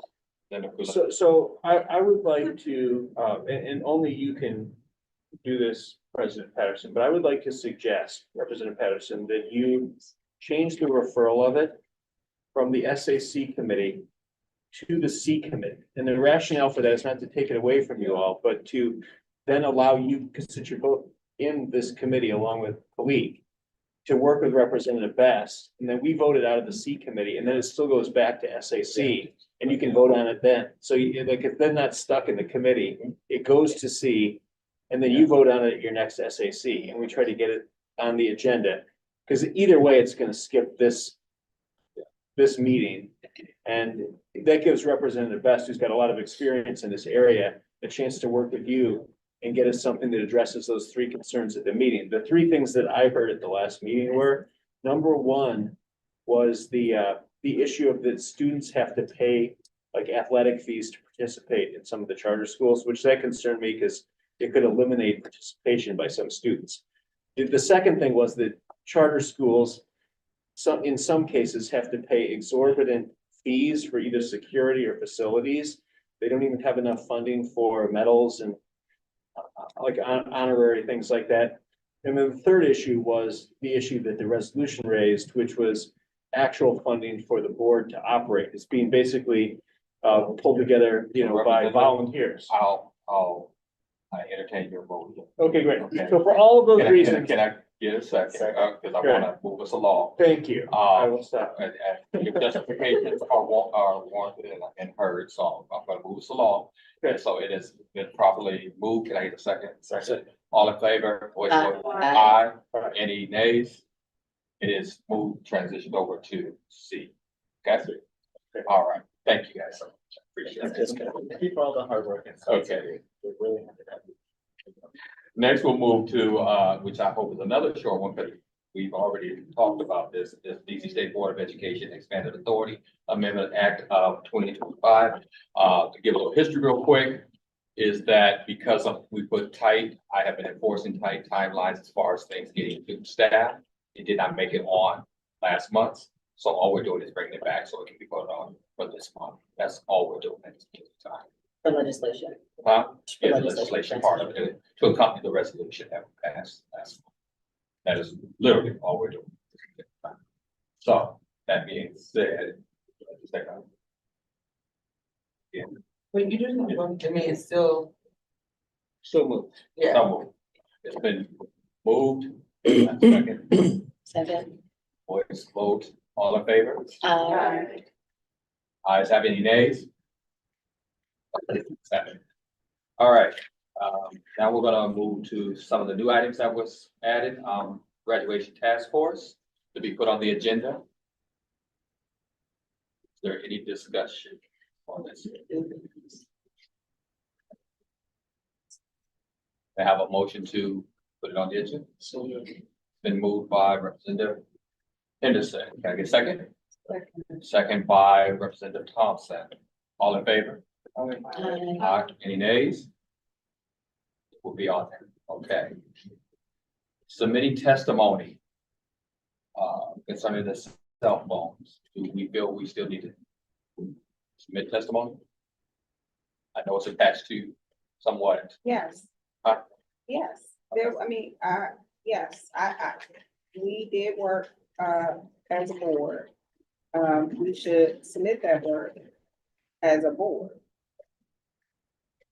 So we're moving, a resolution, basically. That we're doing. Okay. We're just voting to submit testimony. Just- Yeah, I think we'll just have to make a decision about what you want to do. It's not, this doesn't go to the public meeting for any reason. It is a discussion on sort of like, what do you want to do with the body? But if you want to submit testimony, then you want each of you to do that so that staff can work on it and submit it. Thank you. So, if I get a motion to, say that we're gonna submit testimony. So moved. So moved. Second. Delay. Moved by Henderson. All in favor? Aye. Any nays? Abstain. Abstain. Okay. One abstention. I'm sorry. Representative Johnson Law. Abstain. Okay. Before I go through the announcement, because I think that. What was it? Evaluating SR 25-5, yeah. Next steps. Next steps.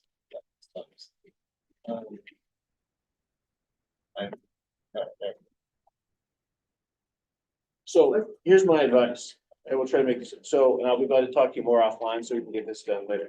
I would try to, if you want to engage, right, the budget director, Jenny Reed, right, the deputy mayor for education, right, the mayor. Those three people right now, because the budget's with the mayor. Try to attend when they do the mayor's budget town halls. Try to do those, but they may have already taken place. I think those are all done. I don't know if there's any more left. Is there? No, they're All done. Okay, well, forget that then. So now you got it right. Now the budget may be delayed by, but by this congressional uncertainty with the $1.1 billion. So, but I wouldn't wait. I would try to get it into them as soon as possible because they'll put pencils down like at least 2 weeks before the actual submission of the budget. So start writing the mayor. When it comes over to the council, if it's not in there, then you got to develop a strategy to get it at the council. But it's always easier to get something in at the mayor's level because when it gets to the council, you got to rob Peter to pay Paul and take it from somewhere else. So try to start your advocacy with the mayor's side. And I'll be glad to work with you offline. Okay, great, yeah. So, so there doesn't have to be like a vote to transmit or anything like that. It's not like a- Well, if you all want to transmit it to the council, you all decide that. But that the is a mayor- different mayor's con- level is- But first we want to take the actions that just been described. Yeah. Okay, that makes sense. Well, I mean, I'm gonna be I'm sorry, transmit as what? A resolution, to share the resolution? Yeah, You can email the resolution to the, okay. yeah, I mean, just You email all it have to them. transmitted I've sent resolutions on behalf of this board before. Correct. So, I mean, that is a viable option. So I just, it all depends on what you all want to. Well, that's why I said transmit as what, like, 'cause, yeah, we could just share it. Yeah. I take Representative Thompson's suggestion, sharing as opposed to transmitting. No, I mean, it's a transmission regardless, like it's literally just sending it over. I'm just asking, like, we voted, so we've already voted on the resolution, it's done. Once something is voted on, it is the position of the board. I was asking, because you asked about another vote. The only reason we would have to take another vote if there was an additional action. So like if there was an additional action to say, we now want to have, I don't know, legislation or something like that. And so that's why I said transmit as what, because if the what is a resolution, we literally can just make the decision to just share it with the council, saying the board thinks this is important, or the mayor saying the board thinks this is important, because it's already voted on, it's already our official stance. Could you transmit it to the mayor and the council as just the resolution? Yes. Okay. Do I just make a motion to do it? Yeah. Okay, motion to transmit this to the mayor and council, like the resolution to them. Motion has been moved. Second. Been seconded. All in favor? Any nays? Abstentions? Passes unanimously. Thank you. So the action for that. I mean, just for the notices that I would send that over. I would Okay. also recommend you still talk to Yeah. Representative Boulay about items outside of that, but that way it officially comes from the board. Thank you. Thank you. Service. Last thing that I have on this list is an announcement on Capitol, recess at the Capitol. Yes, thank you, President Patterson. So I believe I sent it to all members, but I wanted to put it in the group chat, but I didn't want y'all to be like, this is a FOIA phone. I didn't know if I could put it in there. I could send it to the staff if you all tell me that's okay. But, does everyone here know what recess at the Capitol is? And I'm looking at the staff.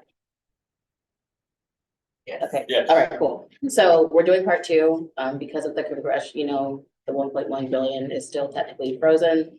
And it passed the Senate unanimously. We're trying to get the House to put it on their docket, so that way they can take it up so they can vote on it, so DC can go on with its budget. But we're calling all families basically for advocacy efforts. I'm not saying lobbying, I'm saying advocacy, so that way we can unfreeze DC's money. I can pass the flyer around to everybody if that is okay in the group chat. It is April 7th, so that is Monday. We chose Monday on purpose because we know DC public schools are out. Some charters are out as well, but DCPS is out for Records Day.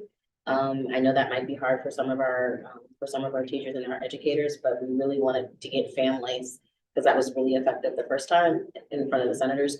We're really trying to get families in front of the representatives at the House. And so I can send that flyer around, but I just wanted to make sure everybody knew and to make sure that everybody here was invited.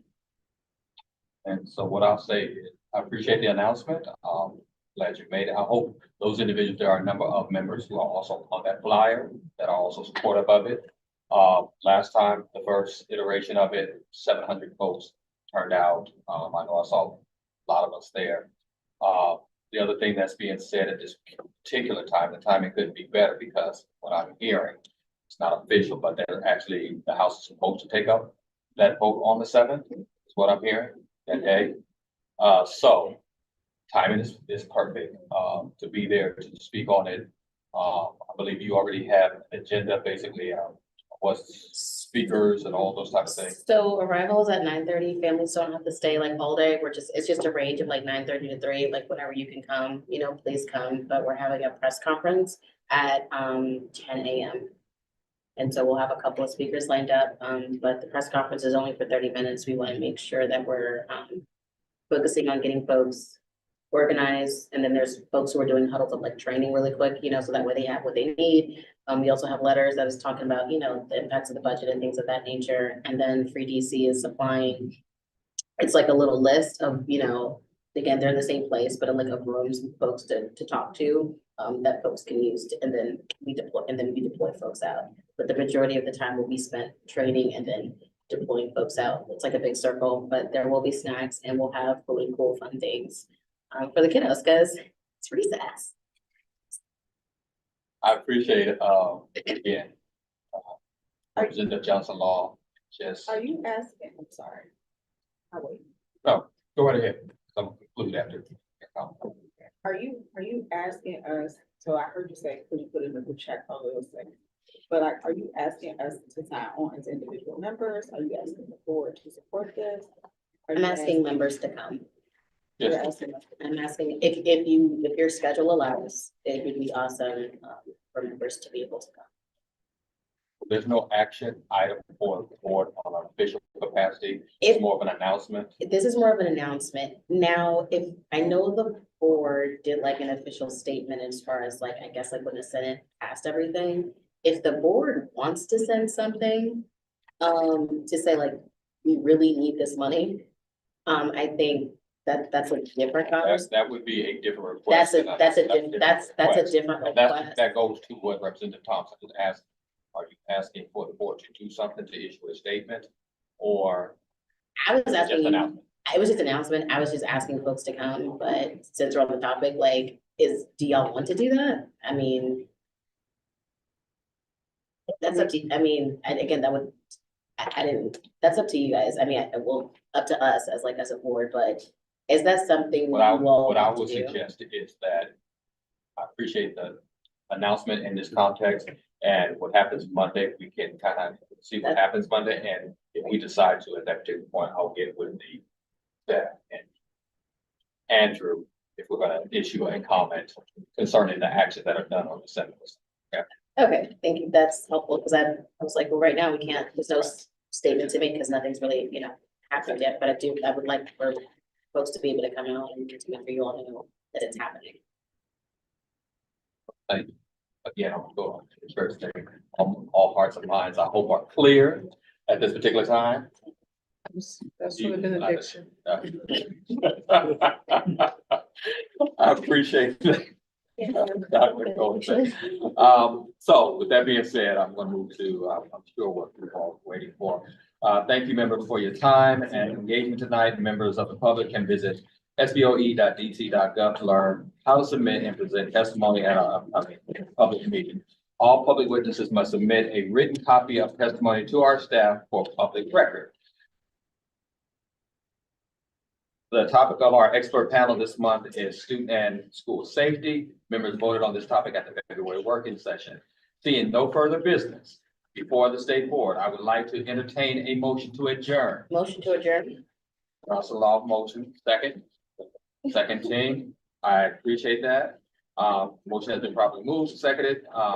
Motion is to adjourn the working session. All in favor? Aye. Any nays?